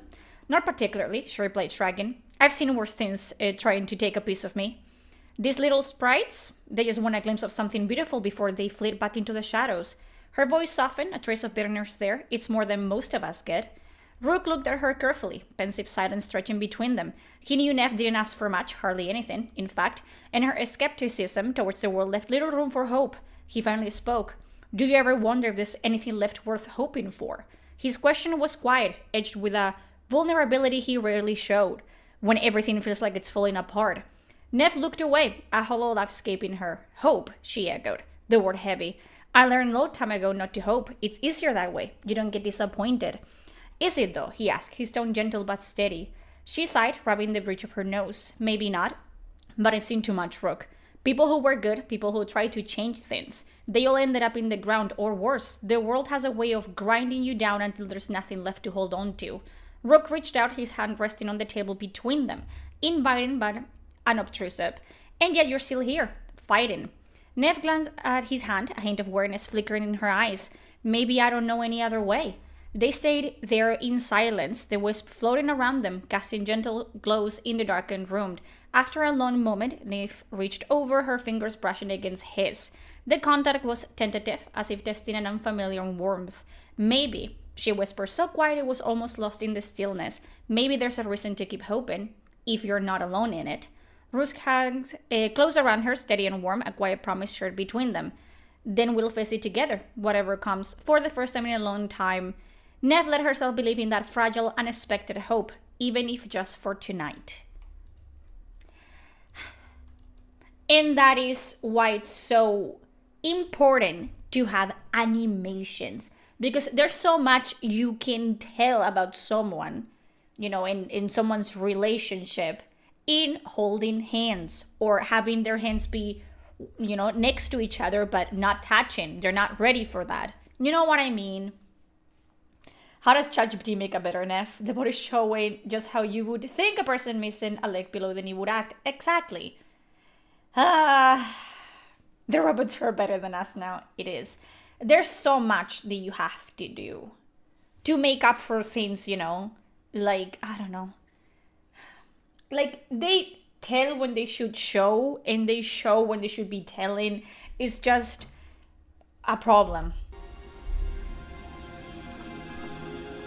Yet another take-on from ChatGPT, and you're seeing what I'm inputting, okay? I am trying my best to kind of discern where each of them is coming from, and I'm giving it a kind of, like the context within the scene as best as I can, without feeding every single bit of, what I want in the scene, and it's doing a far better job. If you thought the Romans are uncomfortable, just wait for Emmerich. Nice. Tears, heartbreak, misery. Can't forget misery. Is that all? We won't know if we don't ask.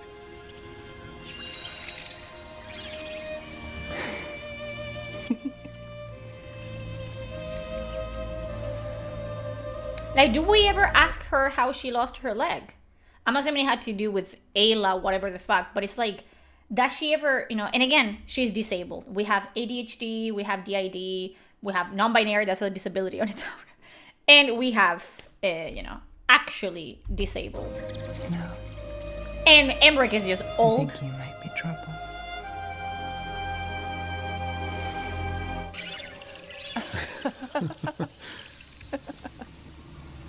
I don't think her like ever came up.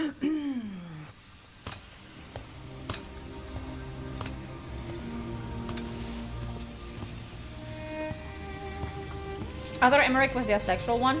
I have no clue. I don't think there's an asexual character in this. What box would Harding take? Dwarfism? That's it. So here we are. I'm out of leads and you're... I'm turning asexual with this video. What I promised. Still get time with you? Can't say no to that. She has so Garrison. Don't bring my husband into this. City is always a breeze. If we ignore the Venatori and the demons and... everything else. You're easy to get along with. Well, put it like that, and I'd have to say likewise. Yeah, in every romance when they're about to kiss, they're like they couldn't not. You can kiss after that, like after the interaction, you can go in for the kiss. Right. Hardin is a stoner. There you go. Anything can happen. The anything part is true. Fair. Is this what you do? All the romances are the same at the end. I'd look over my notes, but I've got them by heart. I just need to clear my head. Nev Gallus without her mind racing. I'd hardly know you. Aren't you clever? Oh. So what are you thinking? We can't count on a lot here. When I started, I wasn't going to save Minrathus, never mind Thedas. But if I could take a job and follow through, well, maybe people could count on me. But at the end of the day, what have I done here? What sticks? If people like Aelia come back for more... What are they doing? I'm fighting, Rook. Okay. Sometimes it feels as though the city itself stabs me in the back. Welcome to life? Not on my watch. Sorry, but Pegleg is not disabled. It's handicap. Disabled is wheelchair, spasms, or broken spine. There you go. Well, they can't even commit to that. And she never, you know, like, I don't think we ever see, you know, the Pegleg coming out. Like, she's in a position where she cannot move. Like, it gets knocked off or whatever. It's just, it doesn't matter. I'm here for you. Maybe the real disability is the friends we made along the way. I'm getting that impression. Oh, I'm here for you. You're not alone. We know how he operates. Don't get swayed, Neff. This has worked multiple times. He's gotten people to, you know, you don't want to sit on that green couch of his. Listen. This is crazy. Isn't ability to write good dialogue a disability? Mixed up Yes. with me. Nev. Or that I want you to. It's not crazy. Yeah, they're just like they're just wearing armor and you're just like skipping stones. You're not alone, Rook. That's his fucking line. Say the line. You're not alone. There's a lot to lose. Isn't there always?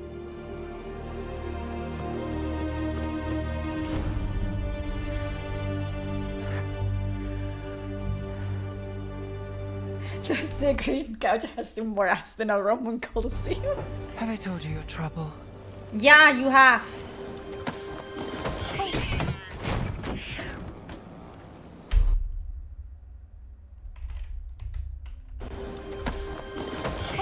I think he's playing in low.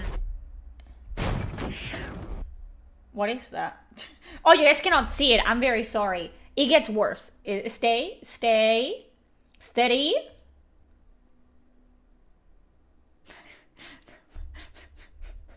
I told you it got worse. That's what I was reacting to. I don't know what that is, but it ain't a fucking cat. You've got something. Maybe. Come on. You'll catch Aelia again.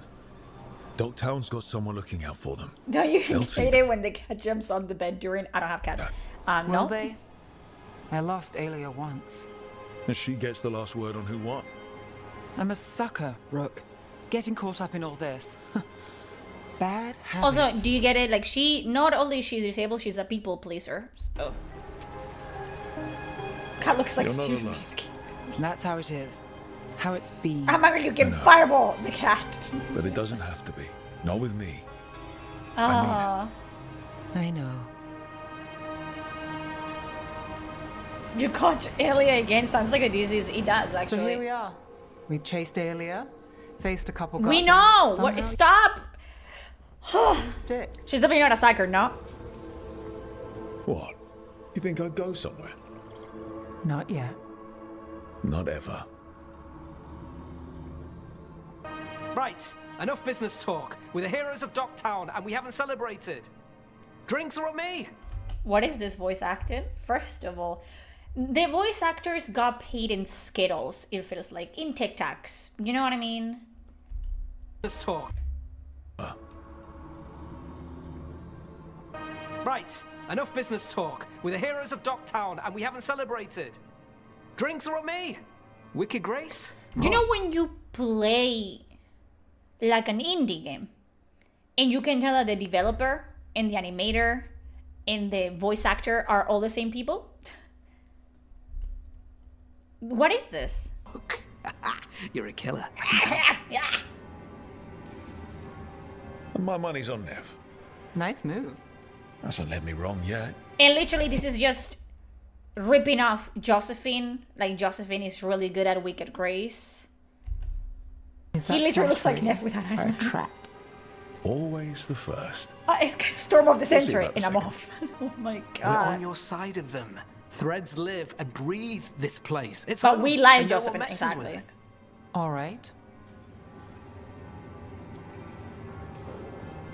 The thread boss. And you thought I was trouble. You still are. Aren't we a pair? When this is over. Don't. Don't what? Talk about after.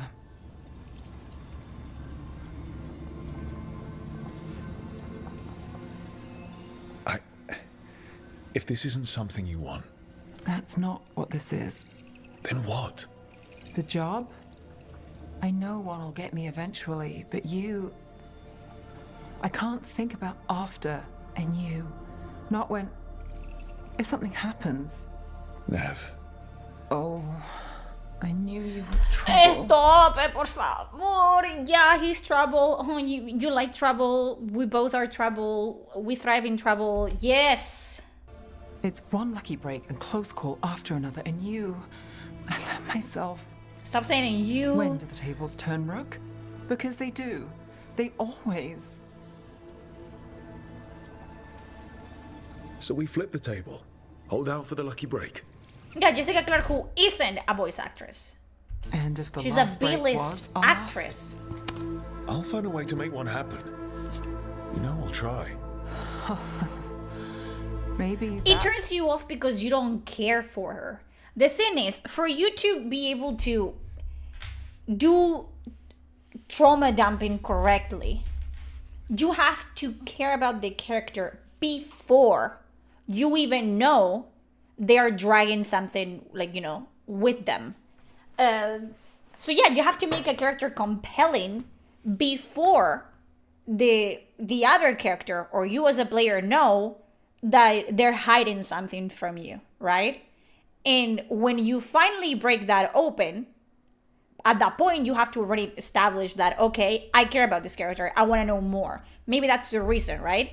If you don't care about the character, you don't delve deeper, you know, either as a friendship or as a romance. That you can do that in Baldur's Gate 3, you can do that in Origins. You don't care about a character, you don't have to care about them. You can just, you know, use them as what they are. A companion, a co-worker, someone that has similar objectives than your character does, which is like, hey, there is a threat, we have to eliminate it. Okay, that's it. If you do care, you know, that's the problem with this game as well. It's like, you cannot take a moment and ask them questions. You don't get to know them because you want to. You get to know them because you have to. It's completely, you know, out of your hands. And yeah, when you break that open, about that point, if you have already reached that point of, oh, they're starting to open up to me, it's because you care. You have pushed enough and asked enough questions for you to care about them.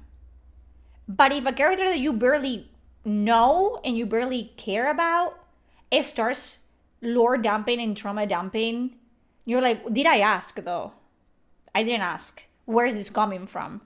It's the same as like, you know, you have a friend or you have a crush. And if they get to the point where this person is opening up to you and talking to you about their problems, is because they trust you. And there's mutual respect going on. That's just how human relationships work. It's not the same that if you're at a bar and a fucking drunk bitch comes to you and starts, you know, talking about how her dad fiddled her when she was, you know, a child. It's like, why are you telling me this? Excuse me? Hello? I don't know you. Why would you tell me that? I'm a stranger. I don't want to know about this. But you don't have a choice. You don't have a choice in knowing these people, in knowing these characters. You don't have a choice. You should be able to, because it's a role-playing game. You should be able to decide, like, who do you like and who do you like, and it's and it's just completely out of your control. You can't. Your companion, it's always gonna open up to you, whether you want it or not, because unfortunately, their companion quest and their trauma are a main storyline. So yeah. That's what scares me. I got a little bit hardened until this game released. They're winning her with her dialogue, sadly. It's really sad. Well, Tali was really well done. Yes. Jack was incredibly done. Miranda was super well done. Terrified.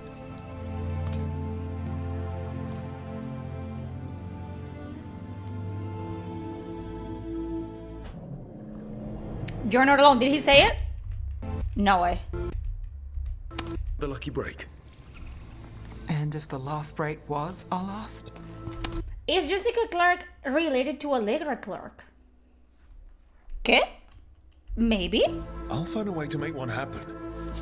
You know I'll try. Maybe that's what scares me. It's okay to be scared.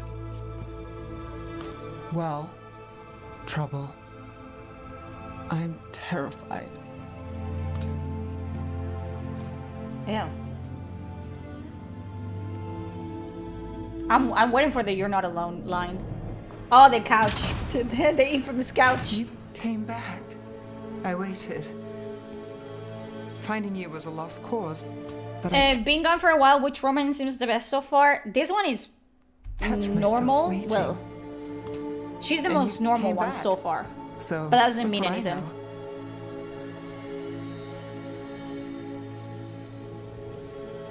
What can I say? You're stuck with me.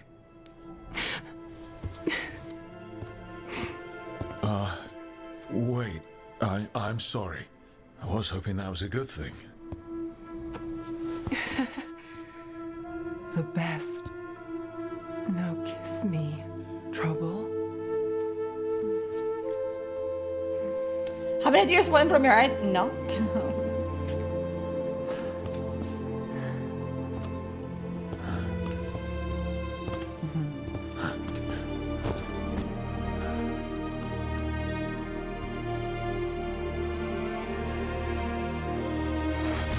Is he wearing armor? The sex couch. The sex couch. Everyone has been in that couch. Everyone.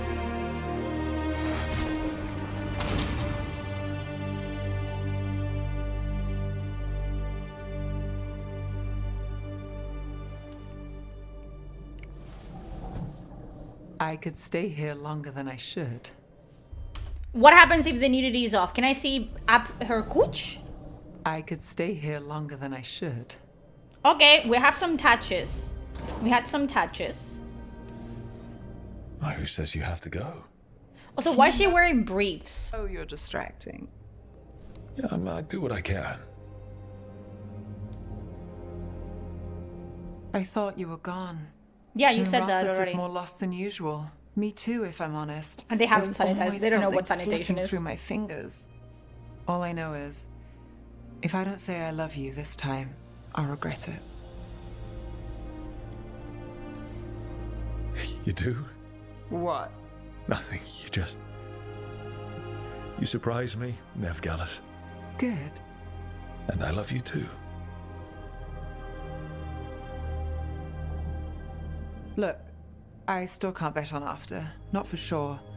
Mox But I won't Mod cannot live like fix we're theirs. not No, they getting can't. Took some admin now, just needs stressful. Take what you can when you got it. For as long as I can. Works for me.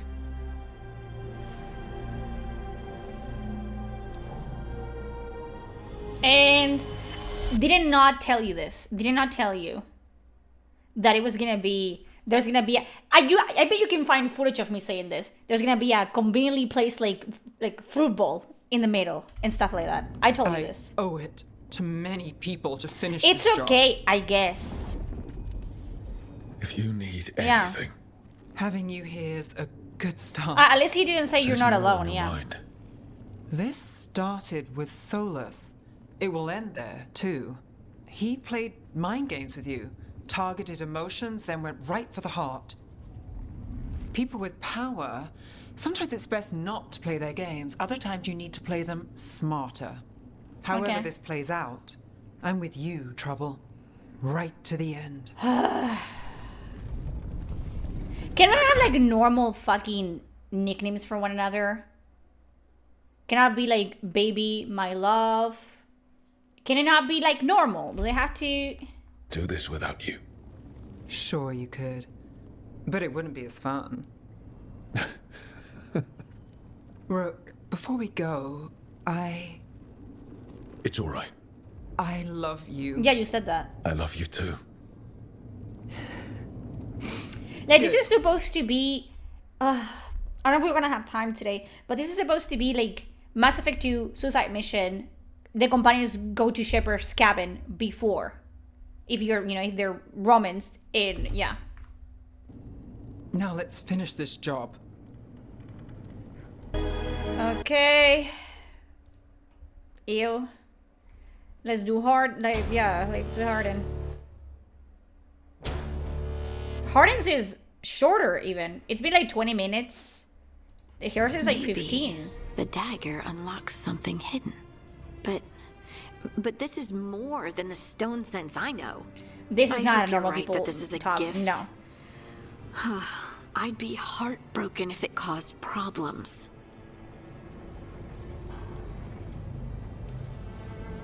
Harding, you being Princess here is Fiona never a cosplayer. When you compare the characters in this game, everybody has the Really? best Romans. Well, we'll Don't get know there. what I'd do if you weren't here, to be honest. Harden disabilities, That's freckles. She's a ginger. sweet. Thank you. She's a redhead. I feel the same. What exactly are you proclaiming? They don't remember. No one remembers. We don't even know what we lost. You're not hearing a word I'm saying, are you? Oh, this one. I forgot about this one. I'm sorry. I forgot about this one. Yeah, this is literally said after she gets in tune with the stone once more. And she's literally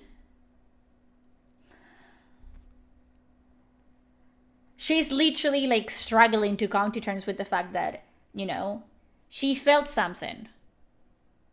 Okay. Let's try to do this one. Let's try to, Lace Harden. Dwarf. Female dwarf. Dwarf. After touching a lyrium dagger, she becomes attuned to the stone. She's struggling to understand her newfound powers. Brooke tries to listen. Listen what? Taash is not alone, Rook. Let's see if Rook says it. To, I don't know, lighten up the mood. he flirts with her. Let's see. Blending her struggles with Rook's attempt at filtration. Let's see. Lace Harden stared at her hands, her fingertips tingling with a strange resonance, as though the very earth itself thrummed beneath her skin. Ever since she touched that lyrium dagger, something had changed. She could feel the stone, its presence, vast and steady, humming softly at the edges of her mind. But it was all so much. The sensation weighed on her, a heavy warmth that felt more like a burden than a blessing. Rook leaned against the doorway, watching her with a crooked smile. You look like you could use a distraction, he teased, crossing his arms. Leigh shot him a glance, though the familiar spark in her eyes seemed dimmer than usual. Funny. I've got a whole mountain of distractions right here, she tapped her temple. The stone's got a lot to say, apparently. Rook took a few steps closer, feigning a deep, exaggerated frown. You mean to tell me the stone's trying to put itself between us? I better step up my game, then. She gave a snort, the smallest hint of a smile tying at her lips. Oh, don't flatter yourself. The stone's not that interested in my taste in men. Ah, well, I can compete with the stone, can I? He leaned closer, his voice dropping to a low murmur. But I could try. Lace met his gaze, her smile becoming... Is that the IRS? Who's that? I wonder. What the fuck? Bitch. Yeah.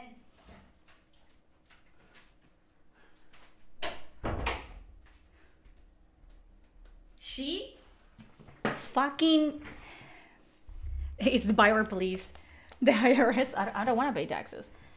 She behaves like she pays rent or something. Okay. Lace met his gaze, her smile becoming a bit more genuine. Oh, is that so? And what makes you think I'd be interested? Well, I've got it on good authority that a certain stone-attuned dwarf might fancy a bit of company. And who am I to deny the whims of such a powerful lady? He winked, the sparkle in his eye both playful and warm. For a moment, the weight of the stone, of the power thrumming inside her, faded into the background as she laughed softly. All right, Rook, she said, still chuckling. Maybe you're not completely insufferable, but just so you know, this stone has high standards. Rook grinned, tapping his chest as if in solemn promise. Lucky for me, so do I. In that short laughter, the vastness of the stone receded just enough for Lace to feel like herself again, with Rook's warmth grounding her in a way only he could. That would be cool if you're picking the funny. Like, it would be nice if each Rook had a different approach to romance. In their companions reacted differently to each Rook, but it doesn't. You know you're adorable, right? Sure, whatever you think is best. But again, instead of making like Harding, who is at this point at least 35, I would say, she was in her late 20s in Inquisition. She has to be at least mid 30s, late 30s. Instead of, making her like in ChatGPT more assured in her, in herself. Like she's not like ditzy or klutzy or whatever. Like she's just a woman. She's concerned about things, sure, but she's a confident woman. Not here. What? What's happened? I said you're adorable. You're poking fun at me. I would never poke fun. I respect you too much. Is that so? 100%. I could have protected the people who matter.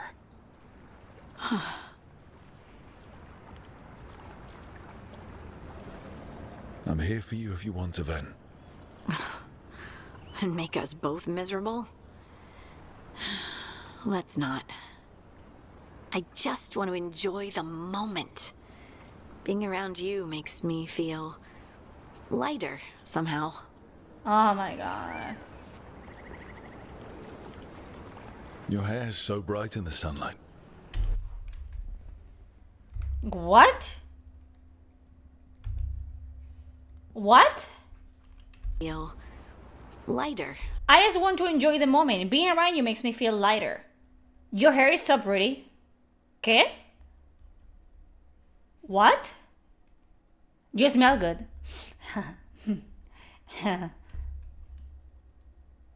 What is this? Somehow. I'm sorry. That reminds me of that. What is it called? Is it called the Swan Princess?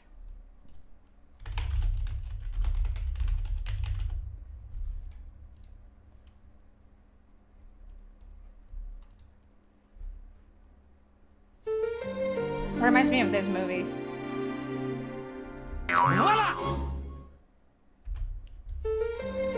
Literally. What else is there? And then I don't know if you guys have seen the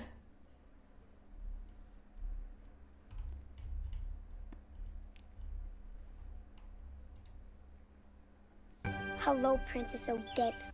Yeah.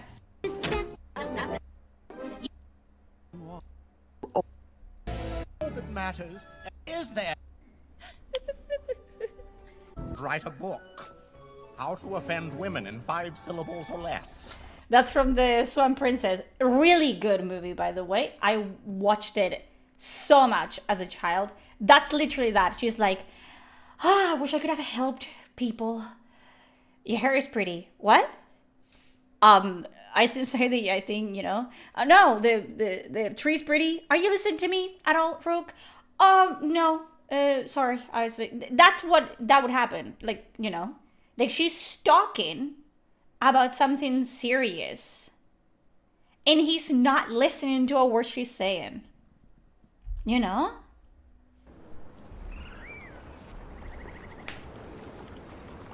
Your hair's so bright in the sunlight. Sorry, it's just really pretty. Oh. Thanks. Are you blushing? No.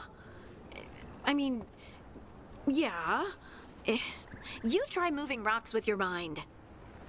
Yeah, just what women want. A man who ignores her and piles cheap, lazy compliments on her. I mean... We're just giving the evil witch from those movies done right. I should go practice more.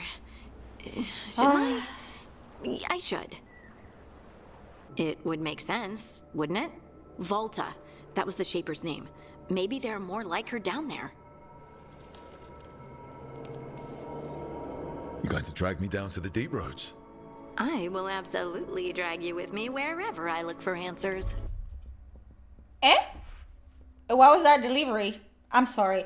Let me remind you that this voice actress is the same voice actress for Liara Tazzoni from Mass Effect. Just in case you guys weren't aware of that. Yeah. What? Deep roads. I will absolutely drag you with me wherever I look. I will absolutely drag you with me whenever I look for answers. For answers, I'll check with my contacts in Orzammar. The minute they give me a lead, we'll go. It's a date. A date? I mean, a pre-arranged time and place for... Can they not be adults? Can they not be fucking adults? You guys are 35, both of you. Can you not be adults? It's a date. You've been flirting with another. Like, oh, a date? If she's not like, a date. No, she's like, a date? Yeah, a date. That's it. That's fucking it. Specific activity. Unless you wanted it to be a date. I, shouldn't get ahead of myself. I think that's the most shocking thing. Is like, all of these people are in their 30s. Right. Let me know. If there's any mods ready in my chat, if you're still here, Yama, it means that the mods allow you to exist. Are you brooding? Brooding makes you attractive and mysterious. Okay. I read that in the Randy Dowager. And how's that working out for you? I don't know. Do I seem more attractive and mysterious? No. I think you're always attractive and mysterious. 3 times. 3 times. They have said. Are you brooding? Brooding makes you attractive and mysterious. Do I seem more attractive and mysterious? I always find you attractive and mysterious. Do not repeat yourself. That's not good why writing. don't you tell me what's wrong? It's just that whole visit to the Oracle. Ugh. I barely got to speak with her, and then being attacked by that creature. This was supposed to be a good thing. One small hurdle doesn't erase what's good about this. I just wish I knew what to do. These people aren't supposed to be strangers to love. She knows the rules, and so that's yeah. Why are they so awkward? I don't understand. I don't understand. Also, it doesn't help that you could romance Harding as the Inquisitor, but that doesn't mean anything. Whatever you decide to do, you aren't alone. I know. The more and more I hear, the more I really do think the writers told the voice actors not to sound flirty sexy to try and feed a younger audience. There's something odd about the direction for that, because we've Neff, whatever, but Davrin is Javik in Mass Effect. She is Liara in Mass Effect. We have seen what they can do, and they're not doing it. So something is not right. Like, sound more youthful, sound more like something like I wish I could have been like a fucking fly on the wall. There's just something odd. You can romance her in Dragon Age Inquisition, and then in the DLC it is confirmed that you guys are in a relationship. No, I have friends. And you? Did he say you're not alone? This. I just wish I knew what to do. Whatever you decide to do, you aren't alone. Someone needs to stop this man. Someone call the police. It's a problem. He has a problem at this point. Wow.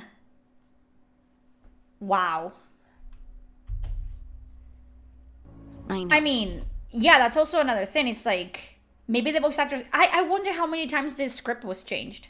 How many times did they have to voice act for this, you think? It's nice to know I have friends. And you, of course. I'm not a friend. Oh, I didn't mean that. I just meant that you're... special. Or special-er. Well, they have to be so awkward. Alistair was shy. He wasn't a fucking annoying asshole. You know what I mean? Having you by my side has made all this easier to bear. I don't know what I'd do if you weren't here. I know. And I'll be here as long as you need me. That's a promise. Yeah, would you guys want to hear Liara for comparison?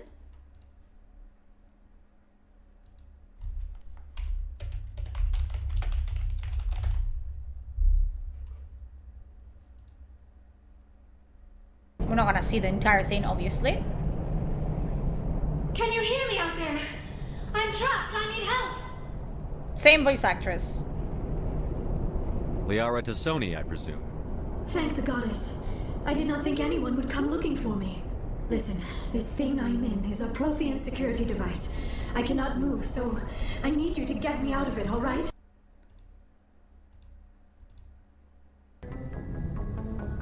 She was, but she was not. I prefer to remember Benezia as she used to be, before she was corrupted by Sovereign's power. The best of your mother lives on in you. Her determination, her intelligence, her strength. That is kind of you to say. I appreciate your concern, but I am... She speaks like a person, thank you. And yeah, same voice actress, by the way. These days, I just dream I'm being chased, hunted. And Liara is supposed to be young for an Asari. She's supposed to be more sheltered, more naive. Exactly, Harp. So, Liara is supposed to be more, you know, like naive to the world in a sense. But they don't go like, like make her like a child. Sure, there's things that she might say or how she might react to the world that show that she's not as experienced in dealing with everything. And that she's very, you know, she has dreams and she's very idealistic. And then you have this. something that... Yeah, the animations and lip syncing are much better in older games. 100%. I even thought Hard in between this game and Inquisition is a lot different. Yes, it is true.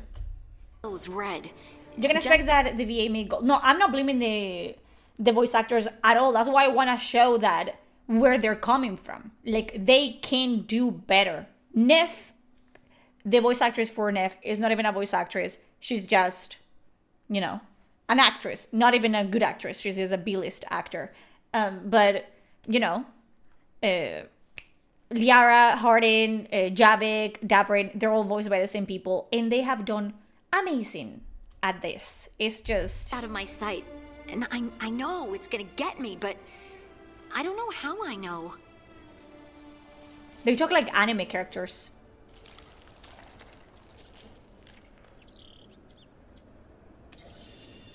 Would it help if I was there?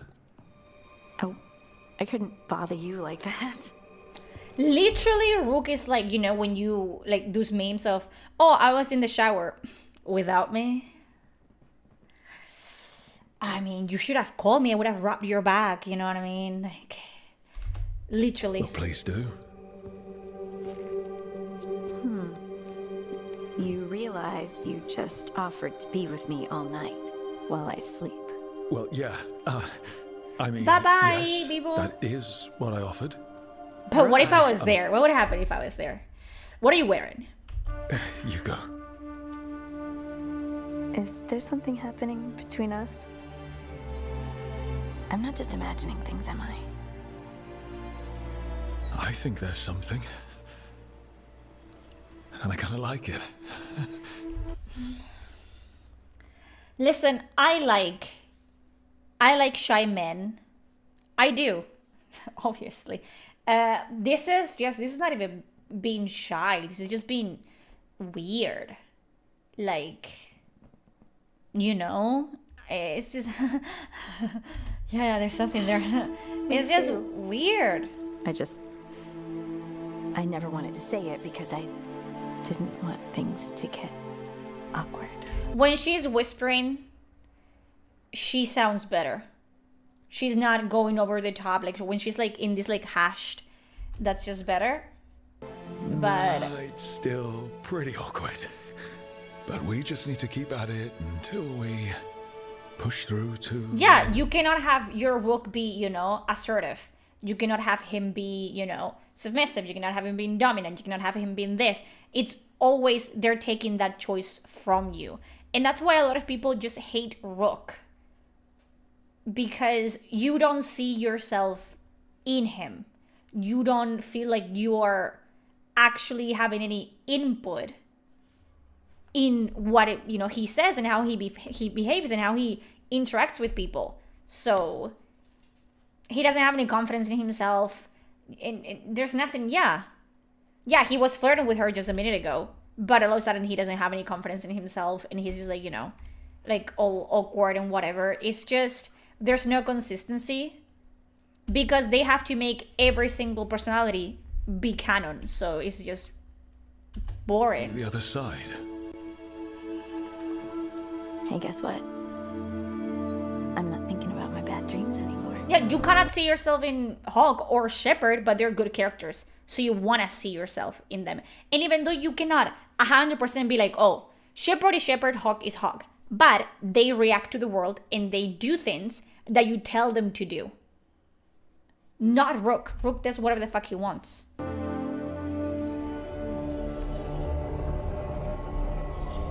Well, I suddenly feel, tired. Oh, of course. Right, it's, what? not the only one who's not sleeping. So she makes people sleepy with her powers? Continue this in the morning? What? I can't wait. And she didn't see?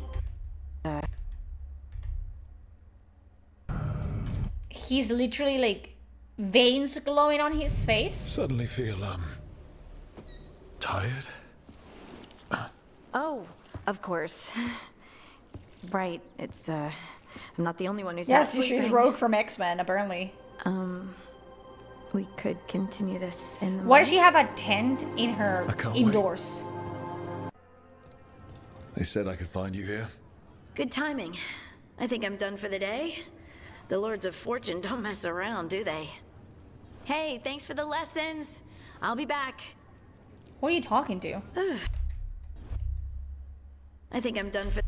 There's literally no one here. I'm gonna move out of the way. There's literally no one there.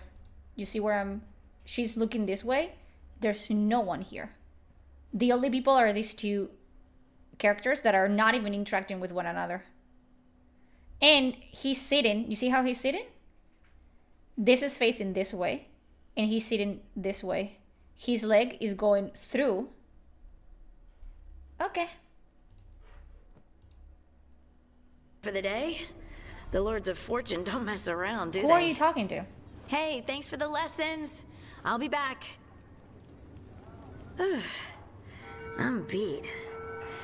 I just gotta... You just gotta...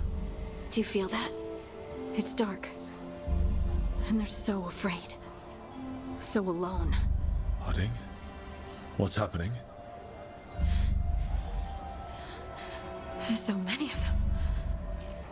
All in my... I wish they could, like, do so much better with this. Like, she's hearing things. Or seeing things. Why not do kind of like a Mass Effect with the beacon? With the, you know, Prothean beacon. Like, get, like, flashes that only she can see. But you get, like, you know... What is going on? My head. So... much. Listen to me. I'm here, and you're safe. Take all the time you need. I'm safe. Yes. I could feel it. Rippling through the stone. Confusion. Isolation. Fear. Whose fear? Whatever was after me has turned on the dwarves. It's drawing me out. Drawing me down. There's nothing. Yeah. At least hold her hand. I don't know. And the thing is, because they didn't animate anything. She's like having a moment where Rook is worried about her safety and her health. But she's literally like going like... There's no actual, like, you know, like, she's distraught. Her head hurts. She's not moving. Maybe, you know, like, have her, like, knock a chair down or something. Anything. And have him be there, like, you know, leaning to her and be like, hey, are you okay? Like, check on her. But because there's nothing, then the tension isn't there. So it's just, oh, are you okay? Are you sure? I'm here for you, whatever you need. And then you don't see it. You don't see. Lace, listen. You're not alone. You're not alone. You're not alone. I'm here. We're together. He said it. He did. He did it. He did it. He did it. Together, I promise. Why is Rook a much more funny character when you think of him as a player? You know what I mean? When you think of this Rook, that he's just like on the side has a thing with every single other companion, that makes him so much more interesting as a character because he's a player. Our Rook, our cat on Rook, it's a player. That fucking green couch, disgusting. No one should go into Rook's room with a fucking UV light. That's all I'm gonna say. Together. I could kiss you right now.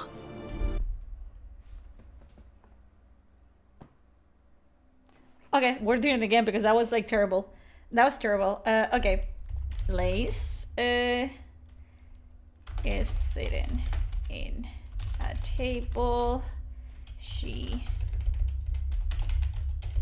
just had a chat with some Lords of Fortune. I need to Lords of Fortune.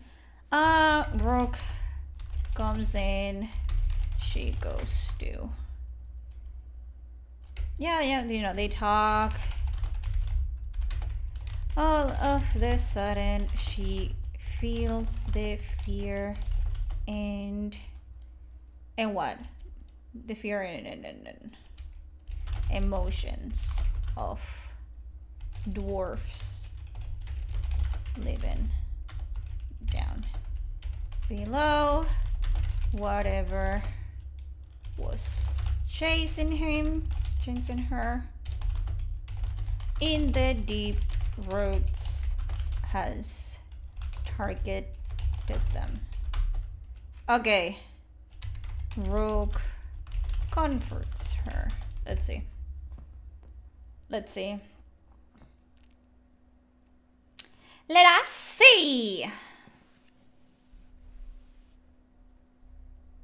Liz Hardin sat at a tavern table, her gaze flicking from her empty cup to the remnants of a lively conversation with a group of lords of fortune who had just departed. The talk had been a brush full of swagger and stories of treasures they claimed lay in the deep roads, but the casual talk of these dark tunnels had stirred something uneasy in her. Attention she couldn't shake. Rook entered, catching her eye as he made his way over. Lace, he greeted with a warm smile. I heard you've been gathering rumors from those treasure hunters. She shrugged, a half smile on her lips. Can help it. I've always liked a good story, which would be really nice because she did like a good story and she was really good friends with Varric, so that would have been a nice touch. Well, if anyone's going to spin a tale worth listening to, it'd be the woman who's navigated the deep roads and lives to tell about it, he grinned, his eyes searching her face for that usual spark. Before she could respond, a shiver ran through her. An overwhelming sense of dread sorrow it forced her to grip the edge of the table. You see? She's not feeling good. So she, she's not stable. She felt something deeper than herself, a flood of emotions, a desperate fear and panic surging up from somewhere below, as though she were right there with the dwarfs in the shadows. Their terror struck her like a hammer, leaving her breathless. Rook's expression softened as he moved closer. He moved closer to her. There you go. Lace, what's wrong? She whispered, her voice barely above breath. It's them. I can feel them, Rook. The dwarf's still down there. This stone, it's showing me something. Her eyes were wide, unseeing, focused inwards on the pain and fear flooding in her mind. Whatever chased me down there, it's found them now. Rook placed a firm, steady hand on her shoulder. Hey, look at me, Lace. His voice was gentle, grounding. She blinked, her gaze focusing on him as he leaned closer. You're here, all right? You're safe. Take a breath. She inhaled shakily, his hand warm and reassuring on her shoulder, and with it the flood of emotions began to dim, leaving her with only a haunting echo of the fear she had just felt. I thought I was done with that place, but it never seems to let me go. Rook nodded, his hand is still steady on her shoulder. Maybe it doesn't, but you're stronger than anything it throws your way, Lace, and you're not alone in this. There you go. She met his gaze, a hint of gratitude softening the lines of worry on her face. Thanks, Rook. You always know what to say, don't you? He smiled, a warmth in his eyes that was both familiar and comforting. I like to think so. Besides, you've always got me to keep the shadows at bay. For now, with his reassuring presence, she could believe it. Whatever threat lay below, she knew she'd face it when the time came, and she wouldn't have to face it alone. He said the line! Yeah, he did. Much better. And it's all about, reacting. Like, she's not feeling well. She's unstable. He holds her up. Yeah. I'm going to kiss you right now. This is coming after she just literally said whatever was trying to kill her in the deep roads has now started to turn on the dwarves down there. People are dying or in danger because, she failed to kill whatever was down there. Is the dog in the room? Can you hear her snoring? She's snoring. If you guys can hear something.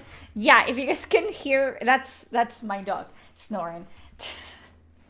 Yeah, so now, she literally just said oh, I feel their fear. I fear that they're gonna die because whatever was chasing me, it's now chasing them. And she's like, but whatever, I'm gonna kiss you now, I'm gonna make out with you. Lace, there's Yeah, why are so, the romance points happening in appropriate moments? I don't understand. This stream proves this game wasn't written by ChatGPT. It was not. Yeah, Shiva snores like a... It's your magic. Rook? You may make the world spin, Lace Harding. Rook! Rick! It's like I'm infused with lyrium. Except lyrium doesn't make you. You know what would have been interesting, right? Lyrium is the blood of the Titans, okay? And lyrium is basically magic. Just liquid magic. It doesn't make you sleepy. It doesn't make you groggy, okay? Lyrium, if you're a mage, it doesn't have time to make you addicted to it because mages just burn through lyrium because they use it to replenish their mana and to cast spells, okay? What they failed to just do and commit is the fact that he would get addicted to lyrium, like a Templar would. It would be like a drug. It would be like meth, like heroin. It wouldn't be cutesy, like, oh my god, that makes me sleepy. It wouldn't be like weed. It would be like a hard drug. Literally, Templars die of withdrawals. It gives you dementia. It's not good. So, and if she's like pure lyrium, it would even be worse than that, you know? Like maybe he full on like passes out and whatever. It's not something like quirky, like, oh my god, I'm kind of dizzy. No, it's like a drug for people that cannot. Like dwarves are resilient to that, to lyrium. They don't feel the effects as strongly as other races, but lyrium is extremely powerful and it's extremely toxic. So it burns your brain. Yeah, like lyrium burns your brain. It just makes you, it's a drug, basically. That's why only dwarves mine it. And even some of them, if they ingested dwarves, they're, you know, not all right in the head. So this is ridiculous. I noticed it when we touched. That night when we talked about your dreams. You knew? You knew and you still kissed me? Wow, I feel drunk. No, he wouldn't be feeling drunk. He would be very much on drugs, like hard drugs. It's because I turned your head into mush. Or it's love. You boob. This is yeah, lyrium straight up adults dwarves, and they have a resistance to it. So imagine. Funny. Okay, I'll fix it. I promise. I will find a way and I will fix it. Okay? Okay? Also, why are those characters like better looking than the companions? I will fix it. Okay? Can you explain that to me? Okay? Damn it! No, don't touch me!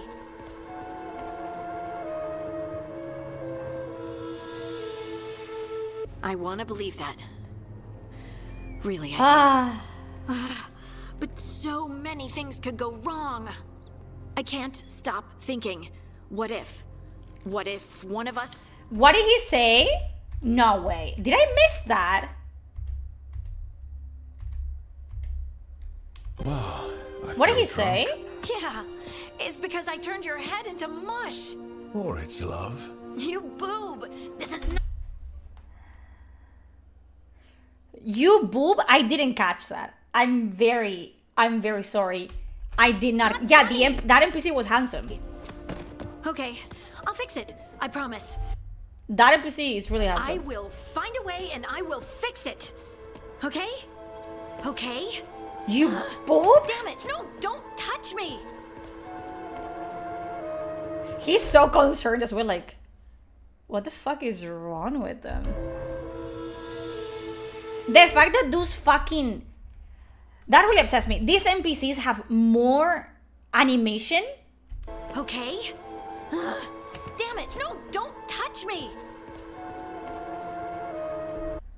They have more animation and then...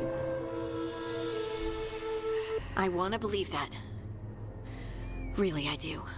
Do you go breast and boob only when, you know, only in Wednesdays? But so many things could go wrong.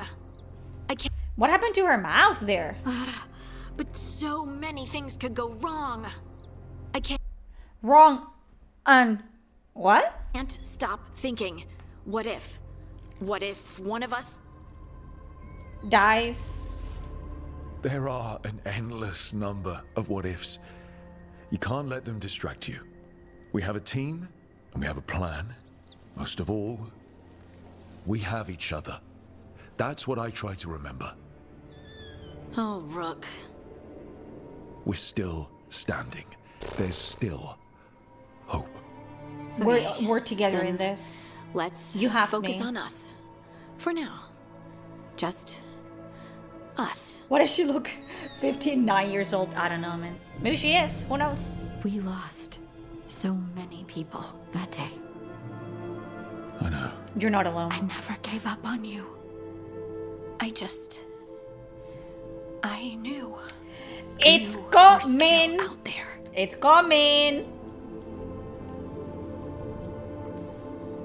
I knew I had to find a way back to you. In the Fade, where nothing was real.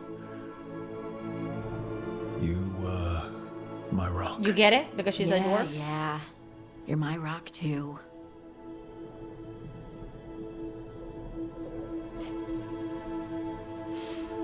Well, she got taller. I'm not letting you out of my sight again. I don't want to go through. Like literally, why are dwarves?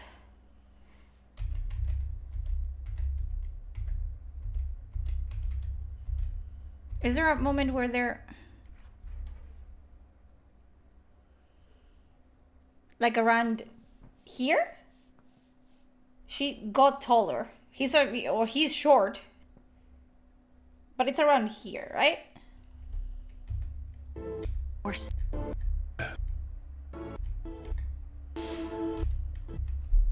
well, nah. She got taller. I'm not letting you out of my sight. She got taller. She got to here. She went from here to here.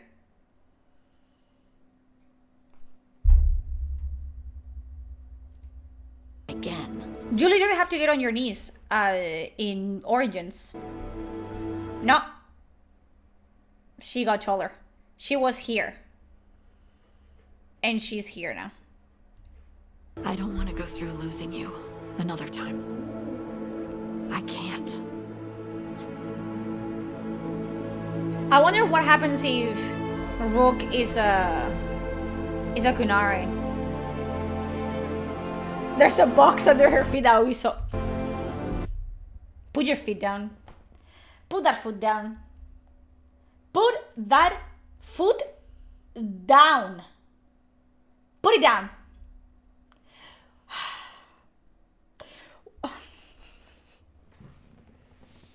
You know in Disney movies, when they kiss, they go like this. And then they go, cling, with like a sound effect, they go, cling.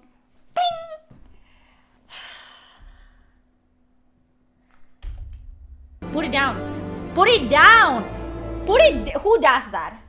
I've been kissed before multiple times. Never have my feet left the floor.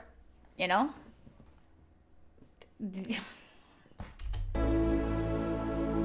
No.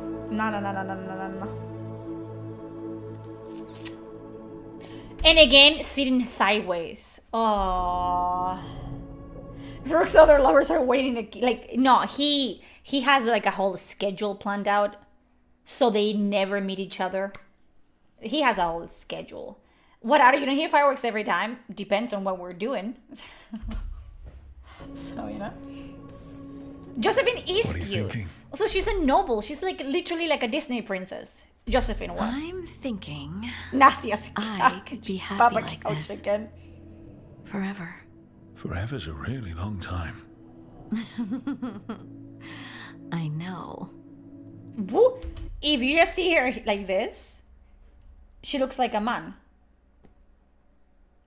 She looks like a man here. You know, sometimes I'm afraid that if I close my eyes, you'll disappear again. Is it really you? Are you really here? Don't be weird. Of course I'm here, Lyse. Yeah, Good. why is she built like a truck, man? That's good. I've seen spirits leave the Fade and become real people.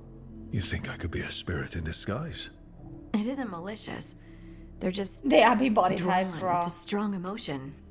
And then, one day, they're people. I think I'm really me, and I'm really here. Thanks. I just needed to hear it. When I was little, the world was simple. Things... What is that noise? When I was little, the world was simple. What are you doing? Things were what they appeared to be. God, I was with you, you're not alone. Now, I realize that's... Is she referring to Cole? Also, Cole can also not become a real boy. Again, your choices don't fucking matter, so. True. It's never been true. You're still little, true. I've opened a door. A blanket sounds like, you know, she's fucking popping him under the camera, yeah. And I can't shut it again. Can we cuddle instead? You said you saw a spirit becoming a person. When? There was someone with the Inquisition. Except, what if I didn't? What if I made him a spirit? It doesn't matter. Man. It doesn't matter. By the time he joined, he was a real, physical, solid person. But he didn't start out that way.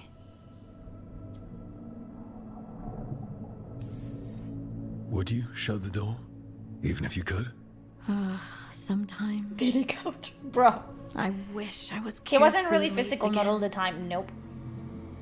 But not knowing doesn't change anything. Leave Cole out of this. Also, yeah, why are you bringing up Cole after you fucked someone? Leave my child out of your fucking mouth. Thank you. The world was always the way it was. With spirits. And it's only the bra. titans. I think they always have their bottoms on. And the Fade. Ask her to leave, It's like, all stop chaos. bringing up, like, fucking... And the only anchor we Yeah, have what does are the Cole have to people do with we this? care Leave him about. alone. I'll never regret learning that. Even... She put on high heels if without the us journey noticing. That's what I was thinking. She's not like she had shoes on. Me too. And I promise I'll always Couch stand is the start of beside you all the against romances. It's so bad. It's so bad. Because I feel like the one that I can think of is Shepard, right? Everything, like every romance, culminated in Shepard's cabin. But I feel like they made a much more good use of the environment of the room. You know what I mean? Like with one companion, like she was in the shower and then she wasn't. And in another, she was like doing something else and they came in. Like she wasn't always waiting for them in the same spot, ready to, like, you know, guide them to the bed. There was like a, I don't know, like life in the scenes, or maybe I'm remembering wrong. I know. Why does Rook not have a bed? I don't understand. Everyone has a bed, not Rook. We have to win. For the people who got us here. Yeah, like, I don't... Right? Mass Effect 2 Robin's scenes. That's Miranda, Liara, Morinth.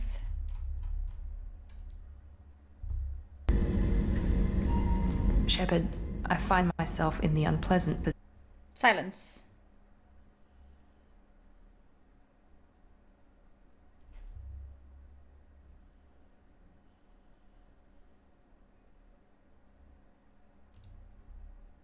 What can I do for you? You cannot Roman Svarek. Nope. You have a minute, Miranda? Of course. I'd be...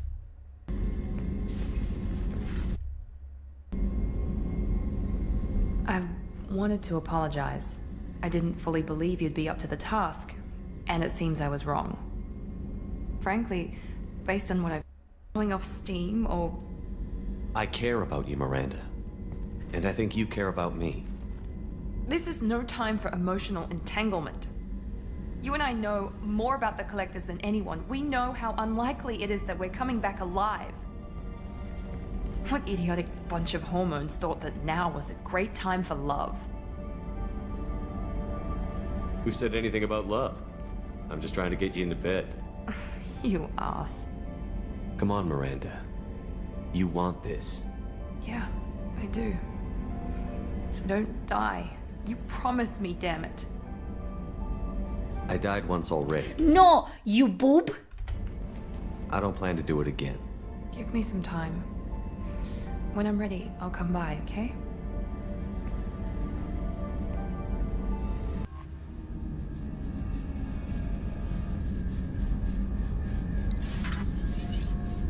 Oh, pardon me, Commander. I've cleared the engine room. Why the engine room? Don't they have like a cabin? Why are you guys fucking in the engine room? You heathens? I should have known you wouldn't settle for the captain's I quarters. was gonna say. I settle for nothing but the best. Is it her room? Like the engine room?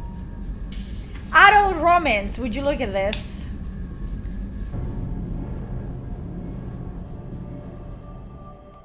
You know, she has preferences.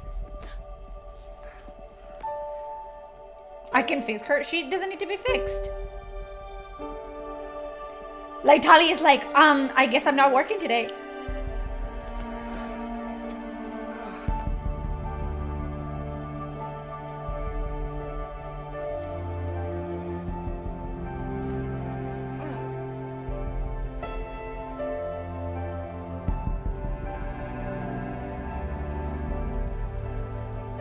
Would you look at this?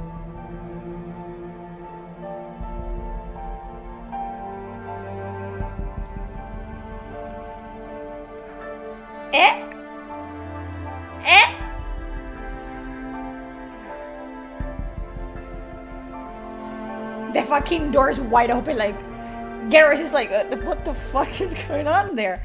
You see? You see? It wasn't anything like explicit, but it was definitely adult romance. It was like, you did know. They didn't have to show you everything, but you did know what was gonna happen. This is just lame. You and me. That was so nice, bruh. Whatever comes, we'll face like, it. I don't even care about the boobs. I was like, that was great, bruh. Like, detail. There's no one I'd rather stand beside at the Like, end of the oh world. my god. But if we live, Ferelden, cottage, quiet, at least for a while. Bees and flowers are I'm ready. Oh, Jesus Christ. Okay, I feel like Davrin is one of the best. So let's go Emmerich. I'm so refreshed. Should we watch? Let's watch Thanes as well.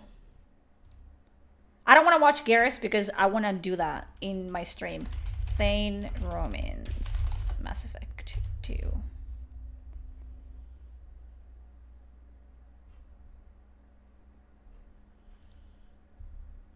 Is it this one?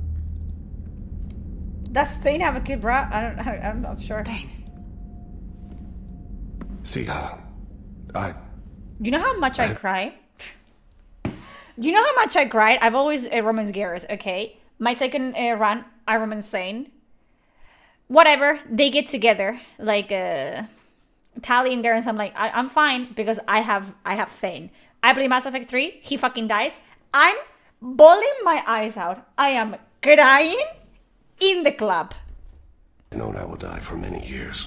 I've tried to leave the galaxy better Abe than I found Sapiens it. looking motherfucker. And who do you think I had a crush on when I was watching Hellboy? Who do you think I wanted to fuck when I watched The Shape of Water? You've helped me achieve more than I thought possible. We've righted many wrongs. I've spoken to my son. I should be at peace on the eve of battle. Stop. Don't give me a speech. I'm ashamed.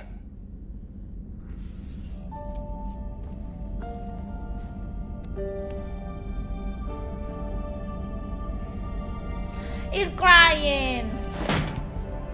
I've worked so hard, meditated and prayed and done good deeds, atoned for the evils I've done, prepared. I consider my body's death and a chill settles in my gut. I'm afraid, and it shames me.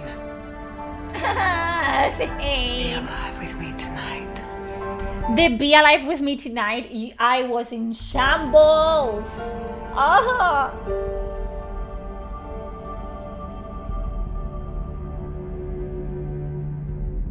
In shambles. Do you understand? In shambles. Mass Effect mod, Thane lives. Yes. Where can I... Sign me the fuck up. So much more emotion.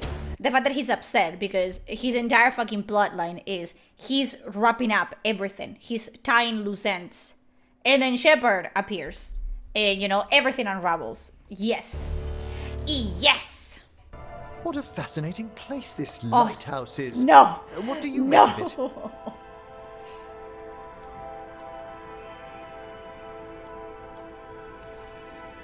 I think I like it better with a necromancer in the place. Do you? Especially one with experience. I must be It's sure to Edgar live Allan up to Poe. expectations. It is There are Alfred. struggles, but a watcher should always find peace amongst the graves. And what sort of host would I be if we didn't end with some light refreshment?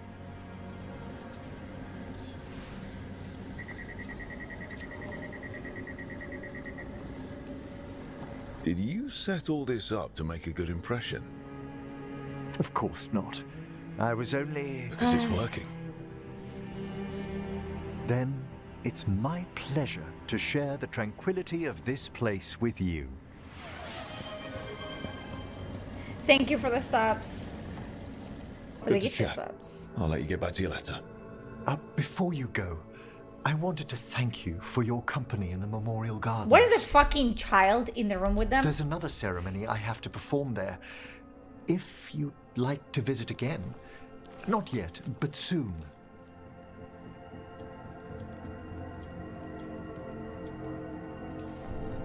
You know I can't turn down spending more time with you. How lovely to hear you say so. I'll always be glad to show you around the tombs, my dear. At your pleasure.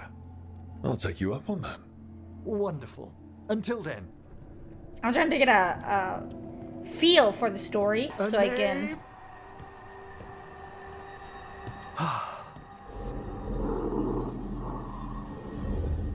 That thing's just creeping Jeremiah's house. Not a flinch. You really know what you're doing. Experience is the greatest teacher, and an open heart to what the spirits need. I bet not every necromancer looks so dapper when they're working, though. Again, he's just trying to reanimate a corpse. You choose the most extraordinary moments for compliments. Thank you. At least he... Is that bad? Quite the opposite.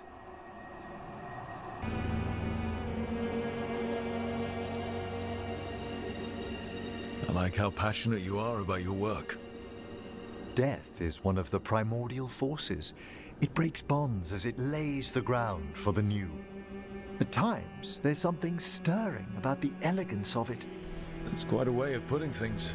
Forbidden magic, blood sacrifice, nothing is beyond her if it leads to power, recognition. My friend fetched me the DD oil. Oh my god. We were friends once. I don't know. Let's try that scene.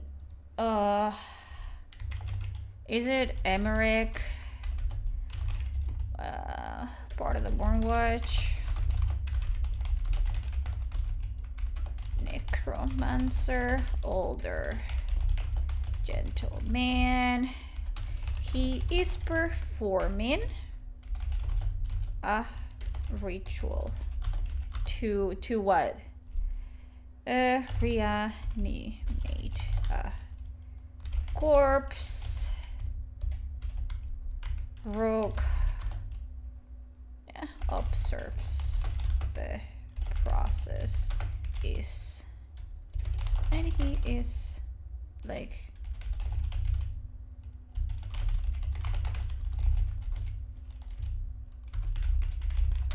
they flirt.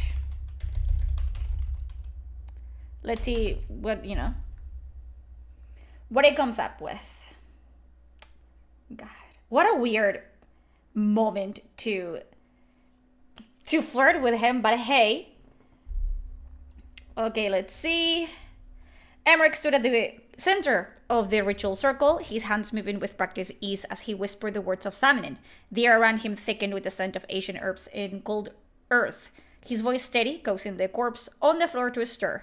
Rook observed from the shadows, his eyes alight with fascination, and Emmerich's magic worked over the fallen form, stirring its limbs and causing a faint glimmering light in its hollowed eyes. Finally, with a final murmured phrase, Emmerich's spell came to an end, and he looked up, a trace of satisfaction in his otherwise composed face. The corpse, though barely more than skin and bone, obeyed with a faint groan, an ancient will imprinted into it by Emmerich's deft skill. Well, Rook said, stepping closer, I heard you were good, but seeing it up close, you make it look almost elegant. Emmerich raised an eyebrow. Have you used Novel AI? I have. A faint smile tagging at the corner of his mouth, a compliment from the famous Rook. I may have to write this down. His voice was rich with humor, though his tone remained polished and smooth. Rook chuckled, crossing his arms as he took in Emmerich's work. Write it down all you want, old man. He teased, his tone affectionate, but let's be honest. You've got skills few can match. I think I'm just lucky to witness it. Emmerich tilted his head, his eyes gleaming with a playful sharpness. Careful now, he replied, his voice lowering. Flattery has a way of sneaking up on a person. You might find yourself the target of my charms. Oh, I wouldn't dream of avoiding that. Rook replied with a grin, his gaze lingering on Emmerich. It's about time someone trying to ensnare me for once. Emmerich chuckled, a soft sound that carried a note of approval. Consider yourself warned then. Necromancy may be a dangerous art, but I'm known to be quite skilled in matters of the heart as well. As the reanimated corpse slumped back into stillness, Rook leaned closer, his eyes glinting with intrigue. Well then, Emmerich, he murmured, his voice low. Guess I'll have to stick around and see just how deep those storms run. The smile Emmerich returned was quiet but potent, a promise whispering into the silence of the dark-lit chamber. In the flickering candlelight, it felt as though the very air between them held its own spell. And he does it again. ChatGPT strikes again. If it helps, you've got someone who cares right next to you. That's very dear of you. But Do you know what? I vote that one. It's so cute how you're such a bad liar. This man for a watch, we will see. Ah, hello there. Just admiring how carefully the Fade is woven into this place. As cultivated as a palace garden. That's old elven stuff for you. Magic Thank you, everywhere you look. ChatGPT. And also where And we get a clear 7-0 for ChatGPT. I do envy you, Rook. Really? Oh, consider all the secrets you must have uncovered in Arlathan with the Veil Jumpers. Not to mention traveling with Varric. The adventures you've already had. You cut a pretty intriguing figure yourself. Do you really think of me as some grand adventurer? Rook is seriously creepy in this. Something thrilling. Yeah? Traveling with a dashing young man who's racing to stop an apocalypse. Especially if he's shown unexpected interest in a new companion.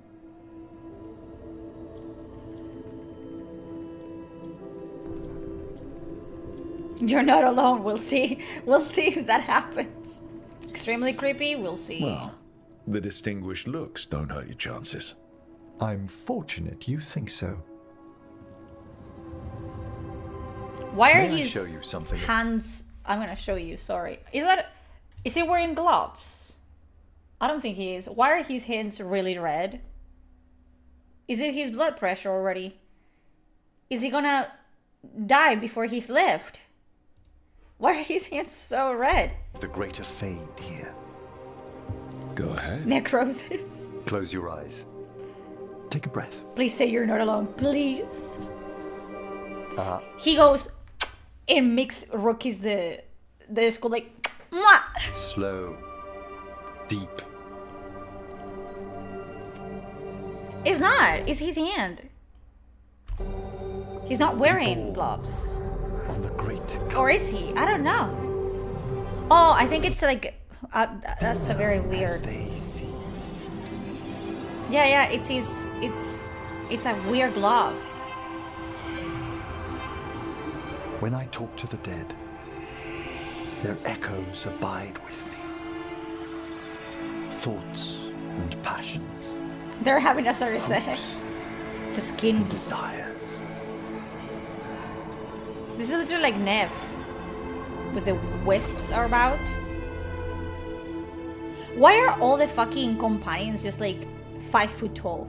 The shades of death. Except he's smaller here. And then he's not smaller here. The shades of death. And have here, greater Rook is depths smaller than you for may some know, reason. Rook. Not consistency. If your attentions go beyond charming flattery, that would interest me, indeed.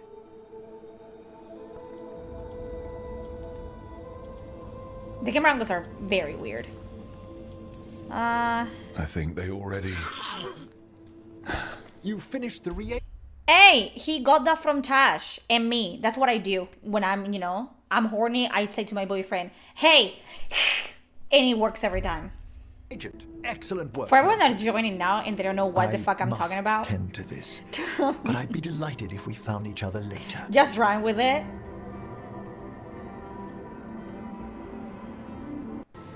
That's Matthew Mercer, by the way.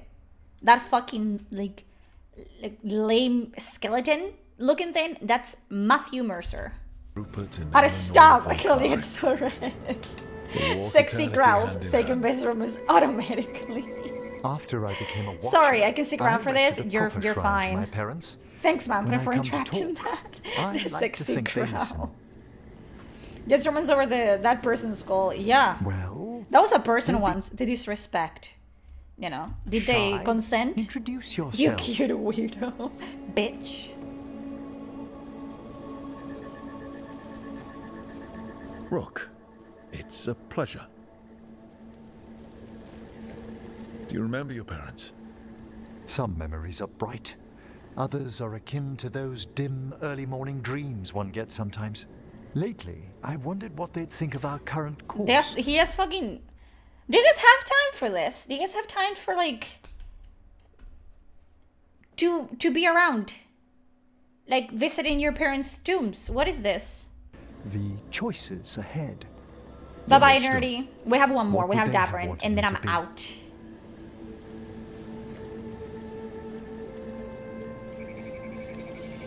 Happy with someone who cares for you. You're not alone.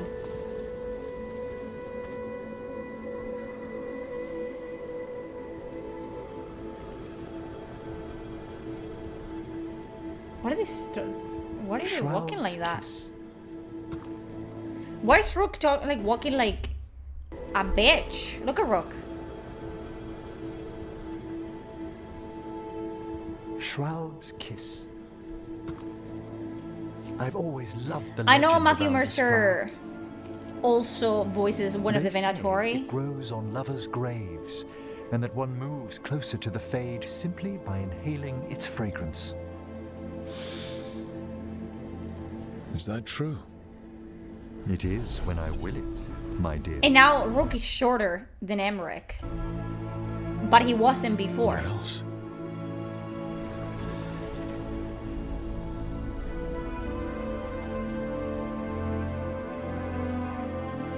Are they gonna be interrupted by Manfred again? What a day of unexpected splendor. The arsenic flower, finally. They're just like getting nasty over people's graves.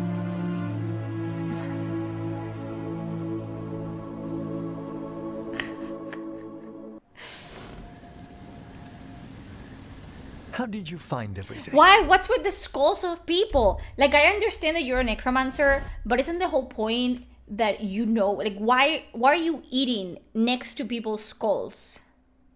Those were people, man. How did you find I don't everything? fuck with that. Best meal I've had in a graveyard. One advantage He's the of most being normal senior one. staff is requisitioning the kitchen's better cooks. You did that just for me. I'd hope. What's with Rook? Rook and people giving him food or drinks, that's his Achilles heel. That's his fucking thing. You made hot chocolate for me? You made food for me? You got me food? The evening might impress. The amount of work on you worries me, Rook. Responsibility exacts a toll on the body. Yeah, Emmerich is the only adult of all the companions. I have been more tired lately. More so than you might even realize. I do ask that Rook you at has a least kink avoid foot. putting pressure I on bet you that Emmerich was stiff left straight, but wrist. didn't change It's Rook's a little walking stiff. animation. They made everyone Impressed noticeable you regardless. spotted it. Most Well, likely. I am familiar They will with the actually do a finer deed points on of the anatomy. casket. Oh, he's impressed by people making food for him. That's true. Men are really easy to please. You made me a sandwich. Go to the couch now. Oh my god. It's good we made time for His this. weakness is his comes The couple should showing get weakness to know in one every another moment in they do. comfort. There is romance found. That is Dig true. into our feelings. I'd be delighted if the mood moves you. Emmerich being the only actual adult is why Taash hates me. It makes sense. Yeah, he's the only adult. Devastating charm aside, what do you like about me? Apart from the compliment of your interest? Come on. Darling, it's gratifying a fresh-faced adventurer noticed me at all. And your spirit does charm, but there's also something quite indomitable about you. Yeah, I was gonna say, what if your Rook is old? Because you can make them look old-ish. But it doesn't matter. Because you cannot establish that they're old, so yeah. It inspires. You brought me a drink? Ooh. Thanks. What's your favorite? Oh, thanks. You're my first partner ever. That's so problematic. I don't like that at all. I don't like that at all. I don't like at all. I think Emmerich is the most normal one. I do believe that. I don't like that that's even an option. I hate that actually. Why is that even an option? Don't tell him that. I hate that. Rook getting groomed. Like, what the fuck? It's just, like, you cannot say that to anyone else. Why do you say it to him? Leave him alone. Emmerich is the only normal one. Don't... Why are you doing that? What's your favorite color? Well... Ew, I don't like that. I don't like that that's an option at all. It's so Can weird. I only choose one? It's so weird. Let me guess. Black? Green? Yellow, but like, bone yellow. Lilac. Of course you went to a flower. It's such a pretty shade of purple. It brings thoughts of spring. Yeah, favorite color, And teenage what's your conversations. favorite shade of color? What are you guys talking about color? What are you guys talking about? Favorite colors?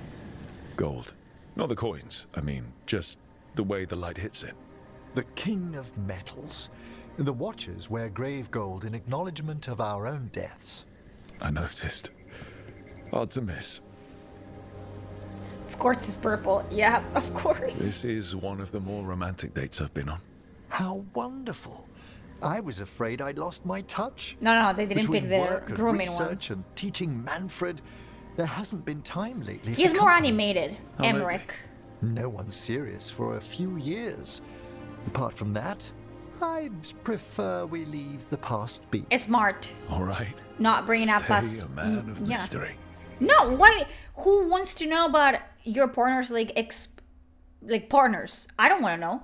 My boyfriend refuses, and that's a smart. He refuses to tell me any of his ex-girlfriends like names, and I don't want to know. I don't want to put a name to them, or I don't want to know how they look like or anything.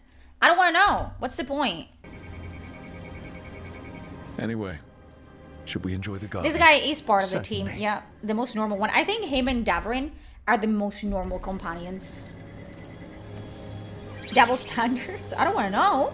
I ask. They're wondering But he what doesn't we're tell up me. to. He's smart. Wisps are ever attracted to the gardens. Like you? What's with all the wisps? The Fade is close here. As our spirits I count as guides and friends. Beyond that, I feel there are mysteries past our comprehension. You straight up tell me you don't want to know. Yeah, but I ask anyway, and you don't tell me because you're smart. Beyond the weft of magic or deepest Fade. When I'm fortunate, I spy suggestions of them here. You're not alone. Guy who surrounds himself with dead friends. I do find the necropolis exciting. Creepy. Weird and creepy. You astound me, Rook. You have a distaste for the dead, the undead, and necromancy, and yet... Where's this heading?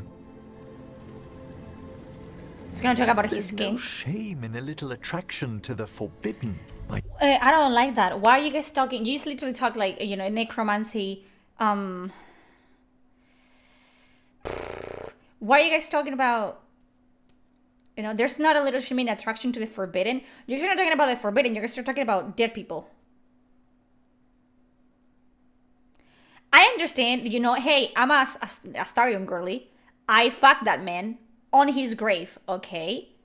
But it was his grave.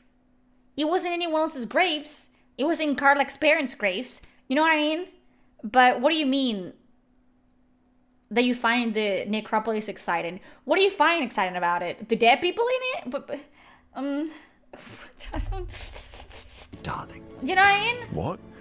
Like I want you to throw me over one of those fancy graves with skull. And here we go. And they drop the ball. And it's gone. The maturity, it's gone. It's gone. Yep. Odd. There's no shame in a little... So we say... Undead. You astound me.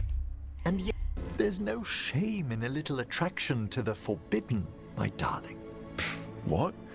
Like I want you to throw me over one of those fancy graves with skulls. Keyword being grave, which means someone is buried in there. Someone's grandma. It's buried in there. Can you imagine? You go, you know, on a Sunday to leave your dead mom some flowers, and you find like the fucking gravekeeper fucking his young boyfriend over your mom's grave. I understand. They're trying to go through like a Morticia Adams and Gomez Adams kind of vibe, except that only works because it's literally the Adams family. There's something so weird about this. And flowers and floating spirits and... Yeah, he's getting hard because of the graves and the skulls and the spirits. Brother, chill. And... Can you not, like, literally just bond? Like, hey, you know, he's a necromancer. He's a gravekeeper. And maybe people, you know, fear him. Or they think that he's, you know, evil or whatever. Can you not, like, bond over the fact that, hey, I've seen your work. I've seen that you care about your job. And you care about the people buried here. And you care about the spirits. And just accept that he's, you know, a good man that is doing a necessary job, and that's it. Do you have to make it kinky? Do you have to make Rook, your character, play a character without my permission, because I didn't consent to this. I didn't ask for this. Do you have to make it like he likes to be fucked in graveyards because he likes, you know, he gets hard for like skull and spirits? And just completely disrespectful, just completely sexualizing something that it's supposed to be unnecessary evil? Bro, that's so weird. You're lucky that's I like you. So weird. Undoubtedly. Ew. Yeah, went from green couches to graves. Go back to the green couch, man. Oh, it's no use pretending this Wouldn't you hasn't expect that stirred kinky up? outburst to be a bit sacrilegious to Emmerich's profession? 100% completely disrespectful.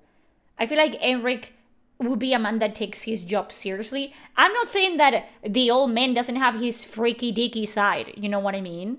But when until this point his entire, like, bro, they were literally visiting his parents' grave before.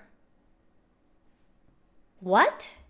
And now you guys are talking about, you know, taking it up the ass on someone's grave? Damn. Dread of my own mortality. Ew. I'm always here to talk about it. You know that, right? Yeah, necromancer, not necrophilic. But yeah, he gave elderly gentleman the grandpa that his Johanna masks was with. never beset by these Jesus. sort of fears. Little fear's healthy. You'll feel better once Does it you change with crash his over lick there and engine? destroy No, that no, true. lantern. Promise. No true? No clue. You're not alone? Are we Darling, manifesting it? I'm just finishing reviewing my bequeathments. It made me consider a topic I must broach. The eve before we kill a god, my thoughts turn to mortality and what we are to each other. All right. Even under the best circumstances, you will outlive me, Rook. You've grown to mean much to me, and I care for you, Rook. Deeply. But there are such years between us, I shouldn't heap you with that burden. It won't be a burden for long. We're fine. You're breaking my heart by worrying. Darling, I only wish to be Yeah, fair Rook could to- die tomorrow. I know what I'm getting into. At your age? What age is that? What are you, like 50 something? And Rook is what, like 30 something? You guys are gonna be fine. You're not 75. You're gonna be fine. We must consider this. You're overthinking it, and it's not the time. One of us needs to consider my mortality. Because you're worried about me or insecure about you. Ageist. Look, let's pack. The girls are fighting. God, right? As you say. Meanest thing Rook has ever said. It got me clutching my pearls a little bit. This is the most gay thing they have done so far. Arguing. It got me a little bit like, wait, is this conflict? Is this drama? Is this actually like, no, he didn't say that. He didn't call him insecure. It's so lame that we're actually like, wait. Because so far, the fucking romance has been boring us and we're like, Rook? Dude! Yeah, make the writer that did this game of the, like, writer of the year. Rook? Don't start. This has been the best one so far. Weird. Could this be writing? Yeah. Okay. Did we have to As a 40-year-old, I am mad at the ages. So even Manfred is like, what happened, dude? What would... Jeez. When there was a walking corpse living up the life force of a spirit of faith. True. Visiting the necropolis. I needed its subtler enchantments to detect what we must know. There's no mark of the cursed Solus left on Are they me. going to talk about their discussion, though? I thought I'd lost you forever in the Fade.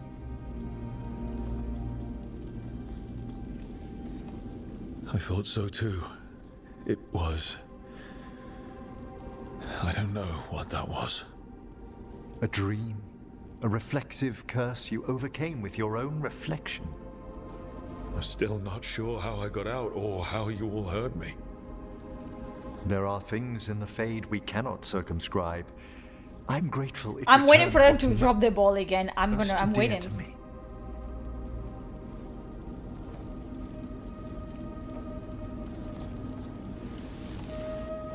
Are they not going to talk about their Have fight? someone to come back to.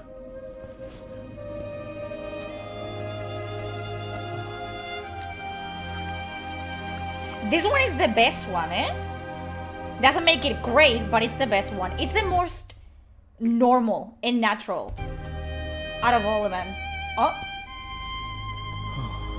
Are they fucking in the... That's not... Wait. Where are we? There's it's fucking... It's a fucking... Oh, it's a fucking grave. Oh my god. It's a coffin. Yeah, it's a coffin. Oh, wow. I mean, maybe Emmerich is special. Because Rook didn't take him to the couch. So maybe there's something here. No, Spider-Man, no! Listen. Listen. Rook? Does he sleep in a coffin? Fetch some breakfast.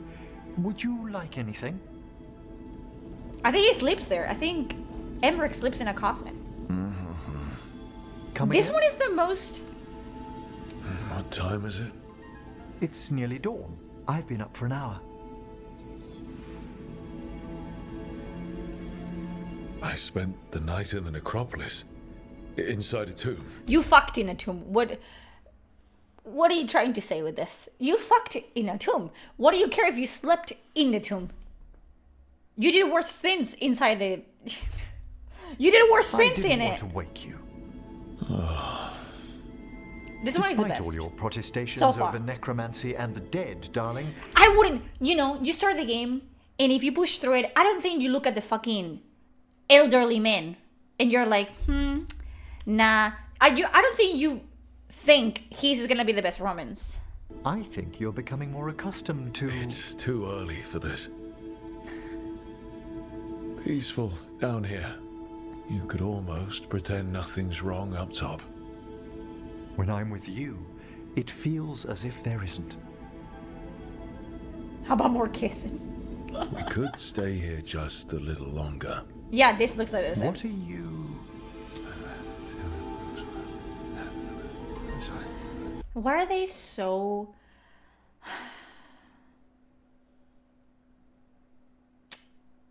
They're so childlike. Say it. This is literally an adult game. You can say fuck. You can say penis, asshole, penetration. You can say whatever the fuck you want. It's... Why are you fucking... If you insist. It's just the two of them. They're adult. I'm an adult. Why are we... We should depart soon, dearest. How I wish we were already safely home together. I love Where's you, the police? my darling. This is an adult fan fiction written by a 12-year-old. Yeah. I love you too. I'm doing round 2. Oh my Come what god. may, I will carry His those was the words best with one, me. though. I had no Again, idea we'd be drawn. that doesn't mean it's incredible. It isn't. But it's the least painful out of all of them. I've been told that Davern is also quite alright, so we'll see. And this is the last one, okay? I'm a Grey Warden. Deaths around every corner. Again, this is Javik from Mass Effect, and I think his voice acting is the best one out of all of them. Punching it squarely in the face. I like that confidence. That's how you win. What does he look like, Jacob Taylor? I hope he's not like It's not Jacob. all about winning. Sometimes I enjoy the pursuit too. He doesn't have a personality, we'll see. The thrill of the chase. Fucking chicken. You're a funny one. I couldn't help it. Okay, maybe I'm taking this a little far. But if you Also, you know what I don't like? This is Javik. Yes, this is the same voice actor as Javik. What my boyfriend's favorite line from Mass Effect? It's Javik's line. Stand in the ashes. My boyfriend loves. Those who share my purpose become allies. Those who do not become casualties. Nothing in our fight against the Reapers has been that cut and dry. Because you still have hope that this war will end with your honor intact. I do. Stand in the ashes of 1 trillion dead souls and ask the ghosts if honor matters.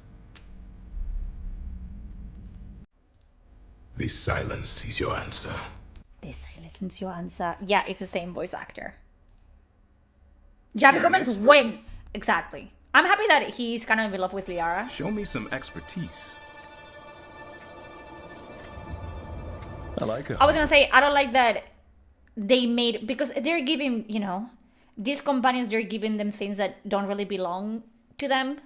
Like, Davrain likes woodworking, like Blackwall did.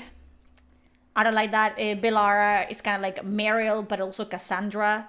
I don't care about that. You know what I mean? There's some challenge to it. What's your quarry? I'm thinking a Grey Warden. Maybe an elf. Maybe both. Tabra could get every hole with those quads he could. I thought geographically sleeps with you if you don't romance anyone as... Who's geographic? Geographic sleeps with you if you don't romance anyone as a female shepherd at the party. Who's geographic? And he's not wrong.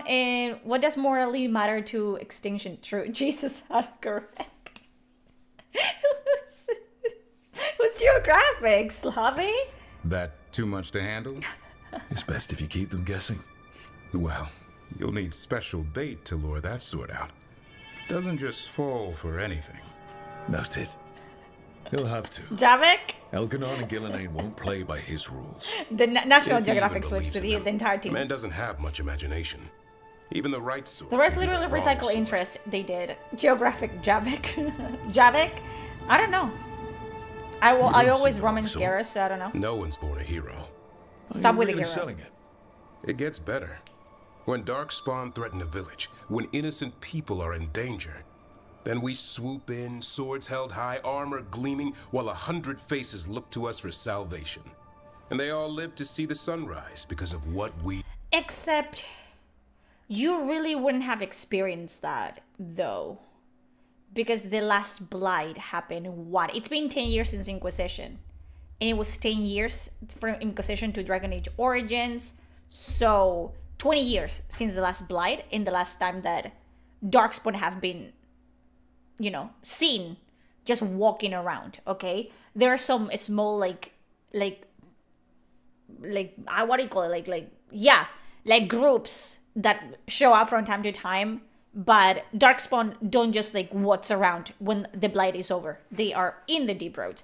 And so that's why Grey Wardens are, for the most part, just people don't really know much about them, and that's why people just fantasize and theorize about, you know, whether they have griffins or not, whether they do this or they do that, and whatever. There's like this like legendary heroes, but he wouldn't really have experienced people looking up to his order, because aside from that, like, Grey Wardens operate outside politics and outside, you know, they're not under their rule. Well, they are under the rule of like kingdoms or whatever, like empires, but they are their own order, separate. They're there to fight and contain Darkspawn, period. So he would have just like kept to himself in Waysabad, and that's it. So I don't know where you're talking about, you know, fighting Darkspawn, because you haven't seen Darkspawn for 20 years. So... do. Okay. Now I get it. Best... Okay, that's enough. Quiet now. Fine.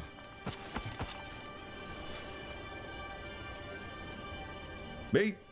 I want one. Well, I don't have any. Why'd you get my hopes up? A little white lie to quell the riot. Are you sure it's little to them? Yeah, Davrin, where's my tree? Come on, guys, give me a break. Rook? So he has 3 children. Rook, the fucking Griffin, and Manfred. I'm sure a big, strapping warden like you can handle a cat and a misfit skeleton. What if Manfred bites? Probably just baby molars. This all sounds like too much fun for me. Wait, I gotta you can't go. just leave me with it. Good luck with that. Why is being alive a problem? Because I didn't expect to be here. Grey Wardens have an expiration. It pushed me. There's more fight to go. And if we manage to pull that off? You'll do what you do best. Hunt monsters. Why is he worried about the Colin? He's young. Plenty of people can do that. I'm talking purpose. I feel like a blade sharpened all these years to confront the worst darkness in the world. And my blade struck true at Weishaupt. What now? You keep fighting. Well, you'll raise a son to create a world where... What do you mean? Yeah, you're a Grey Warden, though. You keep fighting. This is literally at the beginning of the game. What do you mean? The gods are still out there. Gods that are actively making blight. The light outshines the darkness. Yeah? Well, let me tell you. That will require a lot more gingerwood. Also, he's fine because literally, doesn't the blight become like literally nothing in this game? Shouldn't he be okay? Or are all the Grey Wardens that went through the calling before this game screwed? Like, oh, so I did all of that for nothing? I'm gonna die? He didn't drink the blood, so he's not a warden. If you want company, I'll be there. I was kind of hoping you'd say that. Yeah, why do they have to make him angry? He's so far the most angry. Well, like, why? Because he's black? Hey, I know a griffin. He'll hunt you down. Oh, you're in on this too, boy? I don't think you're ever shaking him loose. I can live with that. So we handle this alone. Yeah, what exactly is his problem? Like, there is a blight right now going on. Like, the worst blights. So why is he... Go to the cauldron and get the griffins back. You have to promise to behave, boy. Listen to every word I say, stay out of trouble, don't do anything dumb, and don't eat any... I think we get the point. I thought you were trying to toughen him up. Doesn't mean I want to see him get any scars doing it. Yeah, I don't know why he's I'm upset. supposed to be the bodyguard. Keep that feathery butt safe. His voice acting so far is the best one out of all of them. Again, we have seen what this voice actor is capable of doing. He was amazing, outstanding as Javek. He can only, you know, his voice acting is good. The lines are just not, the dialogue is not good. He's the best one out of all of them, though. Oh. He's better than Rook, 100%. Like, he's a better voice actor than Rook. He kind of grows on you. Or he's upset because he did not die with the others. But you shouldn't... Why do you care? You still have to fight, though. It is what it is. You can, you know, rest when it's over. It's that famous Grey Warden charm. You could be... Should have known it was too quiet. Davrin. Doing some renovations? Building a trophy cabinet. The figures I'm like, carving. everything about him is not striking me. Like, he has the most normal looking animation so far. Like, more natural. His proportions are fine as well. Like, the shoulders and everything.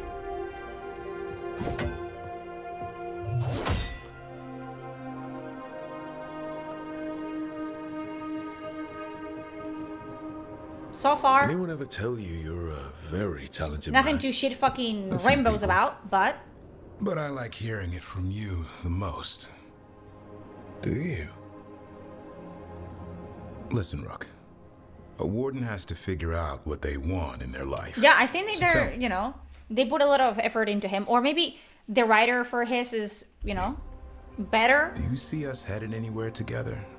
Or is it a hopeless chase? He looks like a person as well. The touch of the black man, that's what we needed. He looks like a person so far. Somewhere together someday. Hunting, being hunted. And which did you have in mind? So that's why, like, there was an archdemon in Ways Up, and they killed it, and, you know. Okay. You tell me. All in good time. I never spook the quarry. Not when I'm so close. Still He's the best one so far. The most attractive one as well for me. Very good hunter. I don't know, he looks like a person. Oh, I'm seeing that. Again, They don't look like they belong in the same. Oh, I'm seeing that. Davarin doesn't look like he belongs in the same universe as Rogue. Hassan, you know it's not feeding. Again, interrupted. The case is interrupted because there's a pattern here.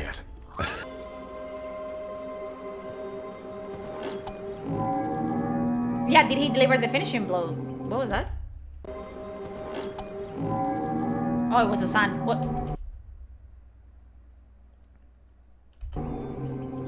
Neil would be amazed at the touch of the black man. Not fucking. Not fucking me. Rook is not that great. Ahala. It looks sick. The fucking chicken. How long can it last like that? Another week, maybe? The forest is going rotten. We need to do something. Look around for more vannerberries. Hassan, don't you Hassan even goes, think about going after yeah, him? and it's the fucking hala. Do you know how fucking funny that would be? The fucking griffin just rips into that hala like. Trust. God. Right. John Dombrow wrote Davarin. He worked at Bioware between 2009 to 2013 and came back in 2015 and was a senior writer until 2023 when I assume he was laid off together with. Okay, you're saying he blew his horn? Okay. I thought I was gonna come in Hassan, and eat it do like a as I would do, zombie. boy. Be nice. Was that the horn of sex? I don't know, man. Why would the fucking griffin be nice? It's a fucking eagle. It's a giant eagle. It would just go, oh, easy prey, and just kill the fuck out of it. Bring it some food. He did. I'll be dead. Griffins are predators. Someone should have told a fucking girl of Rivia about this. You know how many times I got my ass handed to me by a fucking griffin in that game? Won't forget that anytime soon. Thank you, Rook. Means a lot to have. Or does it have ears? Why not? Because it's cute.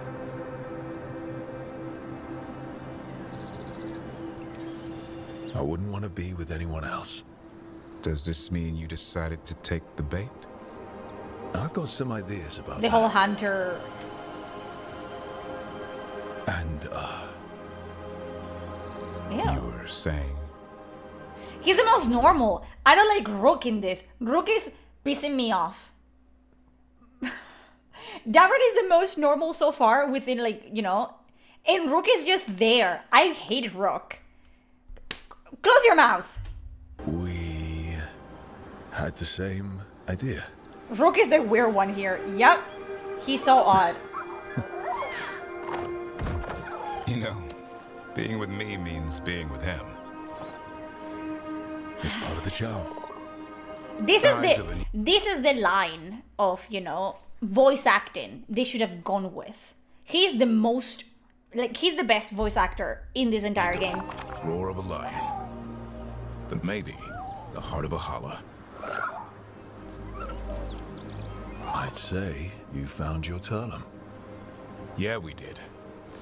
Yeah, Rook is like those guys from the movies, like, you know, like they go for the kiss, like. Come on, boy. God. You did good. Rook is weird in this. Davarin is a romantic picnic, the best huh? one. This is a surprise. See, I love him. There's movement. We have movement. We have, like, you know, I'm not looking at it. Rook is, get the fuck out. We just want to look at Davarin. Rook, fuck off. Davarin is actually interacting with the environment. He's drinking, he's moving. Picnic, huh? This is a surprise. Look at that. Evka and Antoine's doing. They told me after all the wardens have been through, and what's ahead, I should take a break. I'm surprised you actually listened. You know how sad Antoine can look? So what did you pack for the picnic? Emmerich helped me brew a ginger wort truffle tea. Fucking picnic, bro. I thought we'd see what all the fuss is about. Yeah, this is where all the budget went to. Davarin. I'm happy you're getting a chance to unwind, Davarin. Look at fucking Rook. He's like Davarin is alive, and Rook is like, I'm happy that Davin in the hair physics, that's it. Me? Even the griffin is doing something. If I can take your mind off it for an afternoon, I'll be a happy man. Davin? What's that fucking sound? That's the same sound that they used for Lucanis. Why does every time that someone is drinking, they feel like they have to make them do this?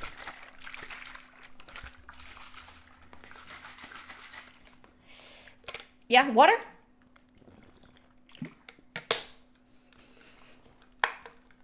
They made that the same way for Lucanis. He's just like having coffee and he goes, why? No one does that. That's not bad. It's, gingery, but also garlic, hints of mushroom. No, and, that's not. Why does that sound so? Yeah. Oh, well, I've never eaten a worm, but yeah, it is a little earthy. Wait, what? There, Davrin. What? Okay. Wait.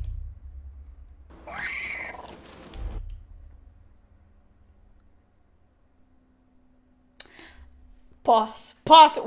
We had it and we left. We had it and they took it away and they're running with it. Come back. What happened? What happened? What happened? They had it. What happened? It was so close. How?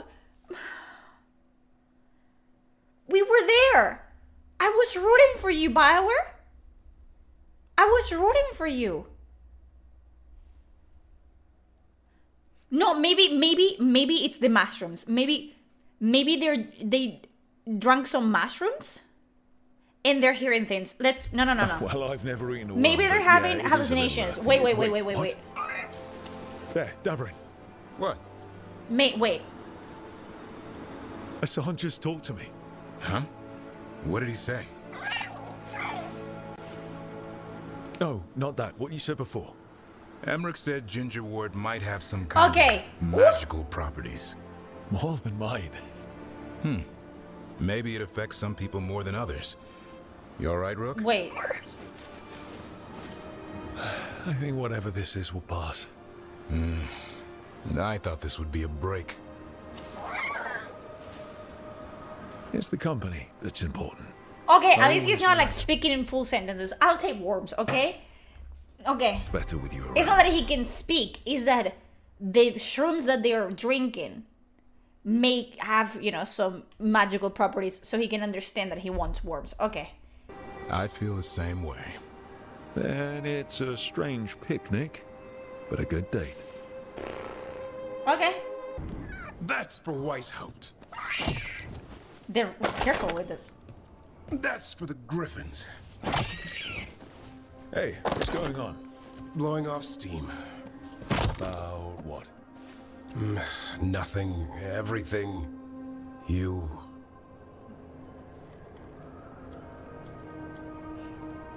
Jump harder. Put you back into it like you mean it. You think I don't? I think I don't know what we're talking Yeah, what about. did Rook do? It's what we're about to go do. The thing about being a Grey Warden, you don't get too attached. Any day could be your last. So you learn. Keep it casual. Okay. Don't make friends with your What did I team. do? Don't start thinking about a Griffin like he's your kid. No, that's not true at all. That's not true. Like, literally not. That's not...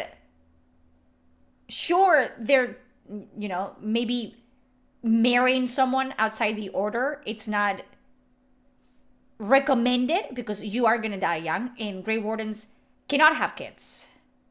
So, maybe don't bring other people into it. But Grey Wardens have relationships with each other all the time. Because they're going to die young and they're going to die soon. So they just date one another. They cannot have kids. And they probably maybe cannot get married outside, but they can 100% get attached to people. And they do. Yeah. And whatever you do, no matter what, don't even think about falling hard for your boss. Trouble is, it's too late. I already did. Justice was a Templar. Not a Templar. A Templar? He was a knight for the Earl of Redcliffe before he became Justice, so... The body of Justice was married. It happens. What of it? I'm supposed to be the Yeah, Morgan tough only had the kid playing because things of the cool. ritual of conception. You're kind of hot when you're mad.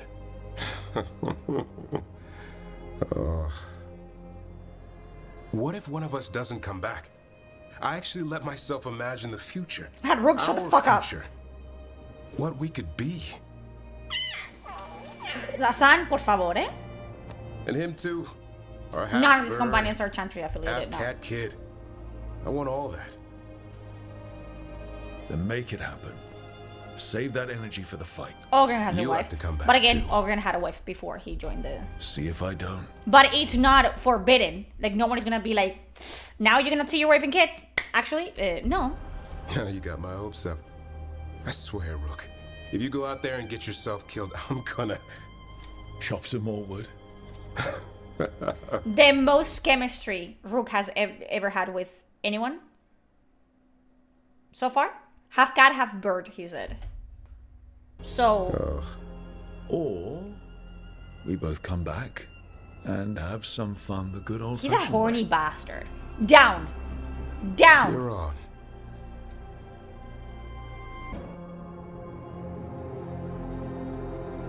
We're back. We're back. We're back. Ooh. You're back. It was touch and go there.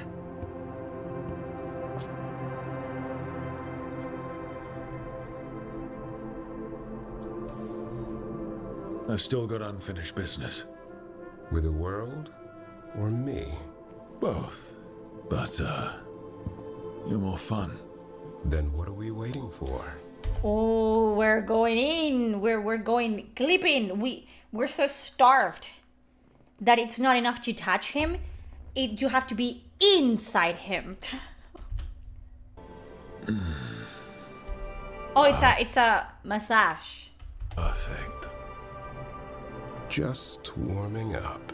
Oh, I am warm. Oh, that was fucking quick. Are you a fucking wizard? What? How'd you do that? Yeah, what the fuck? Better question is, what else can Yeah, I do? he has the best animation so Is far. this all just for show? Only one way to find... Yeah, he's the best one animation. Sleight of hand, successful. The best one so far.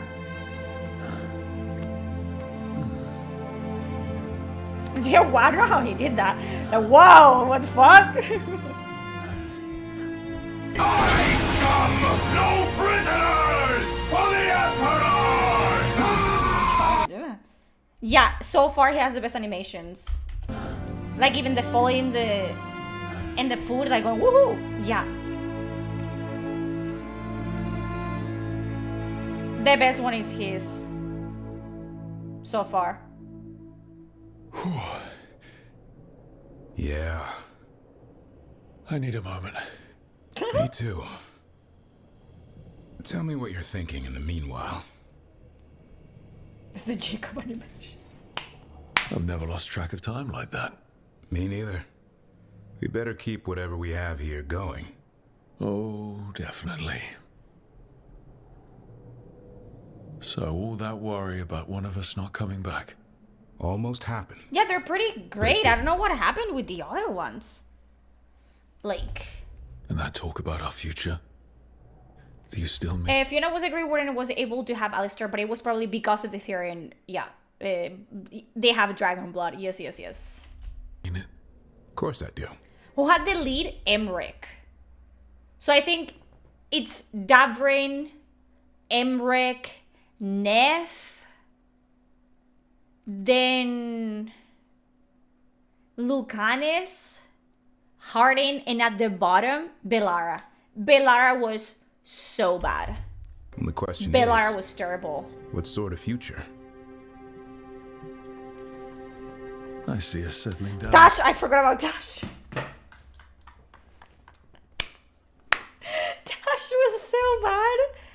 Yeah, both have last place. Taash and Bellara made me comfortable in ways I haven't felt in a very long time. So, at the bottom, both of them. Half bird, half cat kid. Maybe even go flying one day? Taash is not even on the Once list. he's grown up. Think his son will let me. Bring some treats. I'll help you bribe him. From here on out, it's pretty simple. Wherever you are, there I am. I wouldn't have put it any other way. Yeah, Emmerich was really good as well. I think there were some odd parts in both of them where they kind of like dropped the ball, and it's like the whole Emmerich in the necrophilic aspect of it, I hate it. Real good. The necromancy fetish I didn't like at all. I mean, with Davrin, he got a lot of things about being a Grey Warden wrong. Which... Nev's back. Why is he dressed like Vegeta?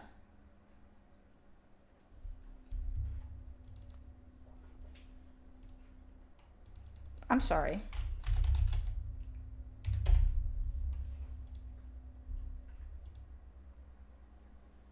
Am I wrong?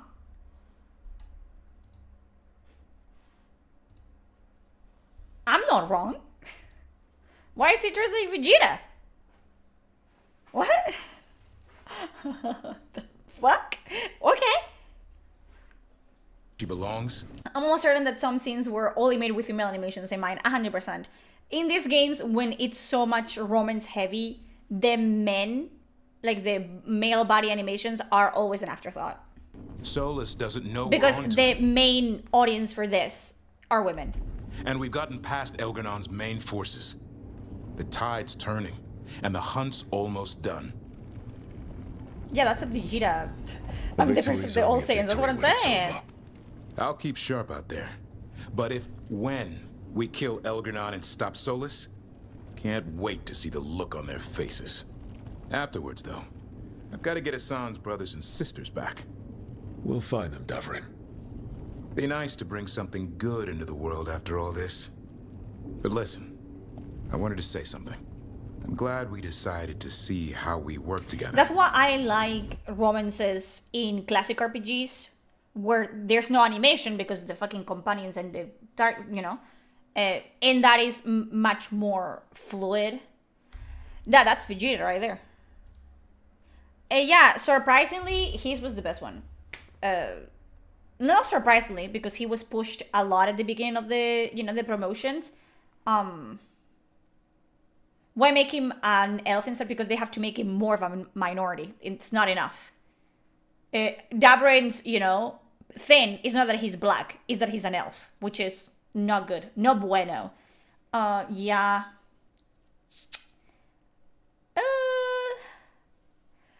Yeah, we started strong, honestly, with Taash.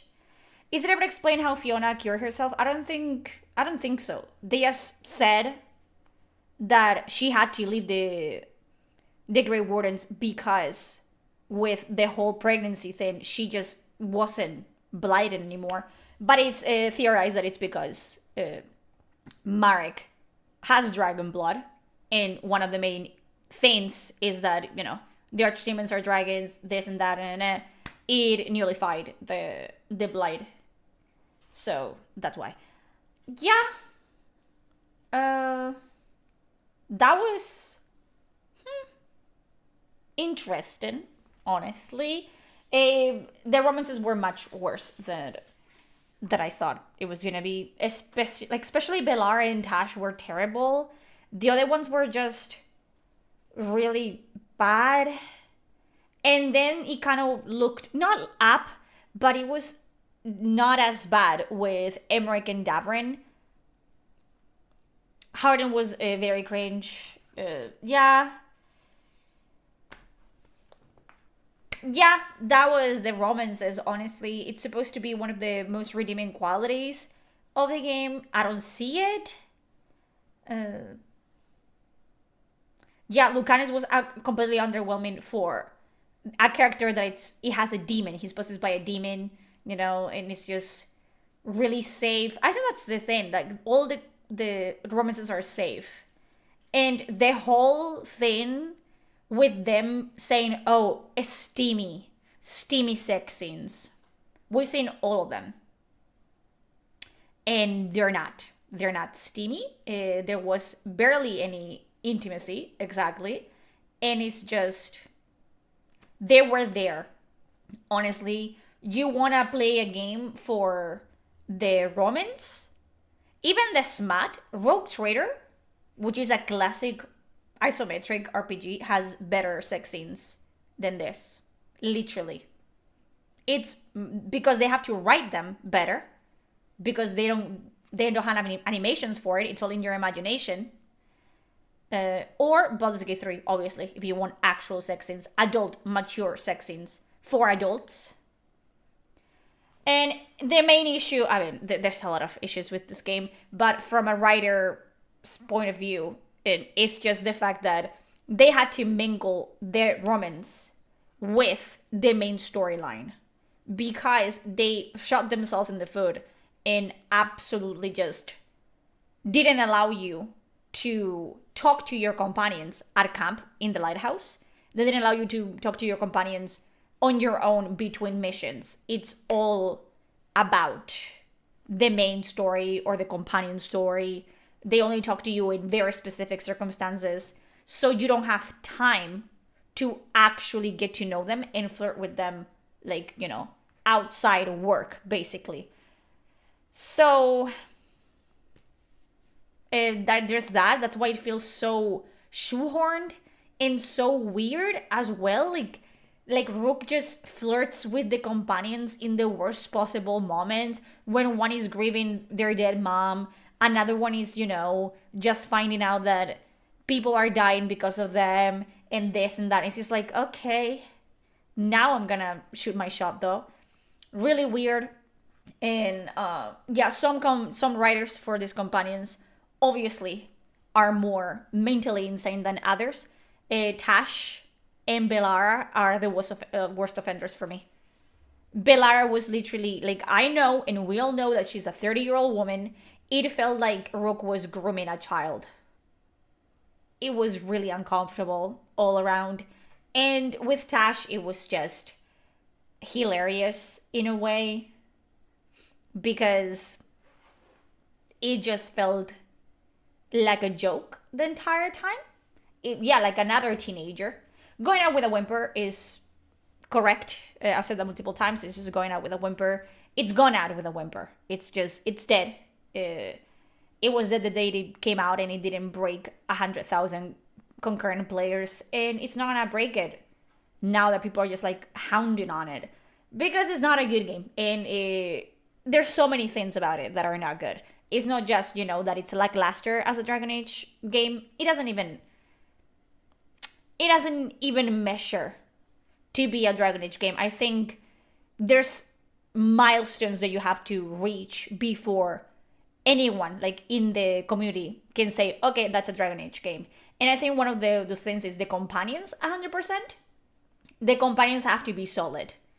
At least 50% of them have to be solid companions and have to be compelling.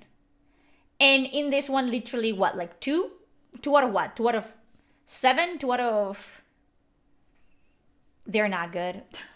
Did you even finish playing the game? I can't. I tried twice. I can't.